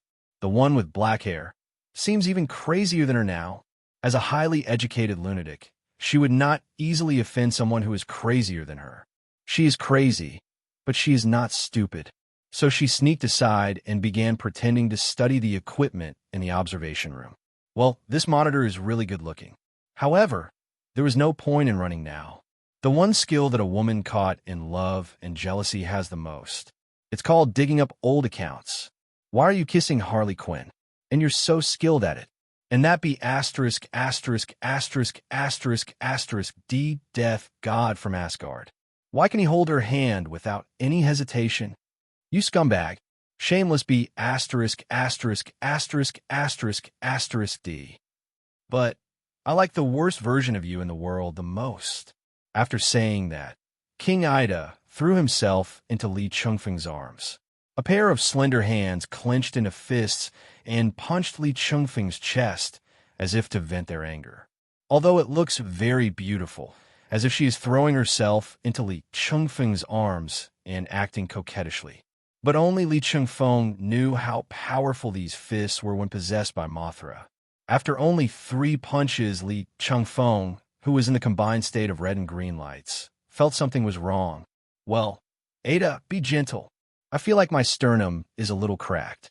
Li Chengfeng had to deny it, no matter the lines or the current situation. White, too white. Bai Xuezhen is indeed one of the internet legends. Li Chengfeng thought he could empathize with King Ada's feelings, but now is really not the time to be distracted. Thinking of this, Li Chengfeng silently opened the third lamp ring on his ring finger. The orange light merged into the torrent of red and green, forming a strange balance. Finally, when the three lights combined, Li Chengfeng's overall strength has completely surpassed Hela. Now, he even felt that the normal big Kansas guy would be defeated by him. This is the confidence that comes with strength.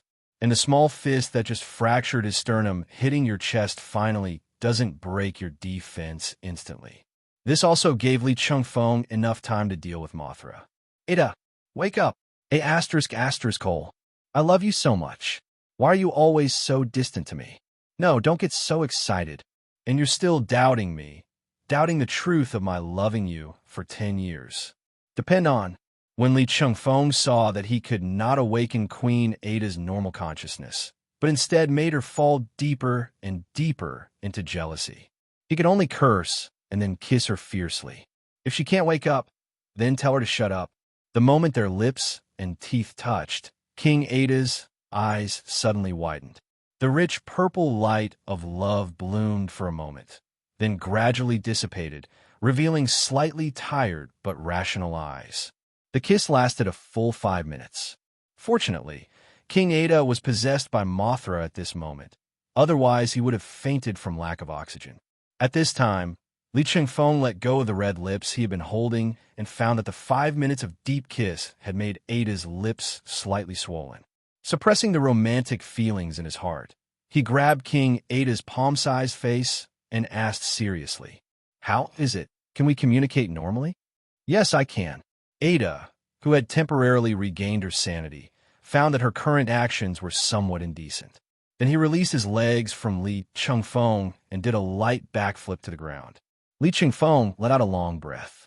This is not a temporary whim. After all, everything that should have happened had already happened on the shores of Lake Inari, and he was not Lu Xiaohui. The reason why he chose to kiss Ada Wong, who had completely lost her mind, was because there was a successful case in the original book. That is the incident in the big event, The Whitest Day, in which the socially phobic Abraham Pevenant stalked a girl named Lisa for 2 years, following her and taking pictures. The most amazing thing is that there hasn't been any flaws in the past 2 years. And Abraham continued to long for Lisa's love. It is this deep and morbid love and the desire to be loved that attracted the original Purple Lantern Beast and Plunder Beast. Carol, Hal Jordan's girlfriend, recovered the Ravager with a kiss after using the Star Sapphire ring to guide it correctly. Li Chengfeng followed suit and naturally succeeded. The original work was just a light kiss, but Li Chengfeng kissed her for a full 5 minutes. As for whether there is any selfishness, he said no. Does anyone believe it? No matter what. At least Li Chengfeng made Ada regain her sanity before starting the next step. I originally wanted to ask Tony or Doom to use this thing to help you build a mecha, Li Chengfeng said to Ada as he opened the pocket space. But now it seems everything is God's will. Reaching out, a ball of what looked like liquid silver metal appeared in Li Chengfeng's hand, as big as a human head. That was the Galaxy Glaze that had returned from the Heavenly Kingdom. Ida Wong looked at Galaxy Glaze, then at Li Chengfeng. You mean build a Purple Lantern furnace now? Li Chengfeng shook his head and then came up with a bolder idea. No, to be more precise, I want to build a lamp furnace armor that you can wear. Lamp furnace armor? King Ada frowned and shook his head. I don't quite understand. Don't understand? In the original work, when Norrin Rider was transformed by the planet Devourer using galactic glaze combined with the power of the universe and became the legendary Silver Glider, he did not understand what this power was. But it does not affect his strength. Just wait and see, Li Chengfeng said confidently. The principle of the Lantern Furnace armor is similar to that of the Silver Glider, except that the Silver Glider is a combination of galactic glaze and cosmic power. The Lamp Furnace armor is Galaxy Glaze plus Love Purple Light. It can not only find a container for the Lamp Beast, but also gather the purple light and the power of the Lamp Beast to power the armor. Galaxy Glaze is both a carrier and a binder. I will always believe in you. King Ada opened his arms and closed his eyes. Hurry up, I can already feel the unwilling rhythm of the Lamp Beast. She's going to take the upper hand again. Upon hearing this, Li Chengfeng did not dare to be negligent. With just a glance, the ion shark understood what he meant. After circling in the air, it turned into a dazzling and pure green light of will and penetrated into the body of Li Chengfeng, who had closed his eyes. Call! With the next exhalation, Li Chengfeng opened his eyes.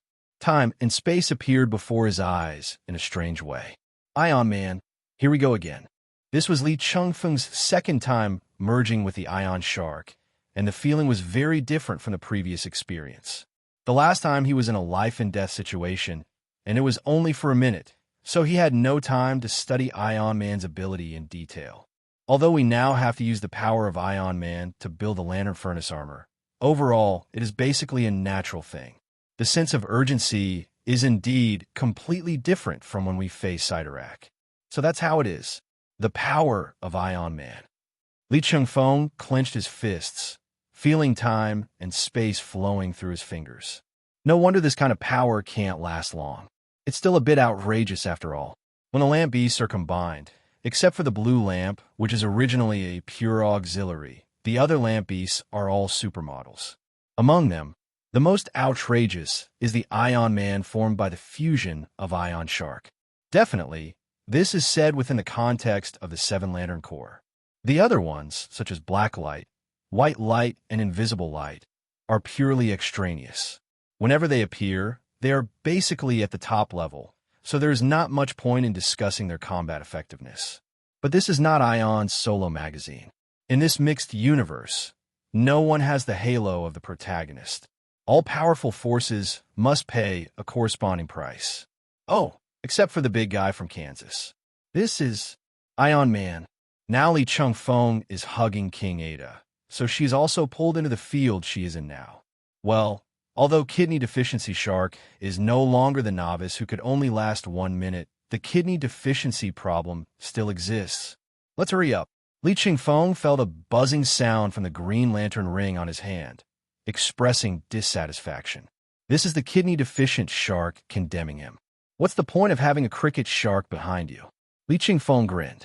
Don't bother with a guy with kidney deficiency. Then, he mobilized Ion's ability to reshape reality.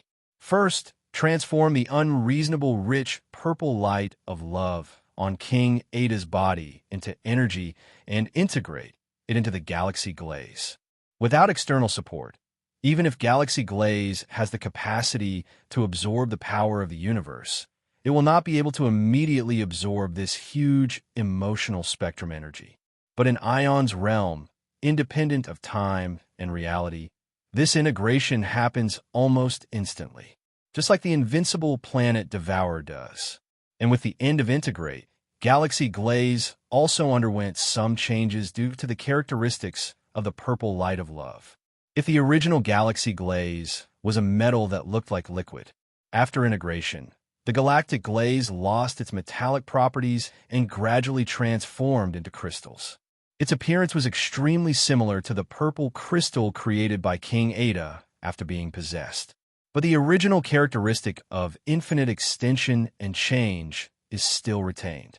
To be honest, neither the physical nor the chemical properties make sense. Finally, after it was completely crystallized, it also completely transformed into purple. Li Chengfeng nodded. The power of the pure emotional spectrum is no lower in quality than the power of the universe, but as a power affected by the emotions of the host, its performance is uneven.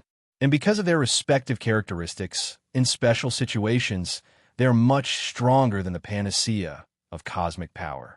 King Ada was shocked when he saw the Galaxy Glaze in front of him, which had turned into purple crystal. She had just witnessed something that defied science. Changing the physical properties of an object. Can Ion's power do this? Ion Man can indeed do it, but this is more of an integration of Galaxy Glaze and Love Purple Light itself. I just accelerated the process. So what should I do next? It's very simple. Li Chengfeng grabbed Ada Wong's wrists and guided her to hold the new Galaxy Glaze against her chest. The Mothra in Aida's body has obviously felt the incomparably powerful purple light of love after integration with the Galaxy Glaze. After repeated consideration, he decided to get out of King Ada's innate purple lamp holy body. King Ida couldn't help but straighten her chest. An endless purple light lit up from it, and Mothra finally left her body. "Look, this heartless glutton has been caught, right?" Li Chengfeng smiled and reached out to Mothra. However, the originally huge amounts of Mothra became smaller and smaller as Li Chengfeng stretched out his hand, until he grasped it in his palm.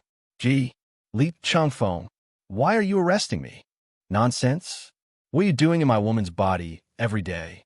Does your sister have a family? Gee, you have a strong accent." After making another shrill insect-like sound, Li Chengfeng stuffed the shrunken Mothra directly into the galaxy glaze. But the next moment, Mothra's expression changed immediately. "Gee, it's so comfortable in here, even more comfortable than inside Ada's body. F***K. If you can't speak, just shut up."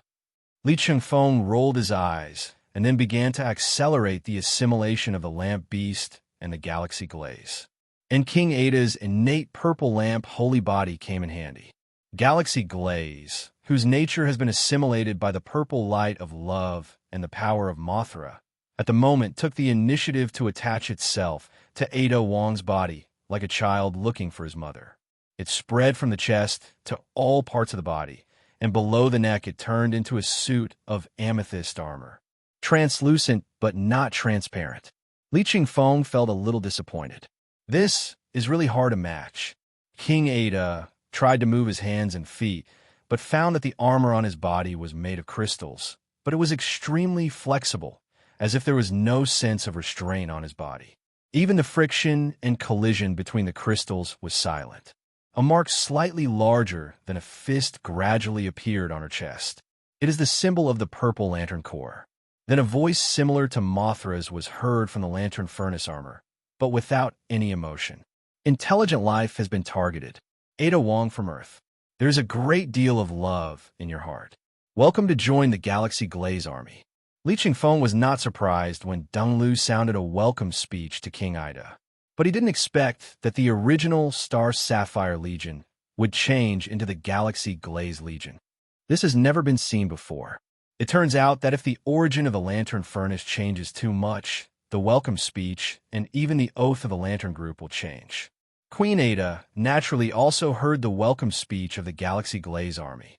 She witnessed many people receiving the lantern rings, but when it was her turn, she was a little at a loss. But after all, the characteristics of the new purple lamp are unique. When the welcome speech sounded, the original lamp furnace armor gathered towards King Ada's right hand. Finally, it turned into a purple crystal lamp ring, which was firmly placed on a ring finger. It is not only a battle armor, but also a lamp furnace and a lamp ring. Unique. Fear and confusion connect our two hearts. It's hard to sleep alone in the darkest night. Slender fingers enter the ring to change makeup. The world is filled with lonely love and purple light. Harley Quinn carried her adamantium bat and circled twice around the place where Ada Wong and Li Chengfeng had just disappeared. "Wow, my goodness, where have you been? It's just a kiss. Are you so embarrassed that you run away?" However, when he turned around, he saw that the spherical prison created by Rage's red light still existed, firmly controlling the mother goddess Miranda. So he knew that these two people must be fine. Since nothing happened, it doesn't matter then. So she started tinkering around with the instruments, but it got boring pretty quickly. Just when she was bored, a group of people came up the stairs. It was Phil Coulson and others who had been clearing out the fungus beasts along the way and finally arrived. Harley Quinn greeted her good friends in a naturally sunny and cheerful manner. "Hey guys, you're finally here." But just as he finished speaking, he realized that everyone was in a state of distress. It seems that there are indeed a lot of fungus beasts. The most elite biochemical experts and FBI agents have worked together to make themselves suffer like this. Oliver Queen rolled his eyes and said with a gasp, "There are indeed a lot of fungus beasts, and they are much stronger than those zombies. But they're still not enough. That's right, cricket beasts. I'll kill them all with one sword." Wade Wilson leaned his elbow on Oliver Queen's shoulder But the reason we're in such a mess is mainly because when we're taking the elevator up just now, the elevator inexplicably entered emergency braking mode and got stuck in a position with no entrance or exit. We could only climb to the top of the elevator shaft with our bare hands to get out. Oh my God, Dr. Harley, why did you suddenly start smashing things? Ah, it's okay. You know I'm a lunatic. It's normal to have a seizure occasionally. Harley Quinn took back the adamantium bat that smashed the monitor and console, smiled guiltily, and threw away the fragments with the emergency braking logo. F***K. Who is so unethical to throw construction waste in public places?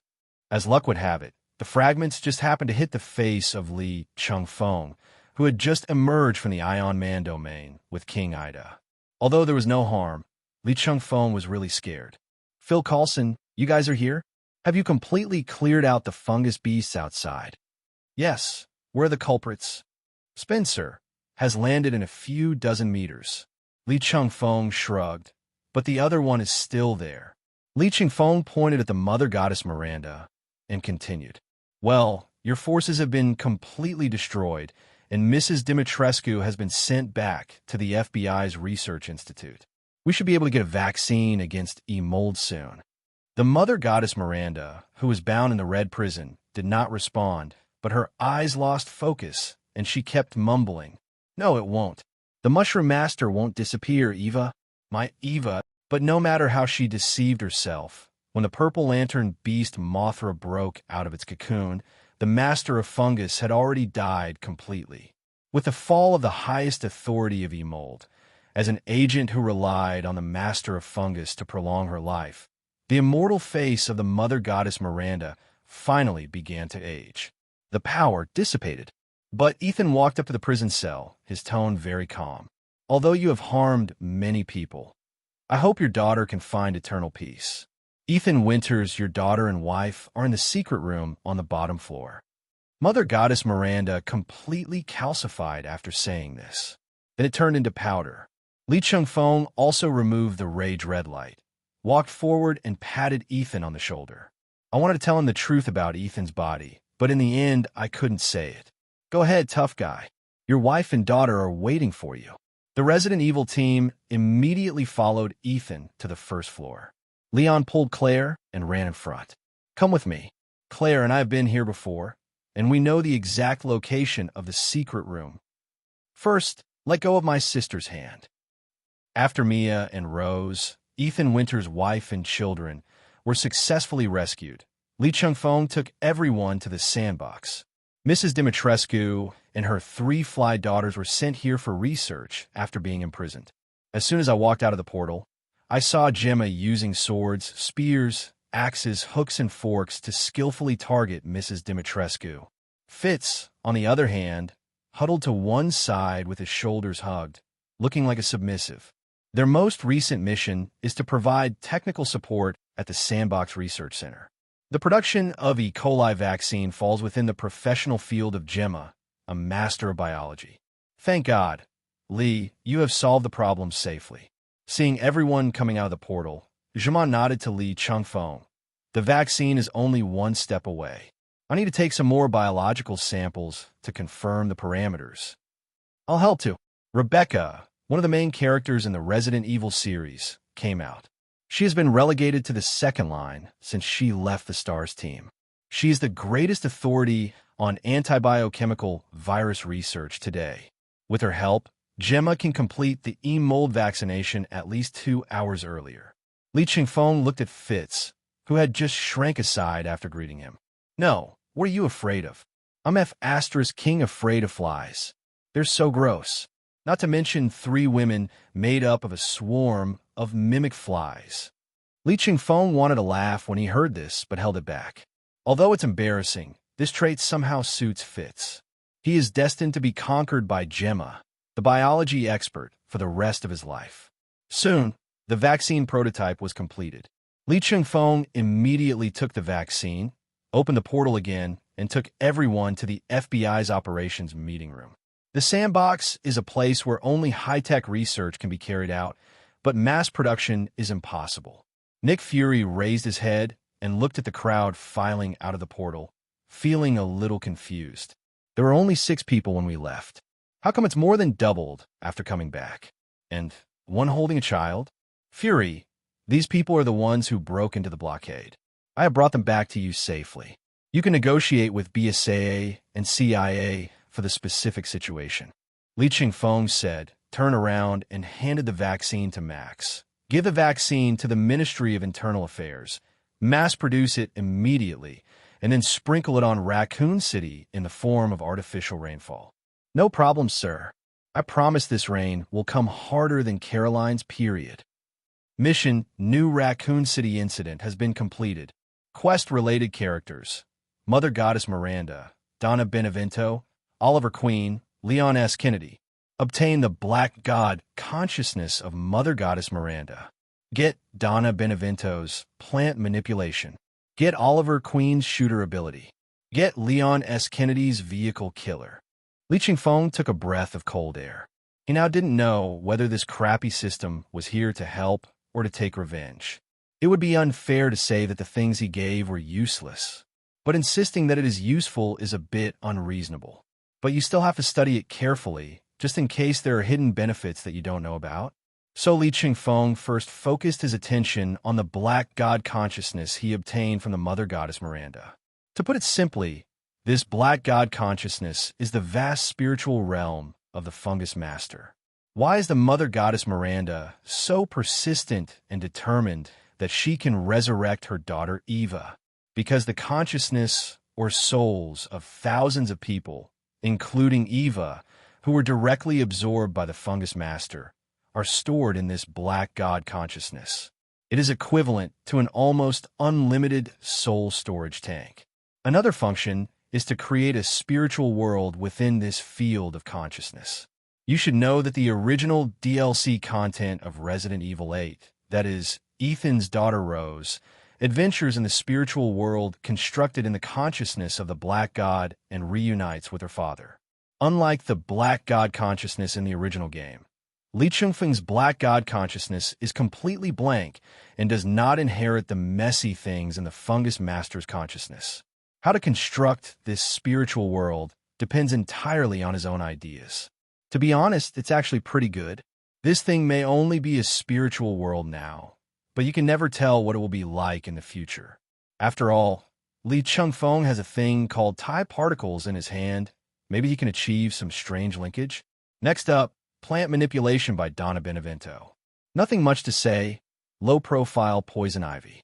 And it is an all-round low profile. But the only advantage is that it will not be connected to the green of all things. Li Chengfeng couldn't help but feel a chill when he thought about becoming an extreme environmentalist, like poison ivy. This is outrageous. Oliver Queen's shooting ability was a pleasant surprise. As long as it is something that can be thrown, it is applicable to this ability. He has long wanted to play Captain America or Captain Carter's shield. The strange and originally incomprehensible catapulting arc can now be directly reproduced in the mind after possessing Oliver Queen's shooting ability. How to apply force, at what angle to throw it, and in which direction to move to catch it perfectly. Conceptual stuff always comes in handy. After reading the first 3, even if Li Chengfeng didn't want it anymore, he had reached the new ability that he least wanted to face. People really shouldn't complain about certain things too much. In this boomerang age, who knows which of your words will come back to haunt you? Li Chengfeng looked at the introduction of the vehicle killer ability with great annoyance. The more he looked at it, the more comfortable his eggs felt. This is not just a conceptual skill. It's still an active skill. If Leon S. Kennedy's passive vehicle killer is the worst of the worst. But after the passive skill became an active skill, Li Chengfeng was amazed. What a lucky break. Li Chengfeng announced unilaterally. From today on, Leon S. Kennedy is his half-brother. Li Chengfeng even had the idea of recruiting all the biochemical protagonists into the FBI. What if we perform missions together in the future and discover some other conceptual skills? For example, the active version of teammate killer. The mass production and dissemination of vaccines are proceeding rapidly. It was even spread before this evening. Li Chengfeng stood on the Hufeng, side by side with Nick Fury, watching the sun gradually rise from the horizon and the sunlight shining on the earth. There is no trace of mold on the earth. Li, actually, every time an event ends, I always think about a question. Why? Do you think my salary is too low? It's indeed low. But what I'm thinking is, if you had never appeared in this world, what would be the direction of these events? I'm not bragging about my newbie. If I weren't there, the problem would still be solved, but Li Chengfeng shook his head. This universe will accelerate its pace of destruction. Nick Fury turned his head suddenly, with surprise in his one eye. Are you serious? Even though I gave you a nickname, took your car, and flirted with your daughter, I never lied to you. You attacked Harley? F***K. Isn't your focus wrong? Nick Fury heard this and temporarily resisted the urge to punch Li Chengfeng in the eye. He then coughed twice and continued. Ahem, you really didn't lie to me. He indeed saw everything Li Chengfeng did. Trust is a mutual thing. Although I am an overly suspicious guy, Li Chengfeng gave me complete trust from beginning to end. How paranoid is Nick Fury? He is a ruthless person who even doubts and deceives himself. But now he has absolute trust in Li Chengfeng. It is no problem to say that Li Chengfeng is now the absolute second in command with equal power to him. If Li Chengfeng did not need to stay on the front line, Nick Fury would have even planned to give the position of director directly to Li Chengfeng. He raised the issue of changing the secondment into transfer to the general administration of the Republic at least dozens of times. They were all denied by that guy from Dow Brothers. And every time he would reply to himself with a doghead emoji, and then follow up with a sentence, "Do you think my brother is stupid?" Nick Fury would be broken down every time. Are people in the TNND Republic so good at messing with people's mentality? Since you haven't lied to me, can you explain why the pace of destruction of this universe will accelerate without you? This involves threats from outside the universe. Li Chengfeng curled his lips. Even though he seems to have no pressure, there is always something weighing on his mind. That is to make the positive forces in this universe stronger. Although there are already two gods on Earth, located in Metropolis and Storybrooke, this is not enough. Dr. Liang, who is sunbathing on the rooftop of the headquarters at this moment, also indirectly proves that outside of this universe, there's also the Foundation universe, which can be called the cancer of the multi-universe. Outside the universe, Nick Fury murmured. He originally thought that the biggest threat came from outside the Earth, but Li Chengfeng said that the biggest threat came from outside the universe. Doesn't that mean the things that I have planned need to be changed? The goal of shielding the Earth has been completely abandoned. Their ultimate goal is to arm the entire universe to the teeth. Thinking of this, Nick Fury sighed. This is no longer just the responsibility of the America General Agency. It seems it is necessary to call a meeting of the 5 major bureaus. Li Chengfeng, what's wrong? It's okay. If you make Harley unhappy, I will definitely cut all your funding. Your current mentality is quite similar to that of the other one-eyed old man. Who is that? Oh, that old guy is called Odin. Nothing special, just an ordinary king of God. Nick Fury has always been very active. Just like when they first thought of creating S.H.I.E.L.D. to specifically deal with extraterrestrial forces, they had already launched a space station to serve as a base, and it was now floating in low Earth orbit. As the host of the meeting of the 5 general bureaus, Nick Fury acted decisively and directly sent invitations to the other 4 general bureaus. Originally, Nick Fury wanted Li Chengfeng to attend as well. After all, it was Li Chengfeng who proposed this matter. But who is Li Chengfeng? Let him attend the meeting? You wish. Let the 5 major bureaus discuss it among themselves. After giving Nick Fury a sunny, yet cheeky smile, Li Chengfeng jumped into the portal. F***KU. You always put all these annoying things on my head. Li Chengfeng definitely can no longer hear Nick Fury's complaints. He came to the FBI's medical department. The team members who just participated in this operation and the protagonists of Resident Evil are all here. Hey, Phil Coulson, are you done with the checkup? All of our people have been tested, and there is no trace of mold. That's good. What about the others? This result was within Li Chengfeng's expectations. After all, although the few people on the FBI team who were on this mission did not have any special abilities, they were all elites among elites. If they could be infected by a group of fungus beasts, they really wouldn't have to stay in this line of work. Go home and sell sweet potatoes or become a president. As for the others, you can see for yourself. Phil Coulson said this and took Li Chengfeng to another room. This room is larger and more fully equipped, and all the bigwigs in the FBI's medical department are gathered here. Joint consultation by experts. The person being diagnosed was our dear humanoid fungus beast, Ethan Winters. As for other Resident Evil protagonists, they have also become the focus of observation. Amazing, so amazing. Stephen Strange, the top surgical expert of the FBI's medical department, took off his medical gloves and walked towards the two. It is obviously the same species as those strange-looking fungus beasts that were transported back, but it still retains human consciousness and memory. I don't know if it is the positive effect of a mold or a hymn to the human soul. Good day, Dr. Strange. Li Chengfeng stepped forward and shook hands with the famous Dr. Strange. It is not my intention to wake you up from your sleep to work overtime this time. I suggest that Nick Fury give the medical department a salary increase. Ha! Agent Lee, in the entire America headquarters, apart from you, there is no one else who can force Director Nick Fury to increase his salary. Stephen Strange, before becoming Doctor Strange, was indeed an extremely proud and arrogant guy. But as the saying goes, when you are weak, you are surrounded by bad people. But when you become strong, you will find that everyone is exceptionally kind. Given Li Chengfeng's position in the American General Administration, who would dare to give him a hard time? I'm afraid Hela, Ada Wong, and Harley Quinn are the only three women who would torment him when they are jealous. However, Li Chengfeng didn't care much about these things. Has Dr. Strange discovered Ethan Winters' abnormality? That's right. At first I just thought there were some mold residues, but later I found out this is not just some mold residues, this is simply a human soul growing out of the mold. It's really amazing. Stephen Strange nodded and continued. And it's not just him, his wife and daughter also have obvious abnormalities. His wife had been infected with the mold for a long time, but she was always on the borderline between mutation and stability. Definitely now, she is stable. But all the other infected people, once they reached this borderline, were irreversibly transformed into those bizarre fungus beasts without exception.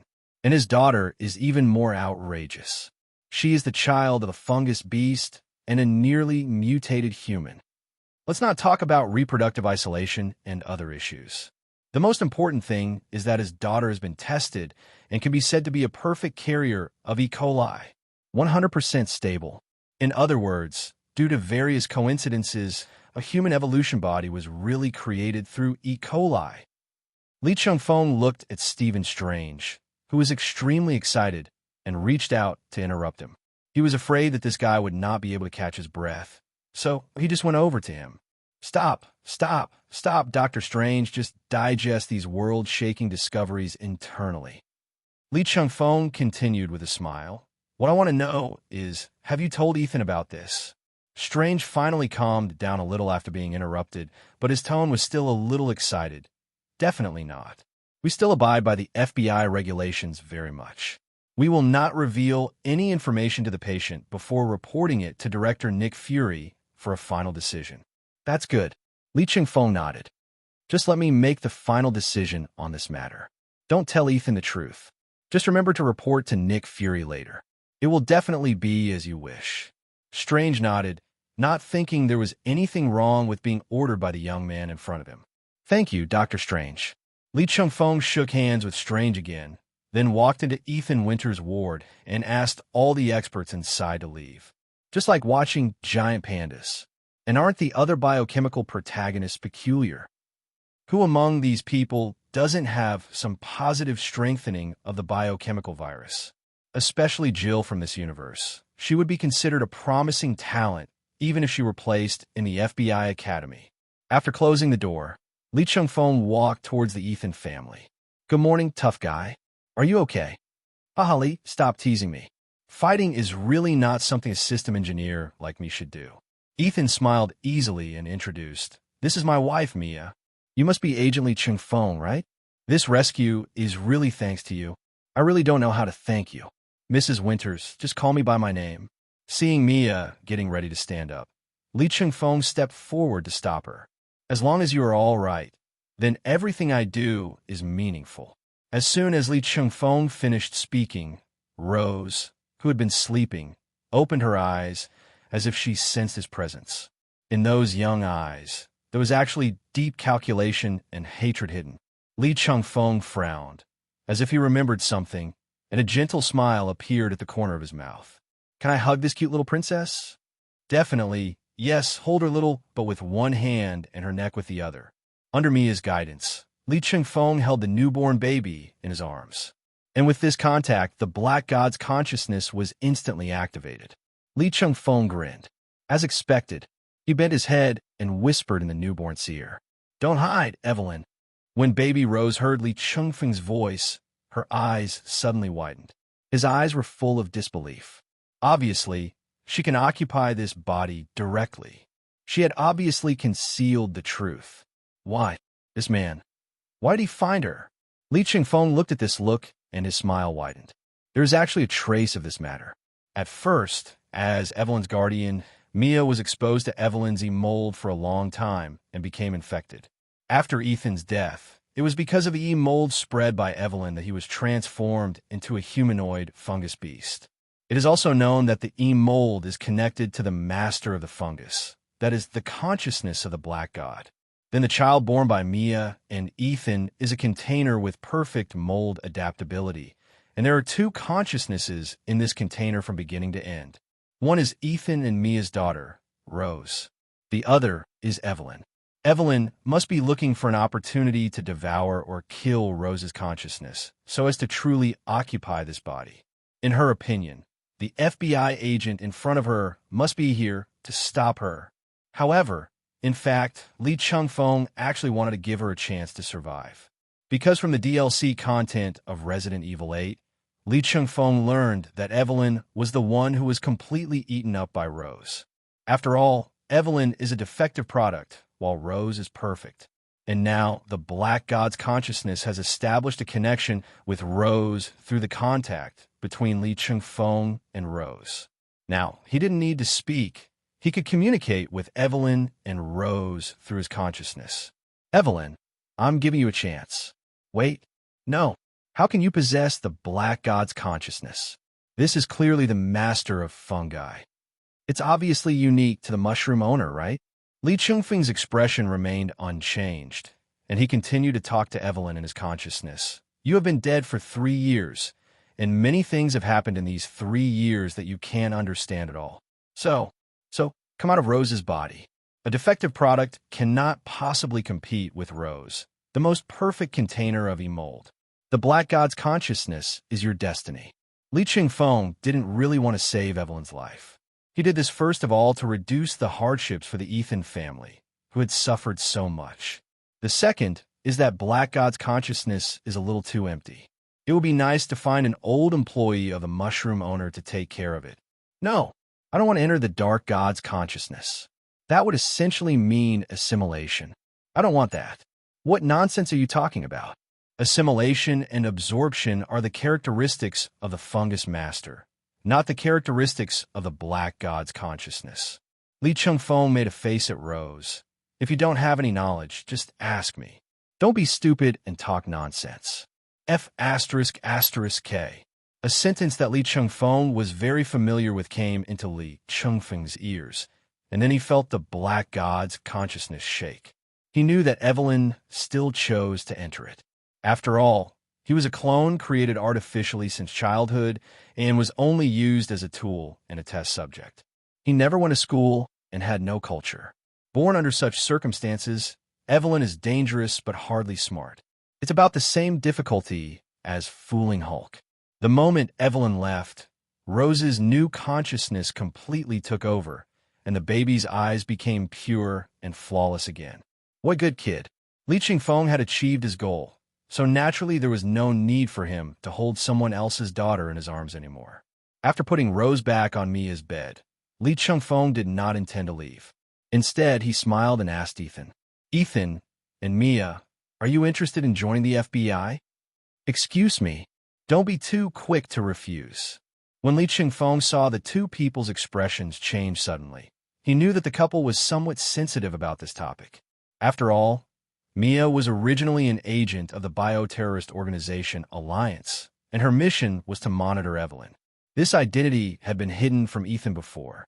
It was only after the plot of Resident Evil 7 ended, when the BSAA placed the two of them under protective isolation, that Mia told Ethan. Although it is already in the past, it still left a thorn between the couple. Now that Li Chengfeng proposed that the two of them join the FBI, it was natural that the pain they had deliberately forgotten about Xiao Ci would arise again. You should know that although you have not been infected and mutated, you have indeed gained some unusual powers because of the E-mold. Li Chengfeng pointed at the blinking little Rose, and Rose has inherited all of this perfectly. Don't forget, she is the perfect container, as the Mother Goddess Miranda said. Ethan and Mia glanced at their daughter, then at each other. They both saw the word wavering in each other's eyes. Although Spencer and Mother Goddess Miranda are dead, it is hard to say where in the world there's still some remnants of biochemical terrorists. After all, they're like psoriasis advertisements. It is almost impossible to completely eradicate them. Li Chengfeng's last words truly touched the hearts of Ethan and his wife. It is inevitable that there will be some biological remnants, and if they are found, it will be a big trouble. At least the FBI can completely relieve them of this worry. Definitely these are all excuses. Because I saw the ability in Rose, I wanted to recruit you two to keep Rose in the sight of the FBI. I promise with my life that I will protect this little girl. Li Chengfeng smiled. If you think I'm fooling you, I can become little Rose's godfather. Ethan's face suddenly changed. The real purpose is revealed, damn it. All this fuss is just because you are coveting his daughter. But Mia was the opposite. She happily agreed to Li Chengfeng's request directly. As a lifesaver, Agent Li, you definitely deserve the title of godfather. Li Chengfeng smiled and nodded to show his agreement. At this moment, a series of exclamations, some big and some small, came from outside the door. Then there was a sound from the door lock. The door opened, and a woman in dark green combat uniform walked in. "My queen, why are you hiding here? Why don't you come to me if you have a mission? You know I'm only here to educate my two brothers, and you can come back anytime." The visitor was none other than Hela, the goddess of death who had been crowned as the Lord of Midgard and Asgard. As soon as she came in, she frowned. "Why do you have this thing on you? Luckily you cleaned it up. Otherwise I wouldn't want to touch you for at least 100 years. Li Chengfeng was stunned and immediately understood that she was talking about the Black God consciousness. After all, the Black God consciousness is something related to the soul, which just happens to be within the professional field of her, the goddess of death, etc. Hela suddenly grabbed Li Chengfeng's collar with one hand, pressed him against the wall, lowered her head, and smelled him carefully. "Why do you smell like another soul? You cheated." "Cheating? Don't frame me. I didn't do anything." Li Chengfeng was shocked by Hela's behavior and grabbed Hela's hand. "Besides, how can I have the courage to cheat?" "Joke. Is Li Chengfeng cheating on his wife? Do you think there are too few ways to die? Or do you think the ways to die are too old-fashioned? You have to come up with some fancy way to die, right? So what's the situation with this soul that's with you?" Hela inserted her other hand directly into Li Chengfeng's chest, and then Evelyn in the Black God's consciousness immediately began to scream. "What the hell? What's going on? How come a hand appeared out of nowhere?" Li Chengfeng. "Damn, there's something haunted in your Black God consciousness." Li Chengfeng rolled his eyes. "Big sister, you're the only ghost in the entire Black God consciousness. Okay." But after hearing this voice, Li Chengfeng also relaxed. It seems that the soul Hela is referring to is Evelyn. "You're talking about this. Let me explain." Li Chengfeng whispered the whole story to Hela in her ear, and then he felt his chest lighten. Hela finally let him go. Li Chengfeng breathed a sigh of relief and immediately brought Hela to Rose. "This is my goddaughter, Rose Winters, and also hers." Our goddaughter? Hella looked at Li Chengfeng with some doubt. Seeing Li Chengfeng nodded very seriously, she fell into deep thought for a while. Then he raised his hand and night sky sword appeared out of thin air. Li Chengfeng could feel that compared with the replicas he casually made, this night sky sword possessed the unique aura of a divine weapon. When fighting against the incarnation of Sidorak, Hela did not take out the original body of Night Sky's sword. You actually took it out at this time? Li Chengfeng didn't understand what Hela was trying to do, but the other party looked normal and had no murderous intent, so he guessed that she was not planning to do anything dangerous. The next moment, Hela stretched out her arm and stabbed Rose with the Night Sky's sword. Then, when Ethan and Mia were about to scream, he touched the baby's shoulders lightly with the tip of the sword. He sang in ancient Asgard, "By the authority of the goddess of death and the lord of Midgard, I grant you the glory of the daughter of Hela." After completing this simple action, Hela retracted the Night Sky sword. "Ah, your girlfriend is..." Ethan was a little confused. "Hi, she's the crown princess of the Nordic royal family. She is a little excited to have a goddaughter. But Rose will be a real little princess in the future.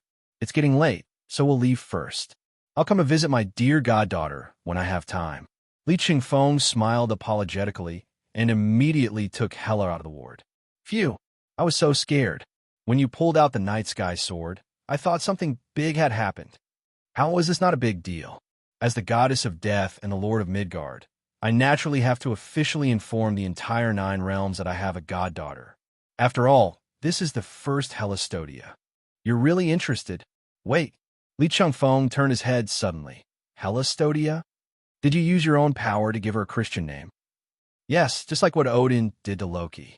Li Chengfeng's forehead almost hit from all of his breath. "Like Odin did to Loki?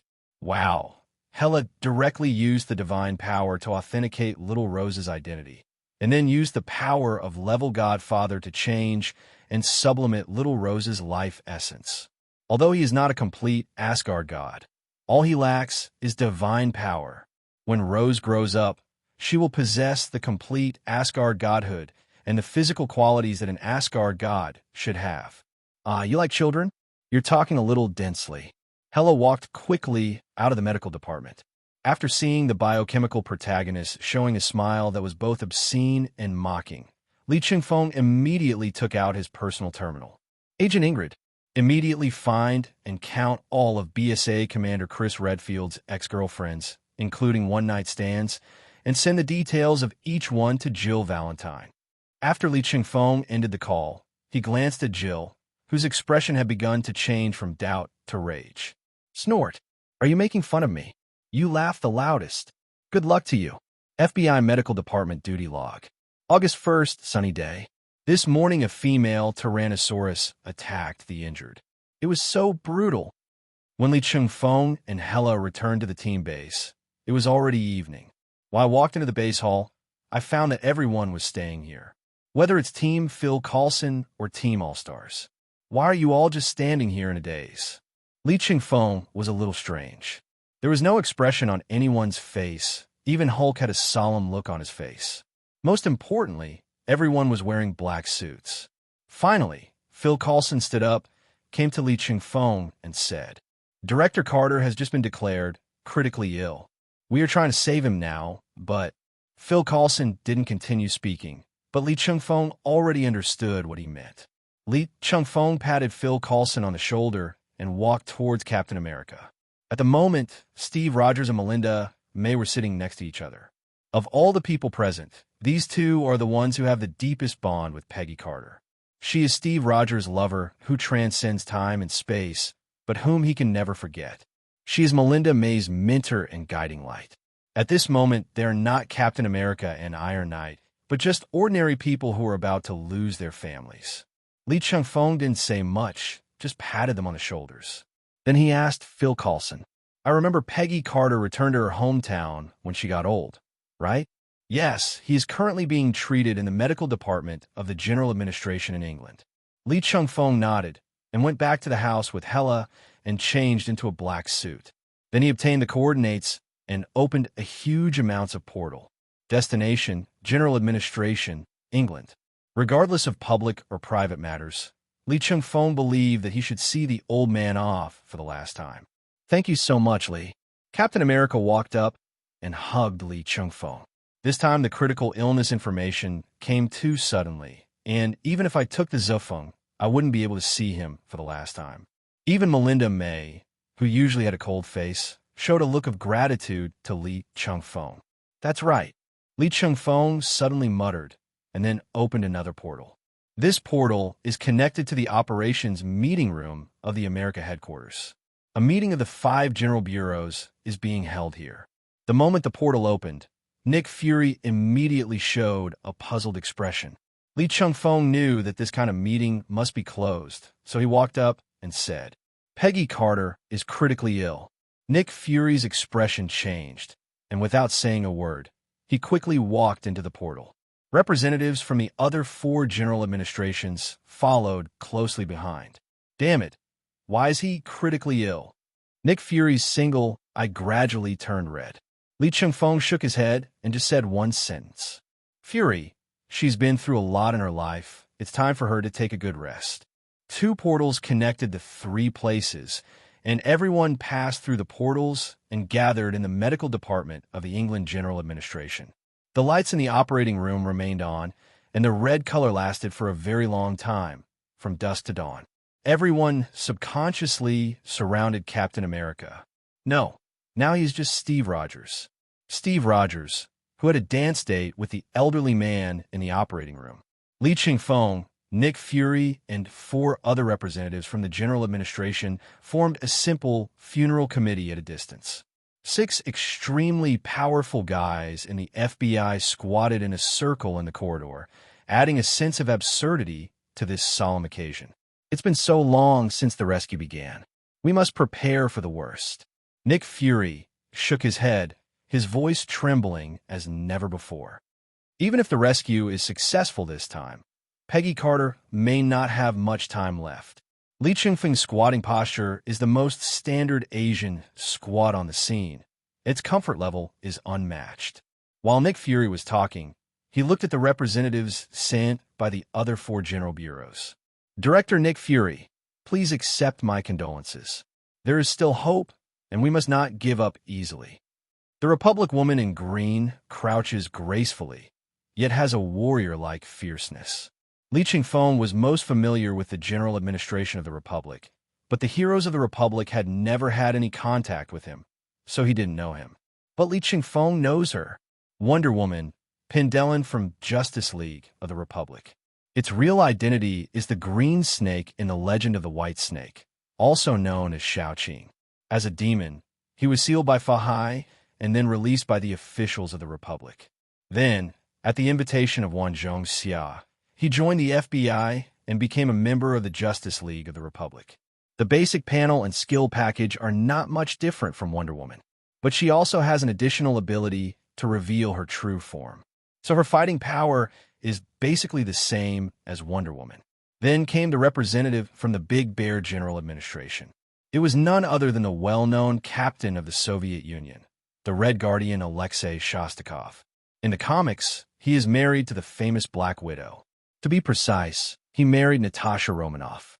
At that time, Natasha Romanoff was just a ballet dancer, but he was in a perfect Slavic squat with an unlit cigarette in his mouth.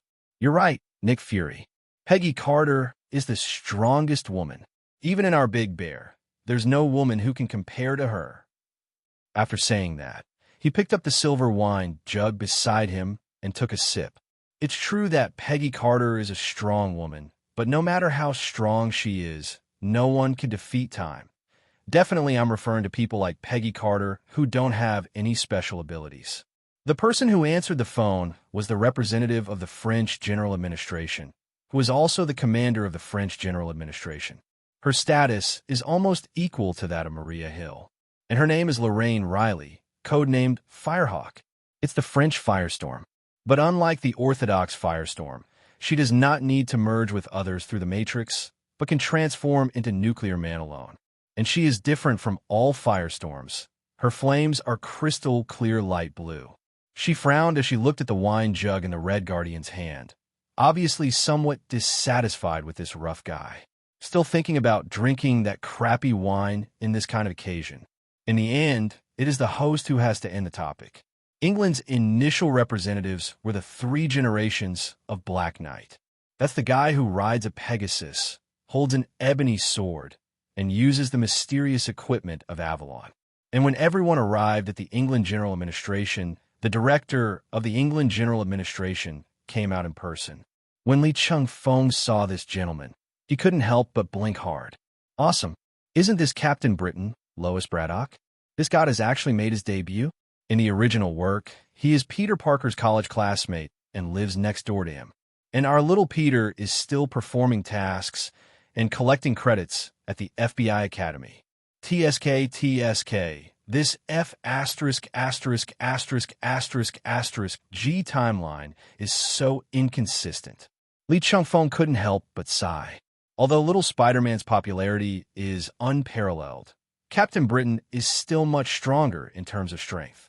Possessing the amulet of power and the sword in the stone, it is said that his strongest attack can cut through the omniverse. Definitely, Captain Britain is not boring enough to do this.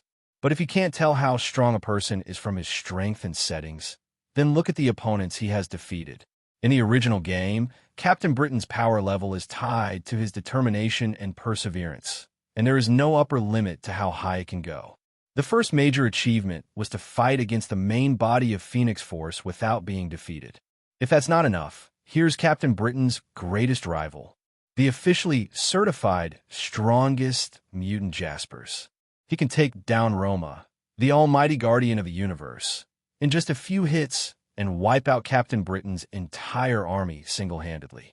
He plunged the almighty universe into chaos and proclaimed himself the lord of the almighty universe. Theoretically, Jaspers can destroy all targets in the multi-universe. It can destroy reality, restart history, and reverse the entire timeline and all cause and effect, as well as bending, tearing, and even completely destroying entire spaces, arbitrarily erasing any existence from the timeline, including the multi-universe. It's a pure bug. It can compete with this kind of thing and even persist until the other party feels bored with life and self-destructs. All I can say is that although Captain Britain's upper limit is not as high as Superman's, his current strength is definitely the strongest on Earth. Li Chengfeng felt a little depressed when he thought of this. MD is a character who starts at the multi-universe level and can reach the almighty universe level with some effort. He is such a G freak. Definitely, he knew that this was only calculated based on the peak condition. The normal Captain Britain is probably at the same level as the big guy in Kansas and Elsa. Li Chengfeng just thought that there should be more gods in the world, but he didn't expect one to pop up right away. But this guy is the director of the England General Office after all, and I'm afraid he won't take action unless it's absolutely necessary. But no matter how much he said, this big guy still had to squat in the corridor with him, right? Fury, I'm sorry about what happened, Ms. Carter. Don't be sorry, Lois. Nick Fury shook his head. Birth, aging, sickness, and death are inevitable. Hey, speaking of which, how are you getting along with my sister? Captain Britain tried to reduce the sad atmosphere by changing the subject. Who is your sister? Nick Fury was stunned by Captain Britain's question. Li Chengfeng quickly stood up, then leaned close to Nick Fury's ear and said with gritted teeth, her sister is Betsy Braddock, also known as Psylocke, the purple-haired telepathy ability user from Xavier's school. After we absorb the mutant, she's the one who will restore your memories that were erased by Professor X. Next time you forget the name of your subordinate, can you please ask me first? Hearing the sound of Li Chengfeng gritting his teeth in his ear, Nick Fury immediately coughed twice. Awkward. It's really embarrassing. This would never happen to him normally. It seems that Peggy Carter's critical illness has affected his normal thinking. Oh, you're talking about Psylocke. Nick Fury enthusiastically shook Captain Britain's hand. She's one of the best telepathic abilities in our American General Administration. It's definitely a pleasure working with her. After covering up this little embarrassment, Nick Fury wanted to say something else. But the red warning light that had been on all night suddenly turned green, and everyone stood up whether they were squatting or sitting. Captain America even rushed directly to the door. Looking at the doctor who was taking off his gloves, he asked anxiously, "What happened to Peggy Carter?" "Captain, calm down." Phil Coulson stepped forward to stop Captain America, who was a little out of his mind. "Excuse me, what's the situation now?" Although this doctor is an ordinary person, he is a veteran who has worked in the FBI for decades and has seen many strange people. So even though there's a big green man standing behind Captain America with red eyes, he remains calm. He shook his head and said, "The patient has regained consciousness temporarily after the rescue, but she has lost all will to live. I am powerless to save her." The doctor shook his head. "Go and see her for the last time. My condolences." After saying this, he left without any delay. Steve Rogers forced himself to suppress his heavy breathing, then turned around and said to Melinda May, "Agent May, just like last time, please accompany me to see Peggy one last time." "Yes, Captain." Melinda May, the woman who never cried even when she was seriously injured and on the verge of death, now has tears in her eyes.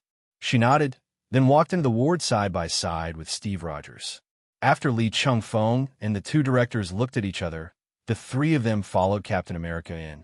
On the bed in the emergency room, the haggard Peggy Carter lay there. Her once bright and sharp eyes had long since become cloudy. But just like before, the place was filled with Captain America, with no one else there. "Hey, handsome guy, we meet again." "Yes, Peggy, we meet again." Steve Rogers forced himself to suppress his sadness and showed a somewhat awkward smile. "How do you feel?" "Pooh, cough, cough. You're asking even though you already know the answer. I've officially embarked on another path." Peggy Carter smiled and shook her head. "After I die, please cry for me and completely forget about me. An old woman from the 1920s, okay?" Although Peggy Carter's voice was extremely weak, her tone was more relaxed than ever before. It sounded like she was not about to die, but was preparing to go on an outing to a place full of summer flowers. "No, how could I forget my girl?"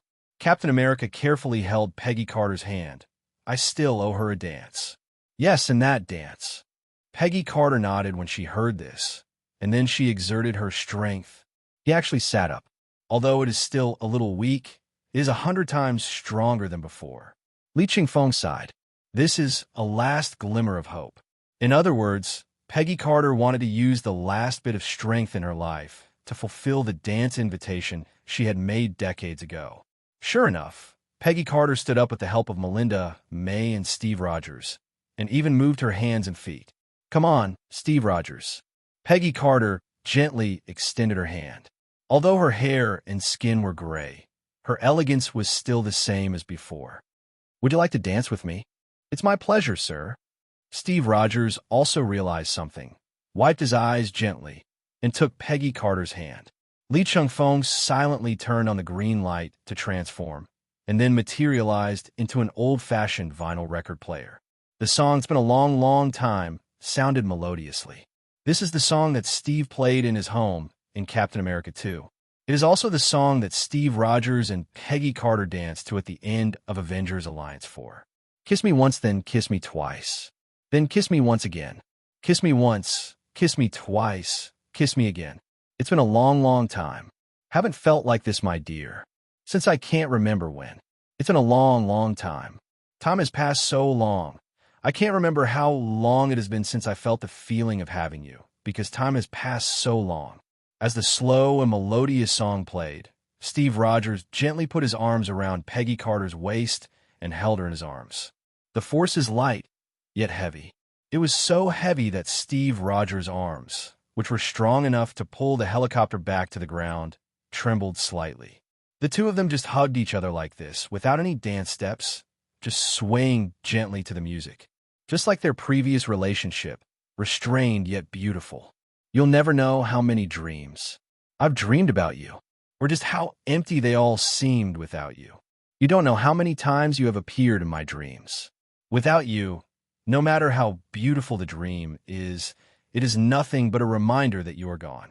Li Chengfeng stood aside, watching the two dancing together, and couldn't help but sigh softly. Time is merciful. Steve Rogers finally transcends time and dances with his girl. But time is also ruthless, and from now on, he will lose her forever. Peggy Carter's final period of revival was ultimately short-lived. Her body gradually weakened until she needed to be completely supported by Steve Rogers. Steve Rogers knew what was about to happen, but he could only hold his girl tighter, as if he could keep her there a moment longer. He lowered his head and placed a gentle kiss on his lover's forehead. "So, kiss me once, then kiss me twice. Then kiss me once again. It's been a long, long time. So, kiss me once, kiss me twice, kiss me again. It's been too long." She closed her eyes, never opened it again. Peggy Carter's funeral was quickly arranged. After all, Captain Britain and Nick Fury were responsible for the entire arrangement, so the efficiency cannot be low. Peggy Carter was an outstanding agent who had made great contributions in both countries and was also the first director of the American General Agency. An outrageous number of people came to pay their respects. Li Chengfeng even served as a driver. He not only opened the portal to pick up all the main members of the X-Men, but also picked up all the elite agents with names and surnames from the America headquarters. Batch after batch of people passed through the portal, but Wolverine was late. Just when Li Chengfeng was about to shock Wolverine with his personal terminal, he found that this usually carefree man was pushing a wheelchair towards him. Li Chengfeng looked closely and saw the person in the wheelchair. "Isn't that Bucky Barnes?"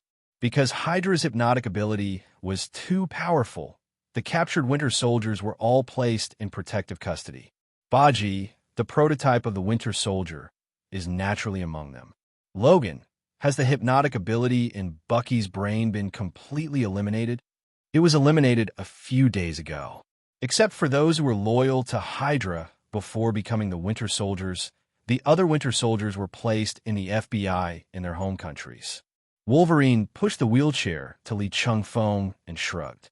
But Bucky was beaten up pretty badly by Steve in the last battle, and his legs haven't recovered yet. After saying that, he glanced at Bucky Barnes, who was sitting in the wheelchair without saying a word, and then deliberately said in a low voice so that the three people present could hear. But the main reason is that some people felt ashamed to face Steve Rogers, so they stayed in the nursing home for a few more days. But I didn't expect Peggy to pass away at this time. Even if we are ashamed to face others, we have to send our old friend off for the last time. Li Chengfeng smiled and nodded. Although Wolverine looked relaxed, his smile did not reach his eyes, which were also shrouded in sadness. After all, whether it is Wolverine or Baji, they are both members of the Howling Commandos and are Peggy Carter soldiers. The death of this leader, colleague, and friend made Bucky Barnes, who had just been brainwashed and whose emotions had not yet fully recovered, feel the same. Sad, but he was more worried about Steve Rogers. Not long after returning through time, his beloved died. "How's Steve?" Bucky Barnes was silent for a while, and finally said something. It was okay. He danced the last dance with his girl, and she fell asleep forever in his arms. It was a sad and imperfect ending, but it was good enough. That's right. Peggy has waited too long. It's time to rest." Bucky Barnes nodded thoughtfully, then lowered his head and muttered to himself. Seeing that Baji had entered his world again, Li Chengfeng nodded to Wolverine without saying much, and then they walked into the portal together. At the other end of the portal is the famous Westminster Abbey. That is Westminster Abbey. As one of the most prestigious Catholic churches, Westminster Abbey is not only the church used by the royal family of England, but also the burial place of outstanding figures from all fields in England. And there is no doubt that Peggy Carter is absolutely qualified to be buried here. The main hall of Westminster Abbey is so huge that even with a series of spaces reserved for funerals, it can easily accommodate all the people coming to attend the funeral. Li Chengfeng even saw Tony Stark and Bruce Wayne, who had just expressed their condolences to Steve Rogers, and then saw Li Chengfeng. "Li, have you been okay these past few days?" "To be honest, I'm not very good at attending funerals because they're a little too sad." "Thanks to you, it's not bad. I'm glad you didn't come here in your flashy suit." "Oh, come on. I admit that I'm a little unruly and even contemptuous of the world, but I still read people's expressions sometimes." Tony Stark shook his head. Although he was joking with Li Chengfeng, his eyes showed deep sadness. It's hard to imagine that Aunt Peggy just left like this. Li Chengfeng looked at Tony Stark with surprise. Aunt Peggy? What generation is this? But when he thought about it carefully, there was nothing wrong with shouting. His father, Howard Stark, was originally a good friend of Peggy Carter, and later they even worked in the same unit. When Howard Stark was rescued by the Legends, Tony's mother was rescued, but she couldn't hold on for long and eventually passed away. Tony Stark, who was only 17 years old and whose parents had passed away, encountered great resistance when taking over the family business, even though he was a genius cursed by knowledge. At that time, Peggy Carter was still the director of the American General Bureau, and she must have taken good care of her old friend's son. Otherwise, with Tony Stark's personality, would he help the FBI improve the flying aircraft carrier just because Nick Fury and the beautiful agent talked a few words? It was just the 17-year-old kid's expression of gratitude to Aunt Peggy. Peggy Carter is indeed a great woman. After my parents passed away, although the internal situation of Wayne Group was not as complicated as that of Stark's family, Peggy Carter still helped Wayne Group a lot in terms of external conditions. Bruce Wayne patted Tony Stark on the shoulder, so I signed a 30-year outsourcing partner contract with the American General Administration without hesitation. Your family is complicated. Your whole family is complicated. Li Chengfeng watched the two top bosses from New York and Gotham reminiscing about the past, and couldn't help but feel deep admiration for Peggy Carter. After a long time of fussing, the tradition of raising children was passed down from you. Suddenly, Li Chengfeng caught a glimpse of a very familiar figure out of the corner of his eye, but the figure was wearing a hat and his face could not be seen clearly. So after waving to Tony Stark and Bruce Wayne, Li Chengfeng walked towards the direction where the figure flashed. Looking around, I found a guy in the hat huddled in the right corner of the church seats. He was the only one there for the time being. Li Chengfeng walked over without hesitation and sat in the seat next to him. After getting closer, Li Chengfeng finally confirmed the identity of this guy. How should I put it? It's not really surprising. Is this your first time attending a friend's funeral? If you mean after the war, yes, this is indeed the first time. The man in the hat shook his head and sighed. I am still young, but my friends have grown old or even died. So this is how it feels. Okay, stop pretending to be so deep. Li Chengfeng reached out and took off the man's hat, then continued. Howard Stark, aren't you going to say hello to your wonderful son? Howard Stark glanced at Tony Stark from a distance. He was talking to Bruce Wayne. Then he shook his head and continued. I'm already a dead man in history, so I'd better not meet you. Otherwise, the captain will hold a meeting to criticize me again when I return. Did you come here specially to discover this time point in history? No. The legendary squad happened to be resting during this era. After I got the intelligence, I asked for leave to come and take a look. Howard Stark deliberately spoke very lightly, but Li Chengfeng knew that this man was probably the second saddest person at the scene, second only to Steve Rogers. After all, who makes Peggy Carter Howard Stark's real white moonlight? Howard turned his head and saw Li Chengfeng's ambiguous eyes and couldn't help but smile bitterly. Agent Li, I know what you're thinking, but that's Peggy Carter. Who can not love her? Li Chengfeng nodded and expressed his deep agreement. That's Peggy Carter, a woman of beauty, elegance, strength, and wisdom. She is definitely a goddess in the army. I have to say, Steve Rogers eats really well. Yeah, who can not love her? But let me make it clear to you, I did love her when I was young. But my true love is still Maria. Don't tarnish my reputation. When Li Chengfeng heard Howard Stark mention his wife, he turned around and asked, Howard, tell me the truth about Maria's matter. Don't you want to save the relationship? You're jumping around a little too much. Howard Stark looked at Li Chengfeng strangely, and finally all his words turned into a sigh. Alas, how can I not save her? But time is much more resilient than we thought, and the inertia of time is much greater than we thought. My repeated rescues could not prevent Maria from dying in the year I left. Howard took the hat back from Li Chengfeng and shook his head. Later, I realized that Maria just didn't want to stay in the timeline without me. Seeing that Howard Stark suddenly fell into a self-emo atmosphere, Li Chengfeng lost interest in continuing the conversation. since he has formed a legendary team in the future and asked Sarah to recruit Howard Stark. It means that Howard Stark is the person necessary to protect the safety of history. Although he didn't know why it was necessary, but he trusts his future self 100%. If he can't even trust himself, then there is nothing worth trusting in this chaotic universe. Just as Li Chengfeng was thinking this, a powerful voice came from his ears. "Hey, isn't this Howard? Why are you so nervous after not seeing you for a few days?" The two looked up and saw Captain Carter in a black dress. But Captain Carter had a black veil covering his face. "Captain Carter, fortunately you blocked your face. Otherwise this funeral would have been a disaster. I'm even older than your Peggy Carter. How could I not have thought of this?" Captain Carter sat next to Li Chengfeng and stretched his neck. "To be honest, I've experienced a lot of things in various timelines and universes, but this is my first time to be at Peggy Carter's funeral. It's a magical experience." The corners of Li Chengfeng's mouth twitched. The king of slacking is really good at talking. Isn't this experience magical? Attending your own funeral? Not to mention that most people don't have this ability. For those who can possibly achieve it, who would have the time to watch how they die? Okay, you two guys with special identities, just stay in this corner. The funeral will start soon. Li Chengfeng stood up and walked towards the front of the church. As a member of the funeral committee, he would be sitting at the front with Nick Fury. His expression gradually became solemn and dignified. After all, we're attending a funeral, so we'd better avoid smiling if possible. There is no custom of happy funerals in England. The funeral began as the choir sang melodious and holy songs.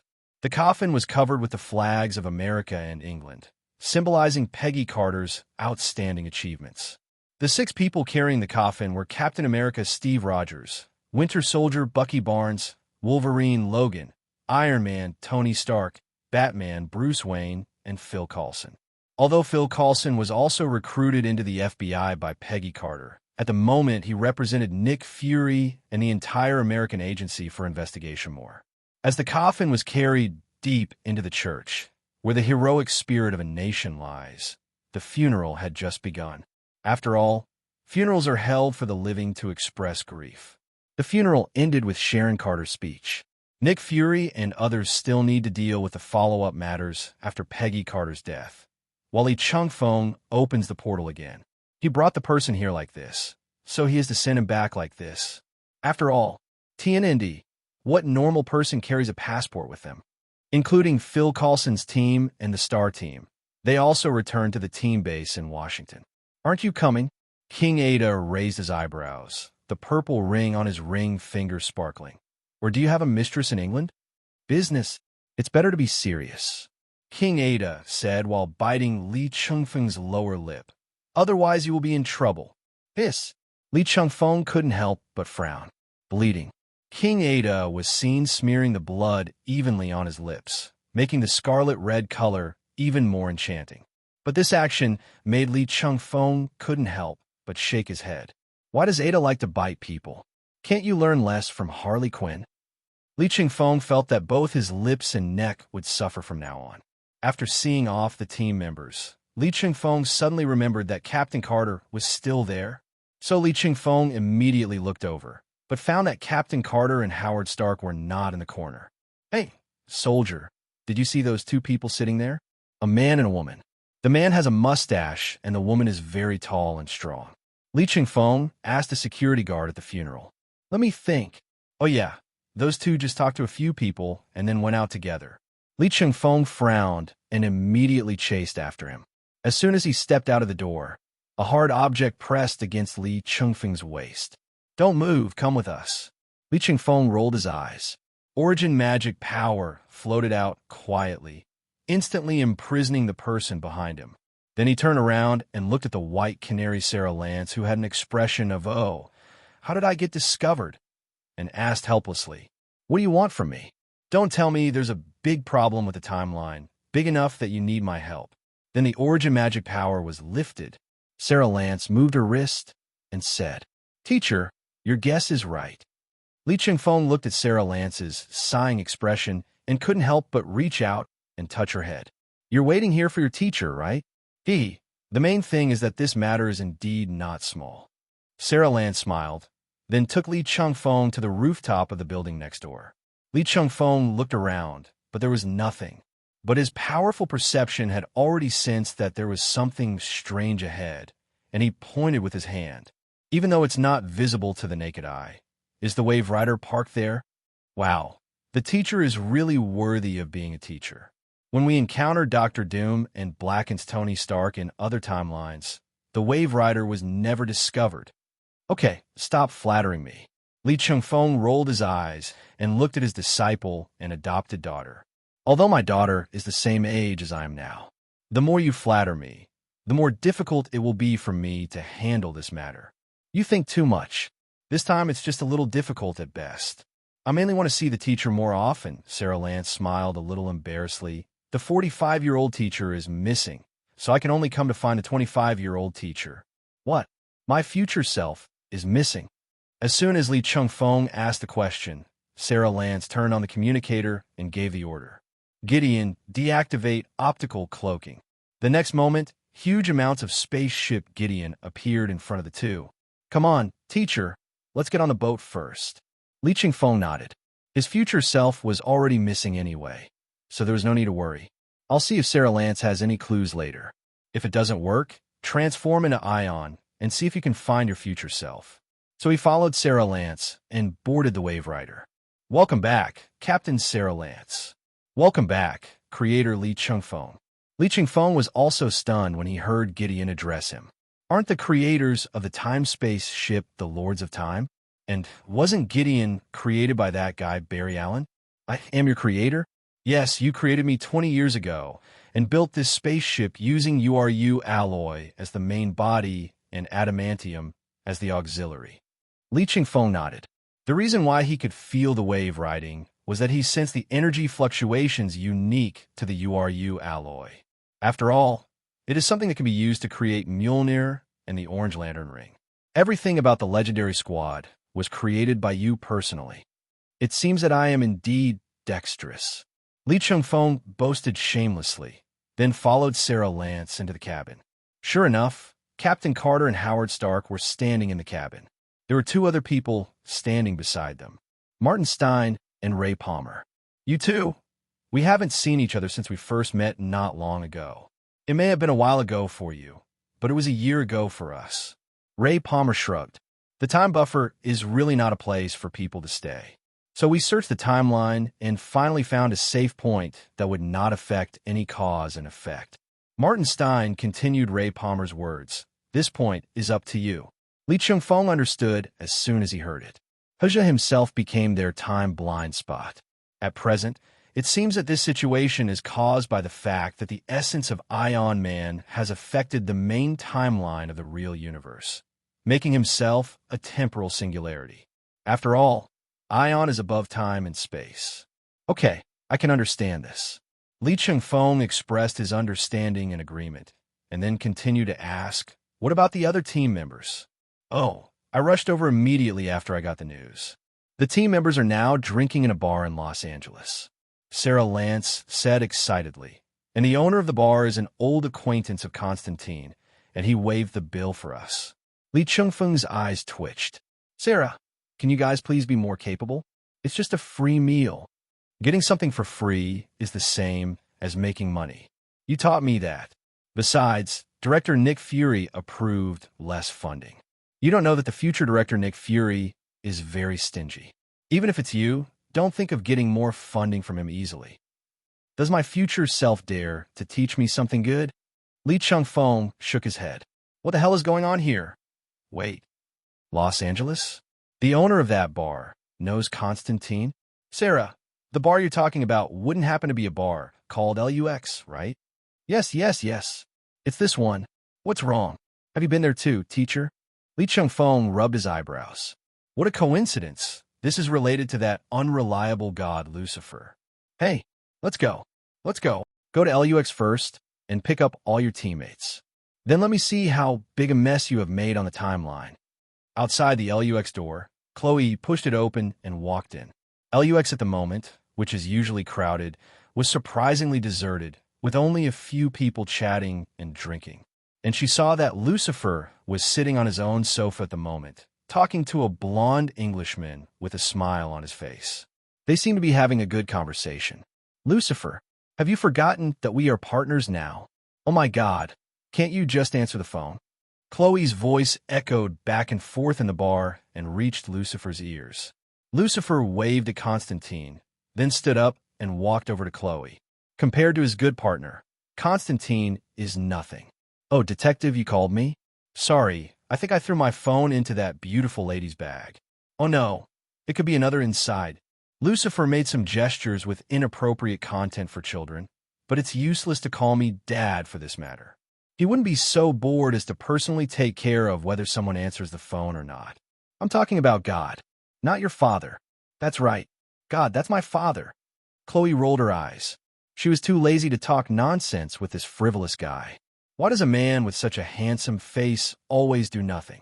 I don't have time to get involved with your childhood trauma and religious metaphors right now. Chloe covered Lucifer's mouth with her hand. "Listen to me. There's another murder case now. As a police consultant and my partner, you have to go to the scene with me." After saying this, he also saluted the group of drinkers who were watching the fun. "Dear customers, I'm sorry to have affected your drinking pleasure." After saying that, he pulled Lucifer's tie and walked out. At this time, the door opened again and another group of people came in one after another. The leader was Chengfeng. As soon as he came in, he saw the members of the Legend team looking at him with surprise. "Hey, Constantine, long time no see. You've been traveling for a long time recently, right? How are you feeling? Isn't this my favorite bald guy? Isn't this my favorite heat wave and ice team? Don't you miss me after not seeing me for so long? And Jefferson, well, it seems like we're not familiar with each other, but if I don't say hello to you, it will seem like I am isolating you, which is not good. If you do this in America, you may be prosecuted." Puff. "Phew, I feel much better." Lucifer took away Chloe's hand that was covering his mouth, let out a long breath, and walked up to chat with Chengfeng, an acquaintance he had only met once. It's only been a few days, and you're here to drink again? This is really a coincidence." Chengfeng pointed at the people in the bar, then pointed behind him. "These people are all from our FBI. "Wow, you're from the FBI? You didn't tell me last time." "It wasn't necessary at that time." Chengfeng smiled and shook his head, then looked at Chloe, who was alert. "After all, last time you only had Maisie by your side, but not such a beautiful female detective." Chloe was clearly skeptical at the moment. She had definitely heard of the FBI, but her rank was not high enough, and her knowledge of this mysterious special department was limited to knowing about it and recognizing its documents. As for further understanding, there is absolutely no way. After all, she is just an ordinary detective. But she didn't think that the FBI would have anything to do with Lucifer, a frivolous guy. Although Lucifer's behavior is very different from that of ordinary people, he is just a wealthy bar owner. "Excuse me, friends. Although I don't know what weird cosplay game you are playing with Lucifer, I really need to take him out of this door, get in my car with new tires, and go to the damn crime scene."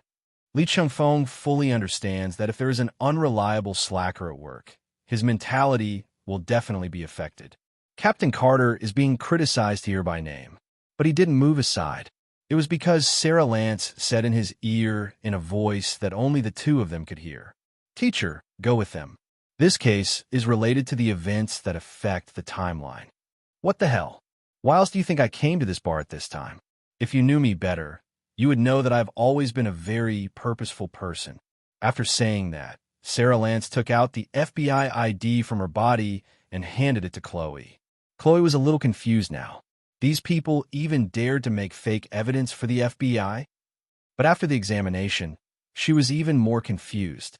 This is F***G true. The FBI agent is friends with Lucifer? This is even more outrageous than forging a certificate. But Chloe confirmed again and again that the document was indeed authentic, so she had no choice but to return it to Sarah Lance. And Sarah Lance showed a pure and harmless smile. "Detective Chloe, we are very interested in the murder case you just mentioned, and I happen to think that you have the potential to be an excellent FBI agent. How about taking us to have a look?" Li Chengfeng didn't expect that his student was so shameless that he actually made such a big promise to Chloe. My future boyfriend is the god in front of me. Don't you consider that if you fool others now, they will take the opportunity to retaliate against you in the future? However, Li Chengfeng denied himself halfway through his complaints. Forget it. Judging from the original American TV series, as long as Chloe doesn't touch her bottom line, making a pie in the sky is definitely not a deep hatred. As for Lucifer, this careless guy, I'm afraid you'll screw him over half to death, and then he'll be able to play with you happily. Since you are real, let's go. Chloe definitely has a yearning for the FBI. To be more precise, every ambitious police officer, CIA, and FBI officer has a yearning for the FBI. That's the highest law enforcement agency. But it was just a yearning. She still felt a little uncomfortable about someone suddenly inserting themselves into her case. So he pulled Lucifer and walked out the door of LUX first. Seeing that the two of them had pushed the door open and walked out, Li Chengfeng looked at Sarah Lance. Are you sure? After you solve this, won't you have to go back to the time buffer? And you were born in this timeline, but you joined the FBI in the future timeline. So this matter depends on you, teacher. Sarah Lance gave Li Chengfeng a sly smile, like a daughter acting coquettishly to her father. Li Chengfeng instantly felt what it felt like to have pain in the balls. He suddenly understood why Nick Fury always had that weird expression of confusion and pain when facing Harley Quinn. If he looked in the mirror now, he was sure that his expression was exactly the same as Nick Fury's. I really owe you. After saying this, Sarah Lance immediately smiled happily. Then he waved to the people who were still drinking. Let's go. There's a mission. Although Li Chengfeng didn't know what they had experienced this year, Sarah Lance only needed one sentence to make Constantine, Heatwave, and Captain Cold, three guys with different personalities but all unruly, follow him obediently. I am a student who is not a pushover. Li Chengfeng was still quite relieved. But while I was relieved, I also felt a little guilty. After all, I didn't teach her anything in essence.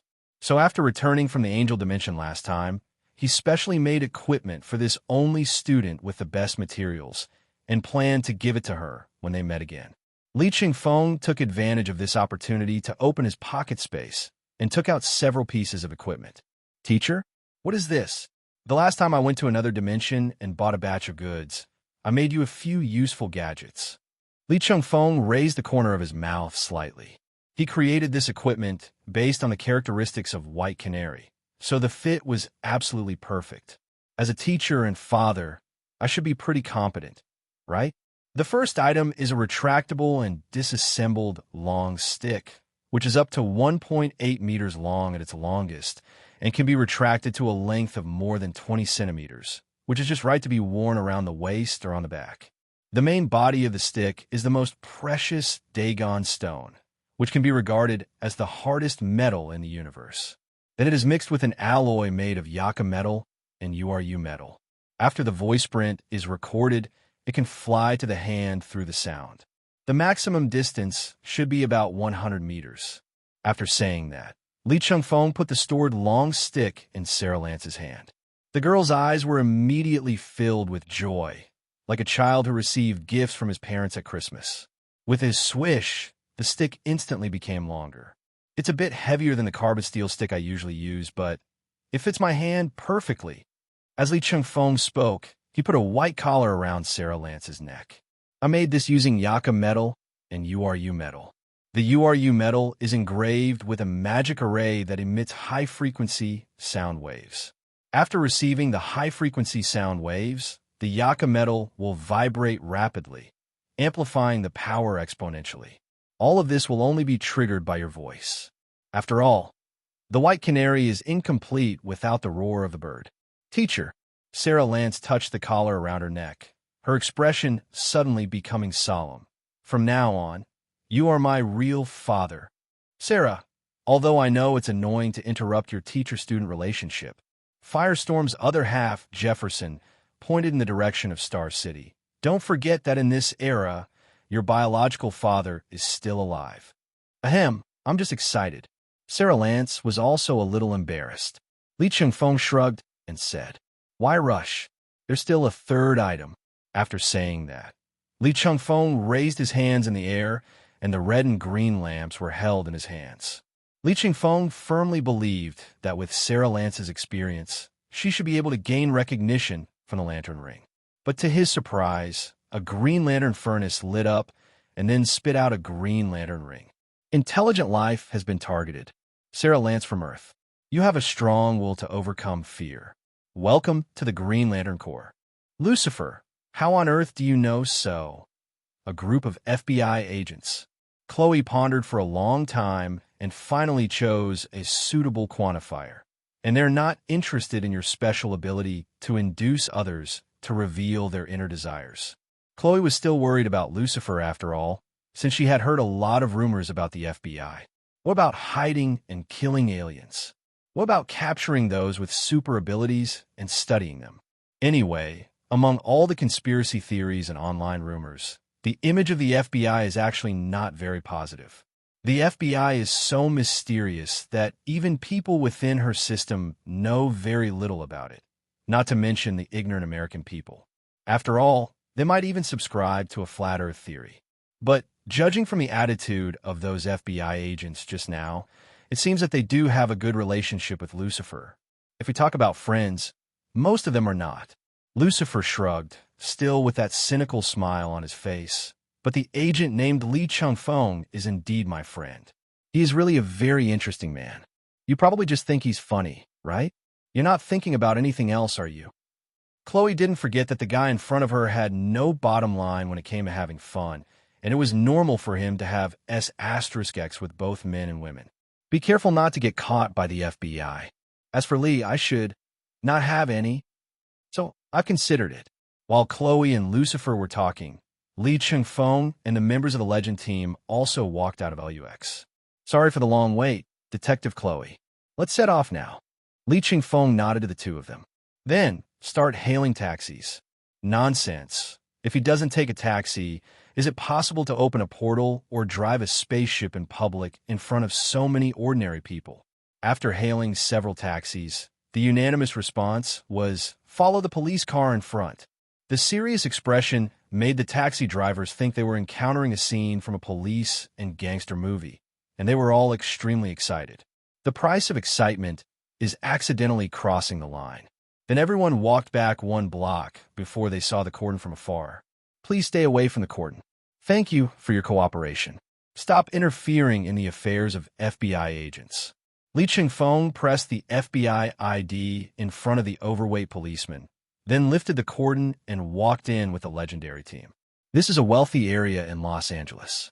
Although it looked like something big had happened, few people stopped to watch. After all, for sophisticated egoists, it doesn't matter whether others live in hell. But this also saves the energy of evacuating the people, which is good. Surrounded by the cordon is a 2-story detached villa, which is considered a luxury house even in Los Angeles, where there is so much gold. Walking past the garden and the swimming pool, I saw many police officers walking towards me, who were now holding the flower beds. Vomit. This scene is so spectacular. They were lined up neatly in a row, and the sounds of vomiting could be heard one after another. Ah, these useless men. Sarah Lance was a little disgusted. What did they see that caused them to react so violently? After saying that, he pushed open the door of the villa. Immediately, a stench of solidified blood hit me in the face. Even when Li Chengfeng walked into the villa and saw the scene inside, he couldn't help but pause. Have I come to the territory of Slanish? The luxurious and expensive carpet was clumped with congealed blood. Broken limbs and arms were hanging on every valuable piece of furniture in the villa. And this amount of blood and flesh. At least a dozen people to start with. Vomit. The first person who couldn't help but rush out to vomit was Jefferson. Although he is Firestorm's other half, he is just a young man of college age, after all. Apart from repairing cars and time-space spaceships, he has never seen such cruel and bloody scenes. If there's a first, there will be a second. Soon, in the entire team, except for Li Chengfeng, only Sarah and Captain Carter did not run out to vomit. It's just that Sarah was obviously just holding on, and Captain Carter really didn't care. This is the margin that an old man over 100 years old has. Sarah, you look yellow. Cold proof wax. Why is it red again? Feeling refreshed. As someone who came from the Assassin's League, you have no resistance to bloody scenes? Captain Carter looked at Sarah Lance with some curiosity. It's obviously all about killing. The Assassin's League has always been about killing with one strike, never about massacres. Li Chengfeng could understand that. The visual impact of a corpse with a bloody mark on the throat and a corpse that is torn into pieces is indeed not on the same level. In fact, he also felt nauseous after seeing this scene. But after all, Li Chengfeng was the epitome of the willpower of Bats and Hal Jordan, so he did not show it on the surface. However, Chloe and Lucifer, who were investigating the scene at the moment, looked normal. Lucifer is fine. As the Lord of Hell, what kind of evil has he not seen? But Chloe wasn't affected at all. He is truly a natural detective saint. Detective Chloe, you were born to do this job. Listen to me, whether you can join the FBI or not, you should work in law enforcement for the rest of your life. Okay? Li Chengfeng walked to Chloe's side and continued. With your mental state, if you don't become a detective and do something illegal, it will be really hard to deal with you. Can I take that as a compliment? That's definitely a compliment. Without further ado, the three people who did not go out to vomit together began to help investigate the scene. He definitely said it was assistance, but it was mainly because Li Chengfeng lowered his voice and asked Sarah, "Is this the case related to the fluctuation of the timeline?" "That's right." Sarah Lance turned her head and glanced warily at Chloe, who was carefully checking clues. But she found that the moment she looked over, Lucifer raised his head and smiled at her. After shivering for no apparent reason, he continued to say to Li Chengfeng, "The person who did this was a time stowaway." "A time stowaway?" Li Chengfeng frowned. "From the future."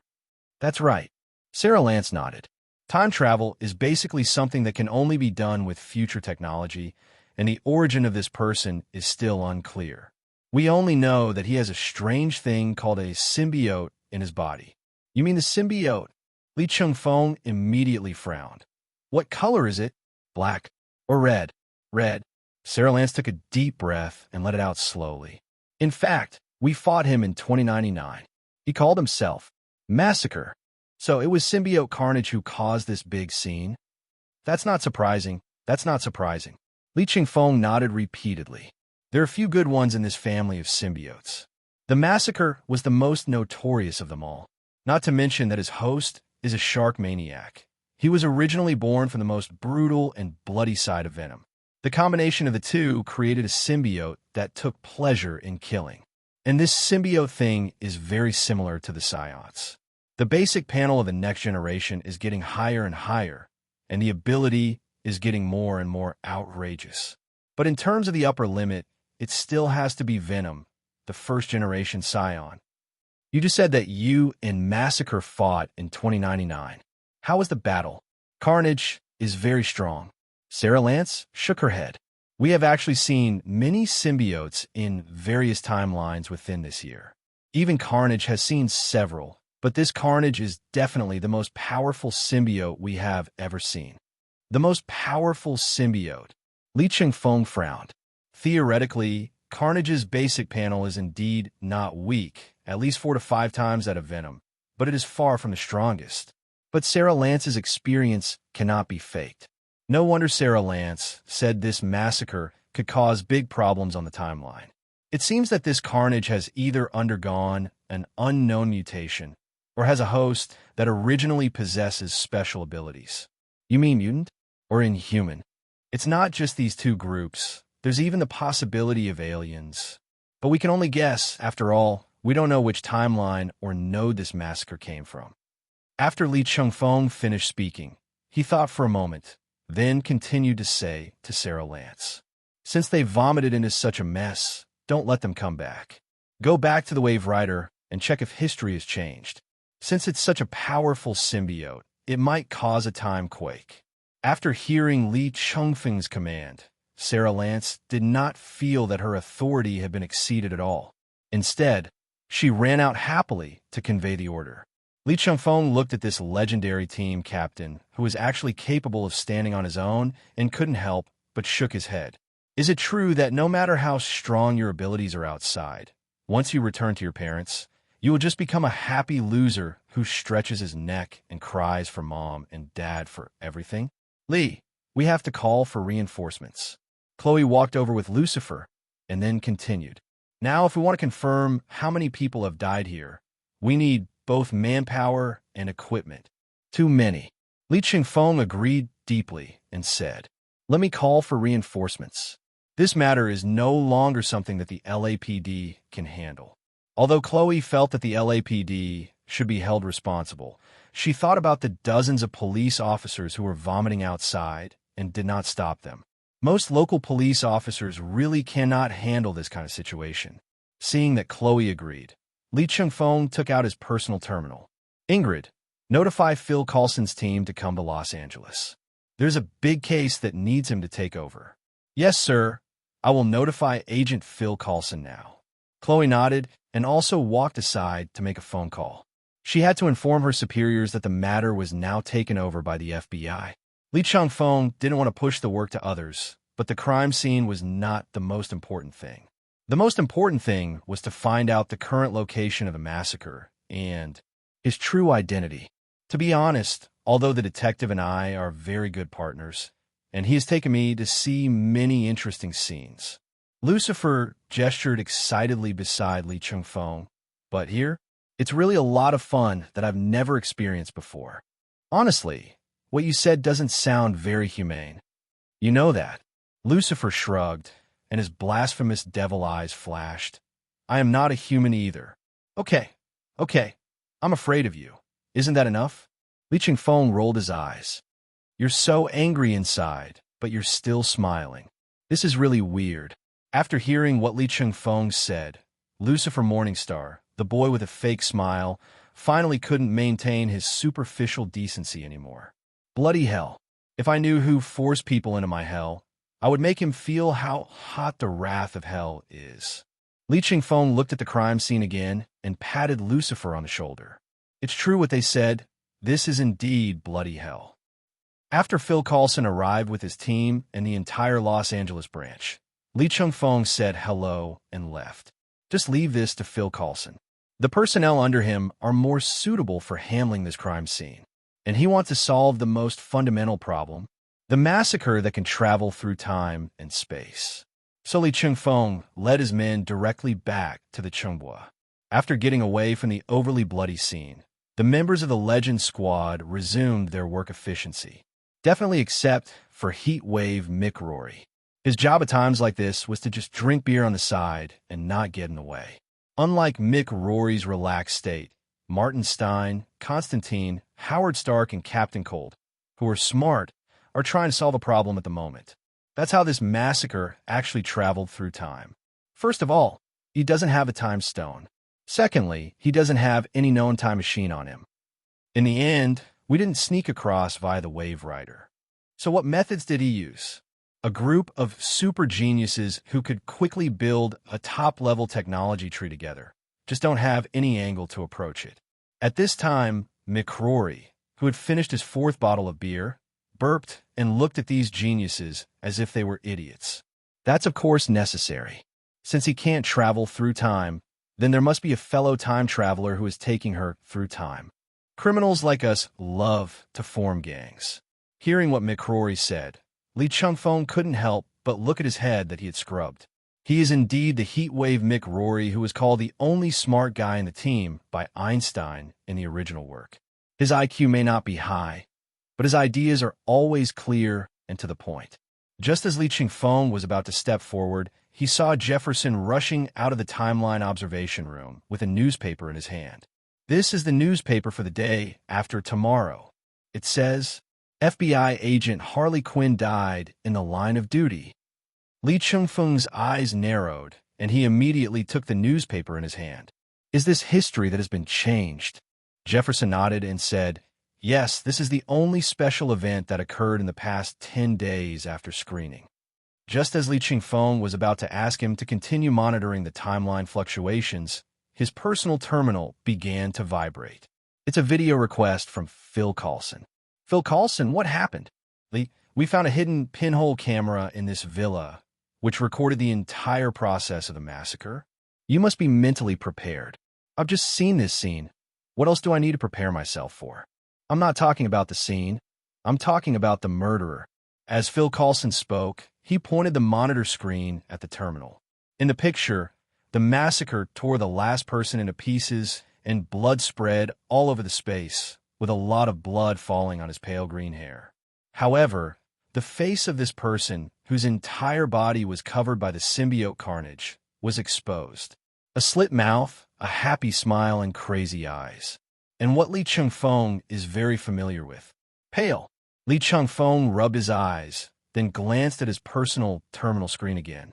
It was Phil Coulson's big face. F***K. Baldy, are you going to scare me to death with your big forehead? Li Chengfeng, if you call me bald-faced, I will definitely explode with you. Phil Coulson in the terminal rolled his eyes and continued. I will send all the information on the scene to your personal terminal in a moment. After saying that, Phil Coulson disconnected. Li Chengfeng exhaled deeply. That pale face, he was definitely not mistaken. It's Joker. When carnage meets Joker, one is the most cunning and brutal among the symbiotes, and the other is the craziest in Gotham, where there are many mentally ill people. When the two of them get together, it's really a two-way trip. Combined with Jefferson's discovery of the day after tomorrow's newspaper. Damn it, Joker is going to do something to Harley. Li Chengfeng gritted his teeth. This green-haired be ********D. Li, don't be impulsive. Captain Carter suddenly pressed Li Chengfeng's shoulder. Joker is an opponent that you can't deal with when you're too hot-blooded. Calm down first. Li Chengfeng took several deep breaths before he managed to calm down. Captain Carter nodded. The young Li Chengfeng was indeed different from the middle-aged version. Listen to advice. We don't even know the exact location of Massacre and Joker right now. Even if we want to find him and destroy him humanely, we can't do it. Captain Carter's words touched Li Chengfeng's heart. The most urgent task now is to find this ************* D first. Li Chengfeng slapped his forehead. Damn, there's no point in me daydreaming here. Go find a bat. If there is anyone in the world who knows Joker best, it must be Batman. Bruce Wayne has just returned home from the Wayne Enterprises building. Today is the day for the routine shareholders meeting. Although it was just a formality, he, as the largest shareholder and actual controller of the Wayne Group, must meet with the shareholders. But when they meet, drinking and chatting are inevitable. However, the alcohol tolerance of the old man was only enough to make him slightly tipsy at best.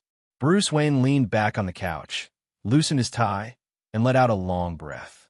Alfred, give me a bottle of water from the fridge, please. Not long after that, a hand handed him a bottle of expensive-looking mineral water. Bruce Wayne caught a glimpse of the hand and immediately grabbed it, ready to capture the other party. But nothing moved.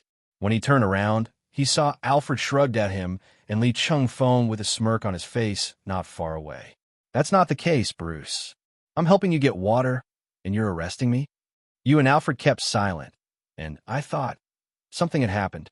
Bruce Wayne curled his lips, shook off Li Chengfeng's hand, then took the mineral water and drank it all. After drinking water, the tipsy feeling will start to subside immediately. Master Bruce, this is not my fault. It is Master Chengfeng who wants to see you.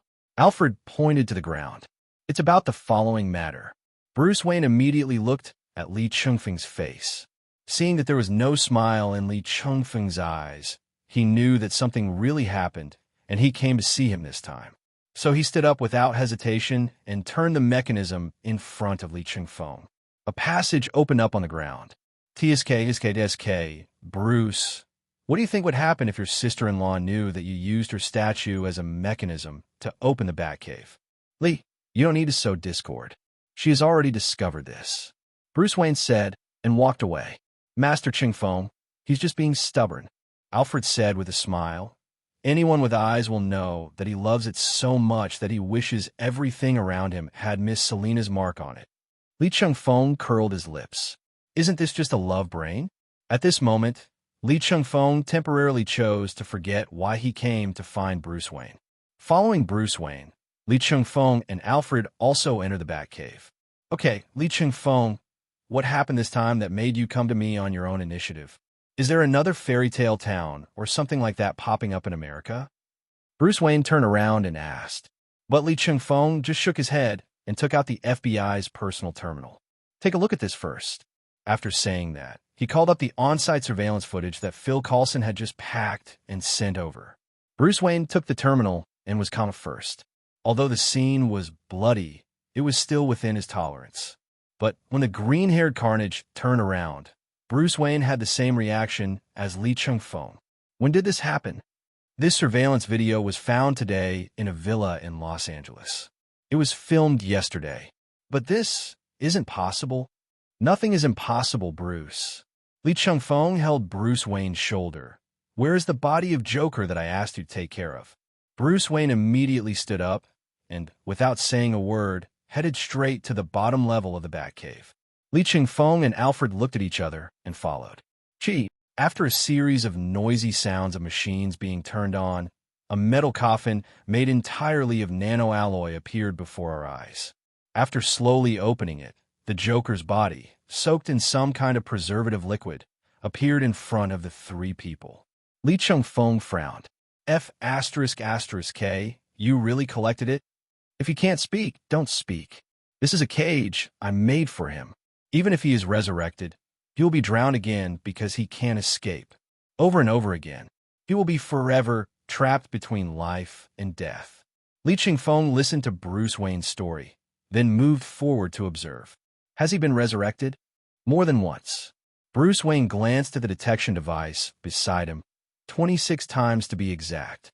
Li Chengfeng operated the monitoring device for a few times and called up the detailed log. But the last resurrection was 10 days ago, and there has been no resurrection response since then. Alfred kept staring at Joker, then pointed. Take a closer look. Does this body have some? Too soft. Li Chengfeng and Bruce Wayne looked at each other and immediately removed the bulletproof glass container in the metal cage. Crash. As the preservatives flowed out, Bruce Wayne reached out his hand directly to Joker's face. With a pop, it went through everything. Li Chengfeng's face turned pale. It's just a layer of skin like a cicada's shed skin. Escape. Bat. Is this what you call keeping a close watch? Li Chengfeng, are you crazy? Bruce Wayne looked at Li Chengfeng with gritted teeth. Don't you know where I was a dozen days ago? Li Chengfeng was about to criticize the bat a few more times, but suddenly he couldn't continue. 10 days ago. The two of them are still pushing the cart miserably in Fairy Tale Town. Ahem. I am somewhat responsible, but don't you have even 1% of responsibility? To be honest, Joker escaped from Bruce Wayne's captivity. You have to take responsibility. Li Chengfeng checked the detection log of the device again. Then he knocked on the iron lump. Look, 10 days ago, an external contact was detected that lasted for 0.001 seconds. Is your thing's recording accuracy quite accurate? Not only is the time accurate, but it can also prevent false alarms. This is definitely not a false alarm caused by some minor disturbance. Bruce Wayne frowned and looked at Li Chengfeng. Do you know something? Bruce, have you heard of speedsters? Li Chengfeng looked at the data of 0.001 seconds and asked Bruce Wayne, Speedster? What kind of weird ability is this? Li Chengfeng nodded and began to explain. The so-called speedsters are a group of people who use the abilities of Speed Force, or Anti-Speed Force. Their abilities are very complex. To put it simply, they are very fast, so fast that they can travel through time. If even you don't know of their existence, then it seems that speedsters have not yet been born in this era. Bruce Wayne was dumbfounded. What does it mean to travel through time? What do you mean if I don't know? It hasn't been born yet. Am I really the kind of person who monitors people with special abilities around the world? Well, he is. Especially after Li Chengfeng popped up, he became more determined in his thinking. Those who transcend mere mortals must be prepared to deal with the means by which they become criminals. Definitely, forget about Li Chengfeng. If he really becomes blackened, he'd basically be a parasite. As a guy with few friends, I took the initiative to become friends with Li Chengfeng, and even a pretty good friend, with the idea of restricting Li Chengfeng with emotional ties. The friendship is real, and the purpose is real. But these are all things that happen later. What Li Chengfeng mentioned now really surprised him. Travel through time? You mean there was a speedster from the future who rescued Joker, and then turned him into what he looked like in a video? That's basically the situation. Li Chengfeng nodded. But the thing on Joker's body was not modified, but possessed by a creature called symbiote. Symbiote. Well, we'll talk about this knowledge point after we deal with Joker. Li Chengfeng shrugged. This thing is more complicated. It's better to have a teaching aid at hand. It's easier to explain. When you want to study the symbiote, you need a sample, right? Nick Fury put the newspaper back on the table. A newspaper from the future. Joker and Speedster. The symbiotes from the future. Li Chengfeng, do you have any surprises that I don't know about? Li Chengfeng took a half step back. He already felt the resentment from Nick Fury. It's almost like the German students. So do you believe this? Nonsense. How dare I not believe it? Nick Fury gritted his teeth. Joker's target is obviously Harley Quinn. If the target is you, I don't care. Just believe it about all this. Li Chengfeng nodded, then raised his hand and opened a portal. Then the legendary team came in one after another. Come on, meet the legendary team of the FBI. What does this mean? Nick Fury's one. I showed a rare look of confusion. What legendary team? How come I don't know there is such a code name? Well, because they're FBI agents from the future. Isn't this something you did again? It's definitely not me. Li Chengfeng faced Nick Fury's questioning with confidence. It was obviously formed by my future self. I won't take the blame. But isn't it still you after all? To be honest, although his worldview was once again impacted for Nick Fury, it's not that unacceptable. After all, Li Chengfeng has done a lot to reshape his worldviews. Isn't it just that a special forces team of time and space appeared out of thin air? No big deal. This is their captain and also my student, although her teacher is actually my future self. Li Chengfeng brought Sarah Lance to Nick Fury. She will tell you everything about this incident. Hello, Director Nick Fury. This is the first time I see a younger version of you. You mean I won't retire in the future? What about Li Chengfeng? What about Phil Coulson? And what about Hill? You have actually retired, but after the teacher disappeared, you were forced to come back to take charge. After all this fuss, it's all in vain. After chuckling twice, Nick Fury motioned for Sarah Lance to continue. As Sarah Lance spoke, Nick Fury's expression gradually became serious. He had not imagined that if this incident was not handled properly, it would become the point of detonation that completely disrupted the timeline. Li Chengfeng, what's wrong with the black salted egg? No, I gave you face. Nick Fury was caught off guard by Li Chengfeng's sudden attack. Can't you just call me in private? After all, I'm still the director now. Hey, you seem to be too nervous, don't you? Let me help you relax. Okay, stop being so funny. Let your all-star squad protect Harley Quinn 24 hours a day from now on. I don't believe that with the existence of 3 gods, this Joker can still succeed. You're talking nonsense. I have already informed Hela on the way to your place. Nick Fury's idea coincides with Li Chengfeng's. Even if they slaughtered Joker and the Speedster, they couldn't break through the protection of the 3 Asgard siblings. Not to mention Scarlet Witch and Quicksilver. As long as Pietro can entangle the Speedster will become Wanda's target. This is also why Li Chengfeng focused all his attention on finding Joker. Because that's the only difficulty. He didn't want to use Harley Quinn as bait and just sit there and wait for her to come to him. But just as Li Chengfeng finished speaking, Li Chengfeng's personal terminal rang again. Hela's voice came out. Li Chengfeng, there was a small flaw in your plan just now. Mistake. Because Harley Quinn is missing. WTF? Missing.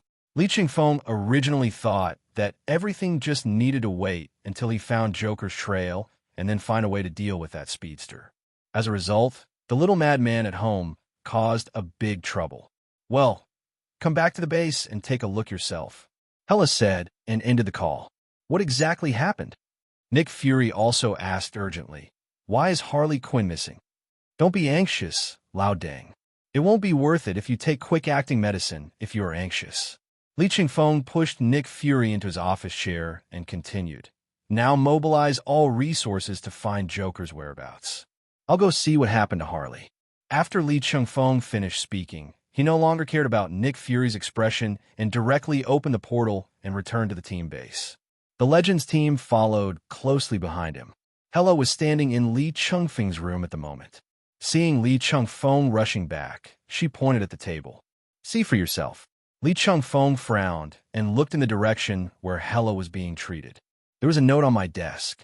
Pudding, I have some small things to do and need to leave for 2 days. Don't miss me. There was also a pink heart drawn at the end of the note.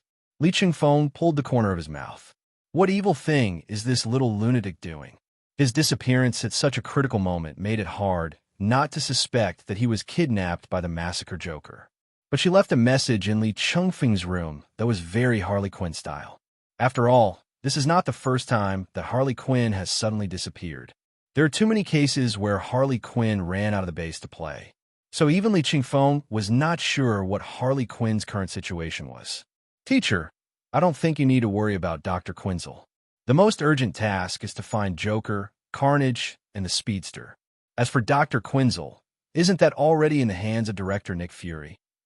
Li Chengfeng exhaled deeply. When it comes to Joker, he has never been reluctant to view him in the most sinister and vicious light, because he is indeed a twisted and weird madman. And madmen never use logic. Absolutely can't chase after him. That is an abyss from which there is no escape. Don't try it lightly except with bats.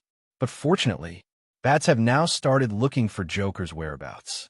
Thinking of this, Li Chengfeng's heart, which had just been disturbed by the disappearance of the little madman, gradually calmed down. Joker and that speedster are going to play with him, right? Li Chengfeng pulled the corner of his mouth. I'm too lazy to play with you. I'm calling someone. I spent so many days in America, spent so much energy, and made so many friends. What was the point? Isn't it just to deal with this situation? Then, all people or organizations in America who were related to Li Chengfeng or the F.B.I. began searching for Joker and related clues. Even the Rising Tide organization, which had become America's largest marketing account, had temporarily returned to its old business under Sky's operation, frantically invading every camera in America. The entire Star team also began a carpet search relying on their respective abilities. Li Chengfeng returned to Los Angeles with the legendary team. After all, a freak like Joker who is obsessed with danger has the greatest chance of staying in Los Angeles, where the crime took place. Detective Chloe, do you have any leads? The identities of all the decedents at the scene have been ascertained with the assistance of Agent Phil Coulson. There are a total of 26 decedents, all of whom are from a company called Life Foundation. Li Chengfeng stood up suddenly. Life Foundation? That's right. Is there any problem with this? Chloe was shocked by Li Chengfeng's reaction and then asked with some confusion. I have investigated this company. It is located in Los Angeles and is a very famous pharmaceutical company internationally. There is no problem at all. Instead, it helped me to sort out my thoughts. Li Chengfeng shook his head and looked up at Chloe. Has this Life Foundation made any progress recently? I'm not sure about that. Because it pays a lot of taxes, is a star company in Los Angeles, and has close ties with Los Angeles politicians, it's too difficult for the LAPD to investigate them.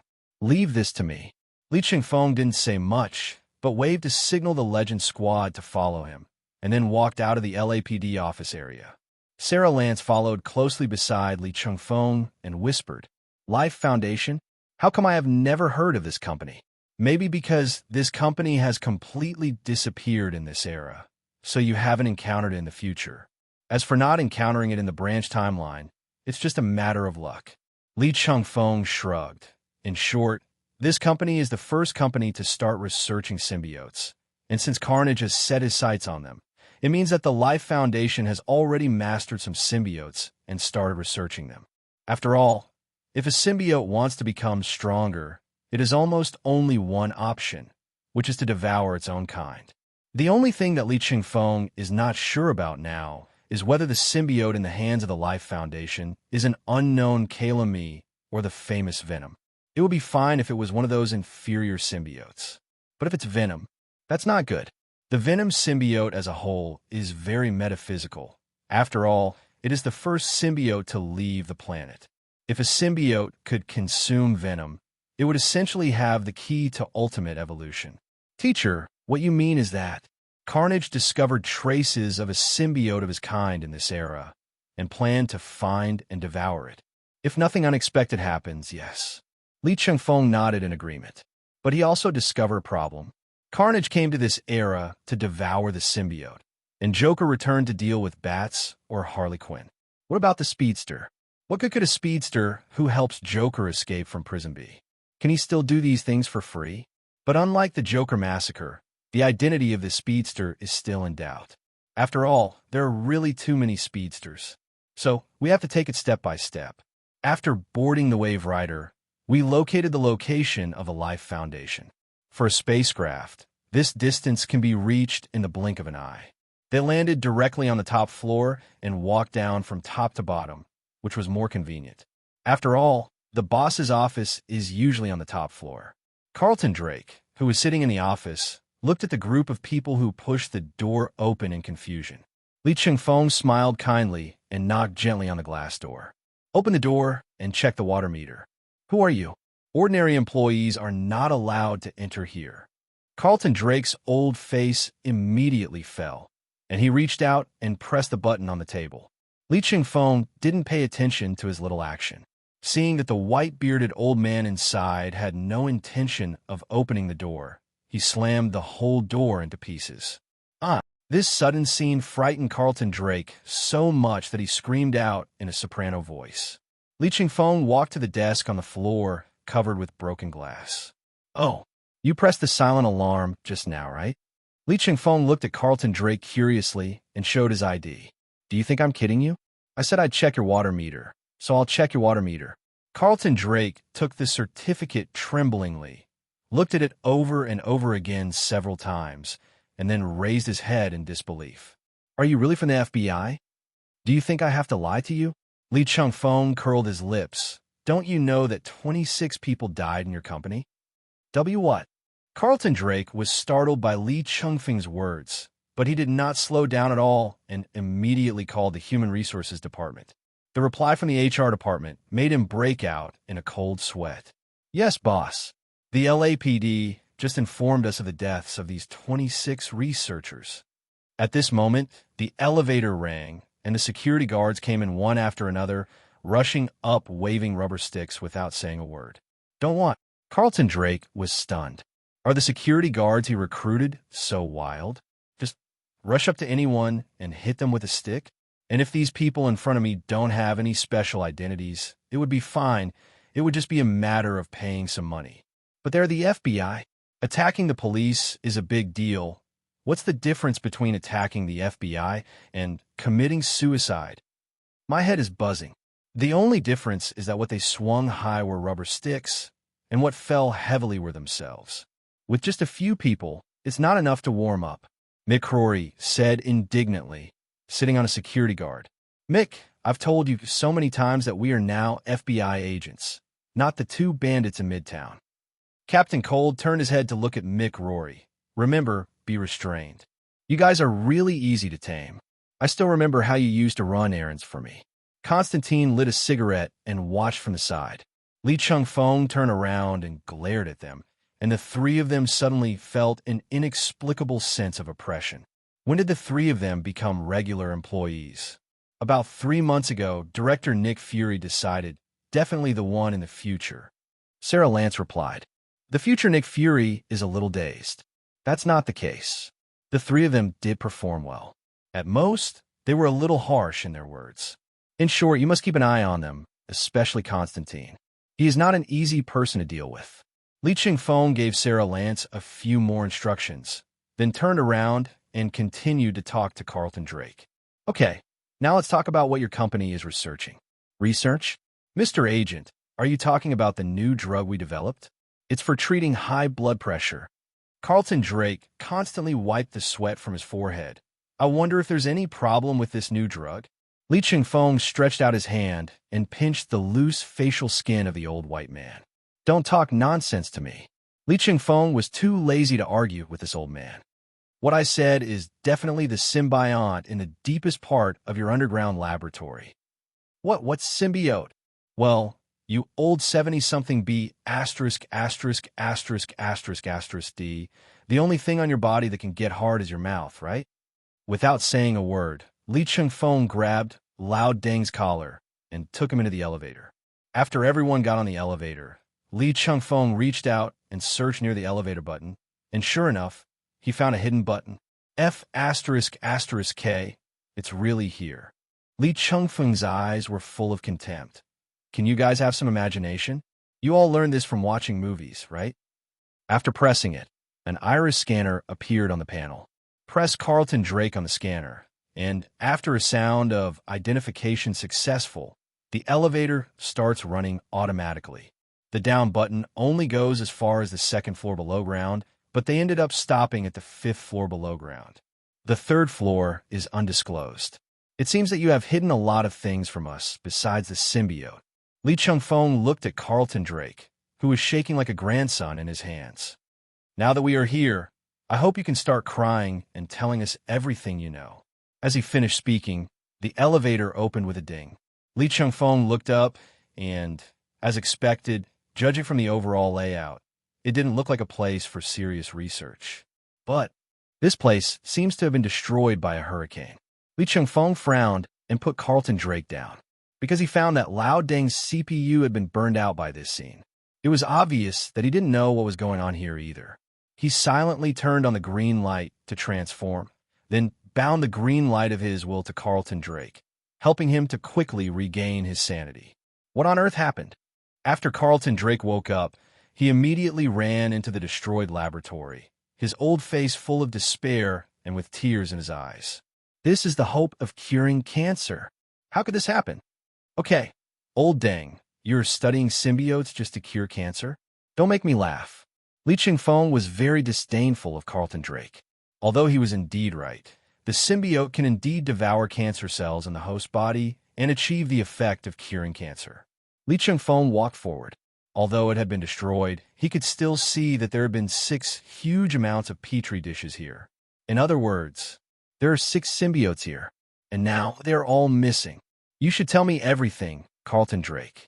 Li Chengfeng paused and continued, if you don't want to commit suicide by being shot in the back 30 times. Carlton Drake's expression changed again and again, and finally he sighed helplessly, and he looked a little older. Okay, Agent, I'll tell you everything.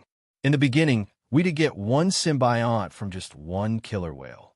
We thought it was a creature driven by instinct, but later we discovered that it has intelligence. And he told us that his name was Venom.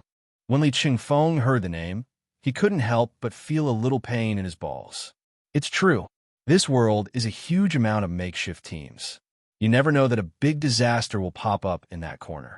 Definitely, Venom cannot be considered a scourge. It mainly depends on the host. But now that we are in the laboratory, it is clear that there is no host at all. Wouldn't that just be a huge piece of fat meat in Joker's mouth? Carlton Drake also noticed Li Chengfeng's sudden change in expression and asked tremblingly, Mr. Agent, is there something wrong with this symbiote?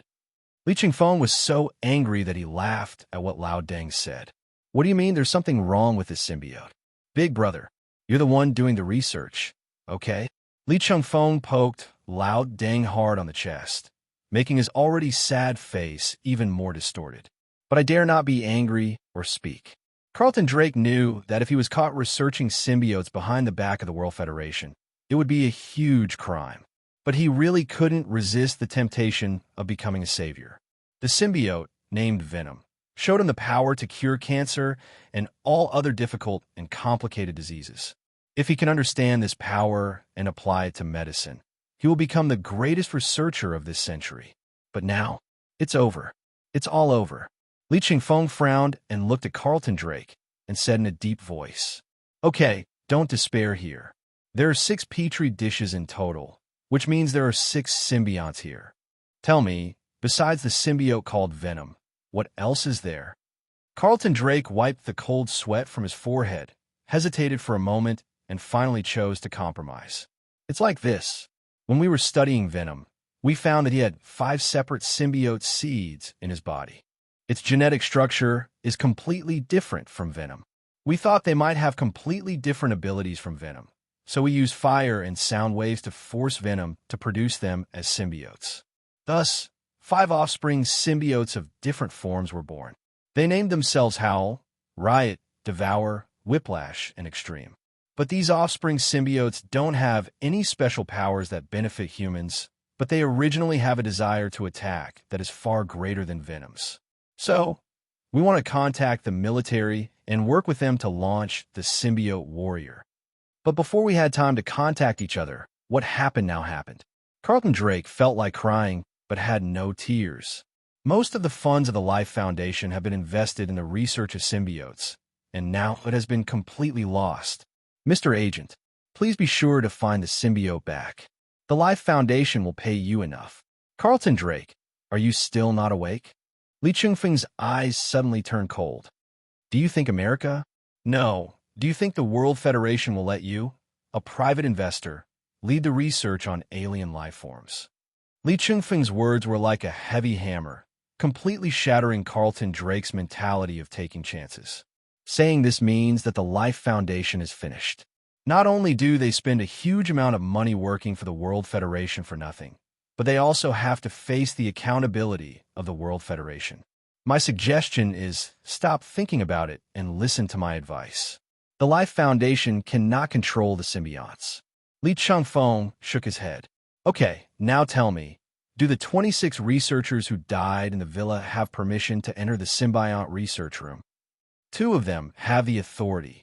After getting the definite answer, Li Chengfeng rubbed his eyebrows. As expected, Joker, this idiot, would never do anything meaningless. He concealed all his purposefulness under that madness and disorder. The purpose of killing these 26 people in the villa was to invade the Life Foundation and obtain the symbiote. If this carnage from a future were allowed to devour Venom and his 5 offspring symbiotes, it would be a bit troublesome even if Li Chengfeng wanted to deal with him. Definitely, it won't be too much trouble, but the feeling of always chasing after Joker made him uncomfortable. I always feel like I'm following in the footsteps of that bad guy. Alas, I don't want to have any inexplicable bond with a green-haired lunatic. Having a little lunatic at home is enough. Li Chengfeng muttered something, then waved his hand and asked the Legend team to search the entire symbiote research laboratory again. Although it has been destroyed beyond recognition, this also means that the Vandals will leave some traces. Especially in the Legend team, there are many people with high IQ. If they are given a fiber that shouldn't be here, they can analyze it out of thin air. If it doesn't work, Li Chengfeng can also ask Constantine to get a few demons up to question them. After searching for a while, Sarah Lance's voice rang out. Teacher, come and look here. Upon hearing this, Li Chengfeng immediately came up to her. Hidden in the dust of the ruins is some inconspicuous powder.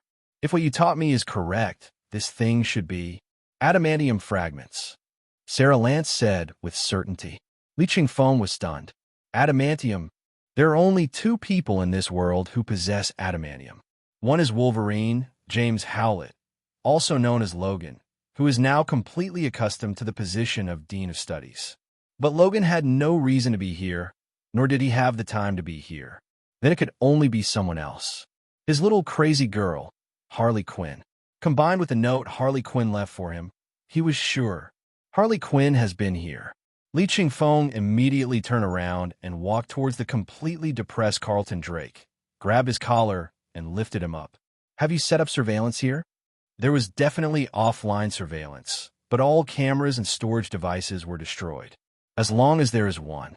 Li Chengfeng nodded indifferently and asked the Legend team to find all the cameras and storage devices in the ruins. Then he opened the portal and returned to the team base. Sky, come on. There's a big job. What big job? When Sky heard Li Chengfeng's somewhat anxious voice, he flew over directly from the training ground. Under the guidance of Hela and the mutants at the F.B.I. Academy, she has mastered the technique of using vibration to perform flight. As far as she could remember, Li Chengfeng had never used such an anxious tone before. Then Sky saw the broken pieces of electronic equipment piled on the ground. She asked cautiously, "If you're short of money lately, just ask director Nick Fury for some funding. He doesn't need that much anyway. As the captain of the star team, why are you collecting scrap metal?" Li Chengfeng rolled his eyes and did not comment on Sky's outrageous imagination. Instead, he pointed to the pile of things on the ground that could be called electronic waste. "This is your big job. The CCTV surveillance camera and storage device are both destroyed. Can the video data inside be restored?" "Lee, I treat you as my big brother, but you treat me like a beast of burden, right?" Sky picked up a piece of storage device fragment speechlessly. "Look at it. It's broken into pieces. You really think I can do anything as long as it's related to electronic equipment, right? Just tell me the truth. Can it be fixed?" "Abel, then why did you lay so much groundwork?" "Nonsense. With such a heavy workload, you can't complain a little? Do you want me to work with a smile on my face?"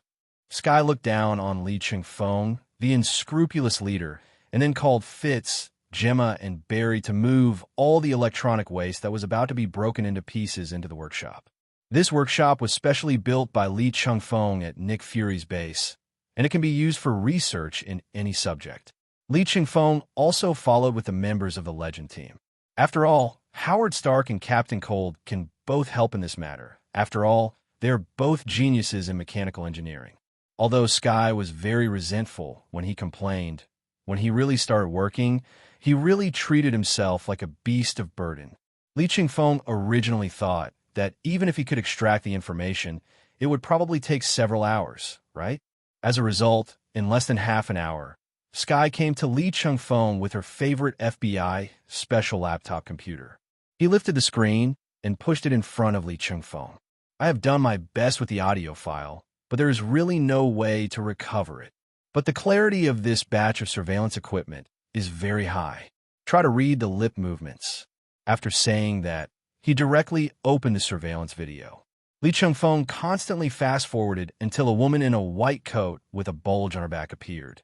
Then he switched to normal speed. Although she was wearing a black wig, the outline on her back was clearly that of a baseball bat, and Li Chengfeng recognized it at a glance. It turns out that he is his little crazy kid. Li Chengfeng breathed a sigh of relief because he found Harley Quinn's trace. But I continued reading. After all, there was adamantium powder left at the scene. If it was just the little madman who was smashing, looting, and burning in the symbiote laboratory, it would be impossible for adamantium to be damaged. So the biggest possibility is a fight took place. The little madman in the surveillance video looked around the laboratory curiously and found the surveillance camera in the air, and even tried to be cute maliciously, raising his hand and making a yeah gesture. "You are so idle." After acting cute, Harley Quinn turned around abruptly as if she heard something and walked towards the giant petri dish where Venom was imprisoned. Then, without hesitation, he pulled out the adamantium bat and swung it hard at the giant petri dish. Although I don't know what the culture dish is made of, it is definitely not as good as adamantium. So the Venom was free, and it climbed up Harley Quinn's body along the adamantium bat without any hesitation. Venom Harley is born. Li Chengfeng pressed the pause button at this moment. "Is there something wrong?" McRory, who was standing by, took a sip of beer from the base's refrigerator and looked at the surveillance screen with drunken eyes. "Hiccup, is this the place where we just picked up scrap metal? It's smashed like this. How come the alarm hasn't even been triggered? Does someone who runs a laboratory have such a big heart?" Li Chengfeng was immediately enlightened by this sentence. Yes, Carlton Drake, that old man, has run a pharmaceutical company for so many years. How could he not know to install an alarm system in important research sites? It's been beaten up like this. He should have known a long time ago. But today Li Chengfeng clearly felt the red light of rage that instantly rose from the other party's body, and he was obviously unaware of it. That is to say, the alarm system was lifted early? "Teacher, there is one more thing," Sarah Lance continued. "Why did Harley Quinn go here? Combined with the fact that the alarm system was lifted in advance, we have reason to suspect that someone deliberately led Harley Quinn here." Li Chengfeng nodded and pressed the continue button. On screen, Harley Quinn quickly gets used to the feeling of being possessed by venom. Then, a red figure appeared. Killed Joker. But with his back to the camera, Lee Chengfeng didn't know what Joker was saying. But you can clearly see that Harley Quinn lets Venom reveal her face, and then opens her mouth and utters a bunch of swear words that will definitely not pass censorship. And it can be output in 3 languages: English, Spanish, and Republica. Marfac is already the lowest level of severity. Wow, this language attack is really sharp. Sarah Lance stared at the screen with burning eyes. Teacher, Dr. Quinzel's language ability is really unique. Li Chingfeng was in no mood to complain. Doesn't this mean that original Venom is going to face off against Carnage? In this situation, it is definitely a disadvantage. As expected, the Carnage Joker rushed directly towards Harley Quinn, his hands turned into sharp blades, and slashed hard on the adamantium bat. Even in the state of being possessed by the Venom, he was knocked away. The adamantium powder was left behind at this time. Li Chingfeng frowned. This was definitely not an ordinary massacre. Otherwise, it would have been impossible to cause damage to adamantium. However, Harley Quinn took advantage of the reaction force and broke the other 5 petri dishes, then flee in the opposite direction. However, Carnage and Joker had a disagreement at the moment. Joker chased after Harley Quinn with a mocking look on his face, but Carnage instantly left Joker's body and pounced on Howl and the other 5 offspring symbiotes of Venom. When Harley Quinn saw this, she immediately stopped and rushed forward waving the adamantium bat. Kill him while he's ill. Harley Quinn, whose speed and strength were greatly increased by Venom, exchanged a few moves with Joker. Then she found an opening and let Venom stretch out his arm and smash the Joker's head with a stick from the blind spot. After Joker fell to the ground, Harley Quinn kept attacking with her mouth while her hands were not idle either, hitting Joker again and again, almost taking care of Joker's entire body. The paleness was dyed bright red by the blood, and the smiling face was completely smashed into pieces. Then, before Carnage had finished devouring all the symbiotes, he ran away without saying a word. So that means, out of the 6 symbiotes, only 5 were devoured by Carnage. The most important Venom escaped with Dr. Quinzel. Li Chingfeng shook his head and asked a question. Why is the speedster who is our accomplice not shown up? Just as he finished speaking, Howard Stark ran out from the workshop in the distance, looking a little embarrassed. Plum, Barry Allen has been taken away by the speedster. Hello, everyone. As we wrap up this video, I want to share a quick note. I have a Patreon account. If you'd like to support me and enjoy on-demand audiobooks, you can become a Patreon member. Alternatively, you can check out my Google Drive link, which has 500+ novel audiobooks available through my Ko-fi or Patreon shop. I appreciate your support.